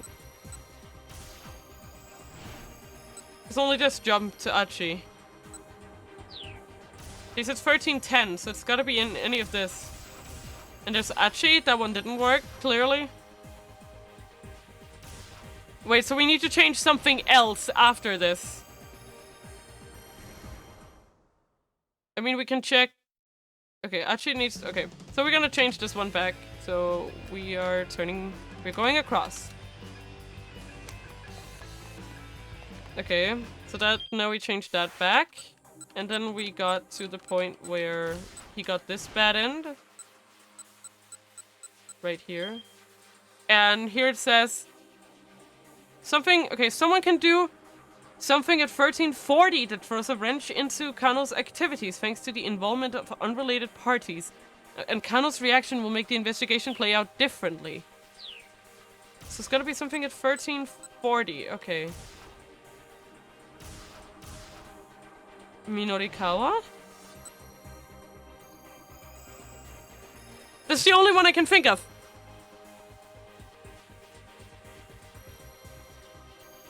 Okay, let's try. Let's try this one. We can always change it back. We can always change it back. Let's just... Okay. Because he said something about... Okay. Thank you for your time, Mr. Yanagishita. If you'll excuse me, though, I have to get another interview. Oh, no, of course. Allow me to walk you out. Yanagishita was to his feet and Minorikawa got up to leave. Oh, that won't be necessary. No trouble. I'm heading out now myself. Gotta run before those guys show up. What guys do you mean? Oh, nobody. It's a personal thing, Zor. They parted ways outside the building and Minorikawa headed up to the cafe to put his article together. Let's see if this one changed anything. Perfect timing. And this is all the same. Let's see. Yep! That was it! I have no idea why that... But... It worked! It undid the bad end. I don't know why. But I can go back to Kano now. As long as the traffic began to move again. Almost as soon as it did, however, Staley had to slam on the brakes. Oh! Oh! I get it! I get it! It makes sense now! Oh. A frantic-looking man had jumped out in front of the car. I get it now. It's like Toyama appearing. Yes! Yes, this is the exact same thing. I get it now. Well, hey, what the hell are you doing? Kano sputtered. The stranger blasted his face against the passenger side window. Open up! He shouted. Open the door! The guy showed every sign of total panic. Juicy Yanagishita. Something happened just after he parted ways with Minorikawa, and now he's running this way, and in quite a panic at that. Don't do it, Stanley warned. Kano hesitated. It wasn't like they could just drive off with this fellow clinging to the car. Please, you gotta help me! The man slipped his fingers through the gap in the window, trying to force it further open. Help me! Well, hold on, what's your deal? Help me! So just tell me what— Help me! Look, up ahead, Stanley exclaimed suddenly. Kind of whipped his head around there. Walking along the sidewalk ahead was El Caravan, very much not in custody. What the hell? Tried to jump out, but it gotten upper. Kind of tried to jump out of the car, but the frantic stranger had gotten his upper body wedged in the window, and the door wouldn't open. Stanley, his usual steely expression replaced with a look of shock, exited on the driver's side and went after Al Carawan himself. Kano shouted at the man in the window. I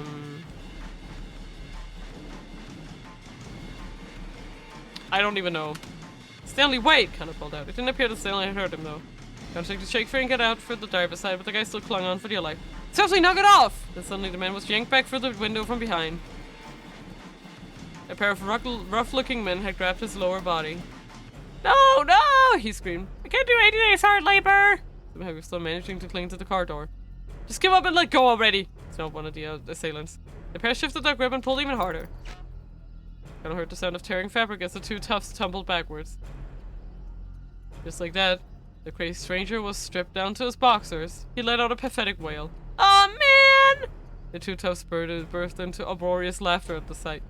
Now's a chance, one of them managed to sputter.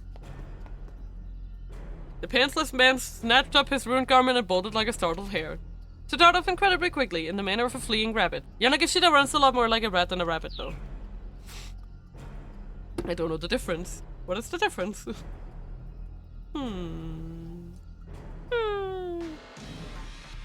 So cackling madly, his two pursuers rushed after him. Okay. I see. Kano was still staring dumbstruck at the spectacle when Stanley returned to the car. No luck, I lost track of him. This doesn't make sense, Kano said, forcing himself to refocus on the case. Al Carawan was taken back to the precinct. What's he doing walking free? Stanley gave him a dubious look. Have you seriously not figured it out? He asked. Or is this some kind of strange Japanese joke I'm not getting? What are you talking about? Kano replied. You know something I don't? Evidently I do. Your detective Tatsuno let him go on purpose. That's the only explanation. Enraged at the suggestion, Kano took a swing at him, but Stanley coolly caught his fist. It's not me you should be punching, the American one. It's Tatsuno. Damn. Abashed, Kano radioed up Kuze on the wireless. Sir, the detective Tatsuno brings Tariq Al-Karawan into the precinct. It appears that, Detective Tatsuno has gone rogue, Kuze replied with chagrin. He what? Surely Kano had misheard? We received eyewitness account. Someone saw him allowing the suspect to go free. No, it can't be. We currently do not know Detective Tatsuno's whereabouts, or just what the hell's going on with him. After Kano ended the call, Stanley let out a low chuckle. I see. Looks like you had a traitor in your midst. Kano grabbed him by the collar. Stanley snorted. What are you trying to pull here? Tell me what you know, Kano snapped. All I did is state the facts. Look, I watched that man risk his life to talk down a would-be arsonist. He just died in the wool detective. He'd never betray anybody. I see, Stanley murmured. And he's the real deal. Kano stared in surprise. He'd expected an argument. Good, he said. I'm glad we're on the same page. Tatsuno risked his life in order to get people to trust him. He's a dyed-in-the-wool spy, is what he is. Kano didn't have the words. His clenched fist trembling once more, he fumbled for his cell phone again. I remember now I had a hard time with this too. I did not expect Yanagishida to call. I know!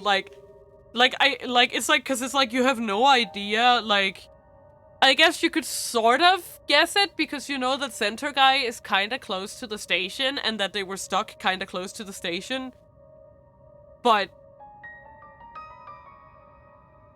he dialed Tatsuno's number. The phone rang 5 times but failed to connect. There has to be a reason for this, Kano muttered. Tatsuno must know something we don't. Really now? Stanley scoffed. And what makes you so sure of that?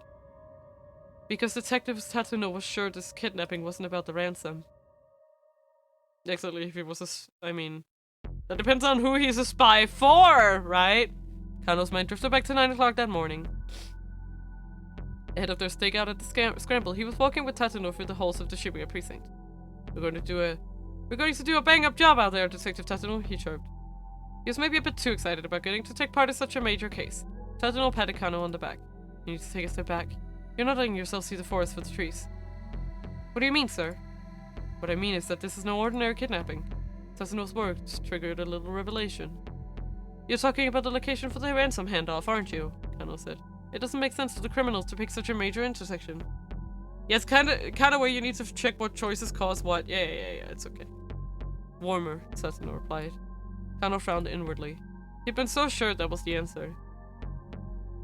Have you thought about why they asked to have the sister make the handoff? Kano thought some more before answering. Because women are easier to deal with, he suggested. Bolder. If that was the case, why not pick the mother? No, what worries me is the fact that the Osawa girls are twins. They're having to send someone to the handoff who looks identical to the girl they kidnapped. What's gonna happen when we do that? What is gonna happen, sir? Kano asked. I'm not sure yet, but I have a feeling the kidnapper's plan hinges on it. The two exited through the precinct's main entrance. Up ahead, rows of buildings stood tall against the backdrop of bright blue sky. Tatsuno let out a quiet sigh. To think that so many terrible things are happening out there on such a beautiful day. Solve one case and another's waiting, he went on. As always, what is it about people that drive them to do such horrible things? A girl abducted out of pure greed. When I think of how her parents must feel, I almost can't bear it. They made their way toward the scramble. Tatsuno continued talking in a quiet voice. My father was a raging alcoholic. The house was always a complete mess. He was loud, violent, never had any money, always reeked of booze. My mother, she would cry and cry. I was afraid to come home. Every day, I stayed out playing as late as I could possibly manage. Kano could hear the pain in Tatsuno's voice. That life took too much of a toll on my mother. She died when I was still in grade school. And my father, he just got worse. I was there with him at the end, even after he'd wasted away to almost nothing. Not the sort of childhood I'd ever wish on anybody. It sounds like he really went through a lot. Kano hated himself for uttering such an empty platitude, but he had no idea what else to say. Kano, as old as I am, I still don't really know what it is to be happy. I think that's probably because I've never known what it's like to have a happy family. Tatsuno sounded so forlorn. The only happiness I know how to protect is other people's happiness. Kano heard in those words the soul of a true detective. I just hope you're ready. Just hope you're ready. Kano did his best to keep his voice as calm and level as he could, lifting up his clenched fist. Because if I find proof that Tatsuno's innocent, I'm planting this right into your jaw. Stanley just cracked a wry smile. He's like, hey, I like your vibe, dude. The traffic had finally diminished as they rapidly drew closer to their destination. The syndicate's hangout was in Tomigaya, to the southwest of Yoyogi Park. Okay, now we're here again. The Black Lodge. The ready building looked like it might come crashing down at any minute. The Black Lodge sign out for it looked deliberately ominous. Okay, criminal activity. I'll take point, you back me up. Gun! Gun! At the end of the hallway was a window. Stanley signaled. Kano gave a tiny note and Stanley kicked the door in. The stench of blood hit them as soon as they stepped inside. Kano let out a startled gasp. There were nearly a dozen bodies sprawled out across the floor. He recognized them all. They were men who'd participated in the repeated attaché case handoffs. Each appeared to have been stabbed to death. Stanley took a closer look. The blood's not fully dried. Those guys weren't killed that long ago.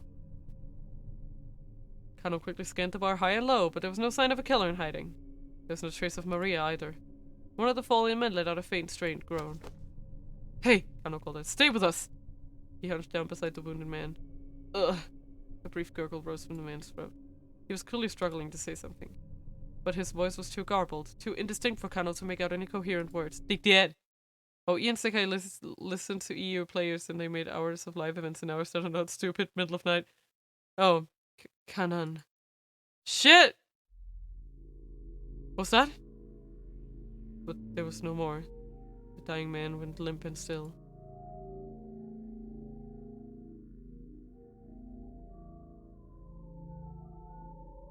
I'm also very surprised that this is someone that Hitomi knows. We did it! To be continued! We did it, everyone. I can't believe we did it. Preview time! Yeah, let's watch it, come on. What is it? Oh, I'm so excited. Oh my god. Oh my god. Yes, shit, there she is! Maria.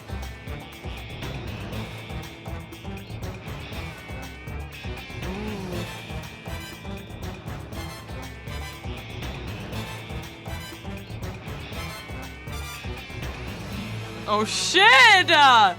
What the fuck is this? Oh my god! That was wild. Oh my god, I don't even know where to start. Oh my god! What the fuck? Oh my god, that's so fun! I love it! That's Maria, look! The attention to details is fucking amazing! Oh my god, I'm sorry, I'm so happy. Can I ask something? Like, did they actually find twins to do this? Or is it the same actress? I'm just curious, do you know? Do you know? you can talk to me about it later. I just thought about that for a second, like, I'm sorry, that was like clenched my heart. I'm so beautiful, look at that! I'm sure they're twins. Okay, the actors. Like, not just, like, at least I remember seeing them both. Okay, yeah, okay. I just wanted to know, you know. They don't look identical. Yeah, I don't think they looked identical either. Like, I was, for a second, exactly. Like, for a second when I was looking close, I was like, wait a minute. She does look a little different. Like my brain was like, I hesitated for a moment before saying it was Maria, because she didn't look exactly like he told me. She actually does look a little different. So I thought that was kind of fun. Sorry for the rants. That's so cool, though. Oh my god! And she has her pendant back! Look at that, she has it around her neck. I love it. I love it. Yeah, so, that was good. I'm sorry for the hiccup in the middle. We managed to get through it at the end anyway, so, thumbs up for that. Yeah, I don't really know how next week is gonna look exactly. I'm gonna figure that out. I'm gonna talk to Momo about Nausea, and we're gonna finish up Bad Faith, and we'll figure something out. And today, my friend Momo is doing their first Minecraft stream. Like Yossi is on Steam! So we're gonna go raid Momo! I hope I can do this. Momo, come on. Come on, honey.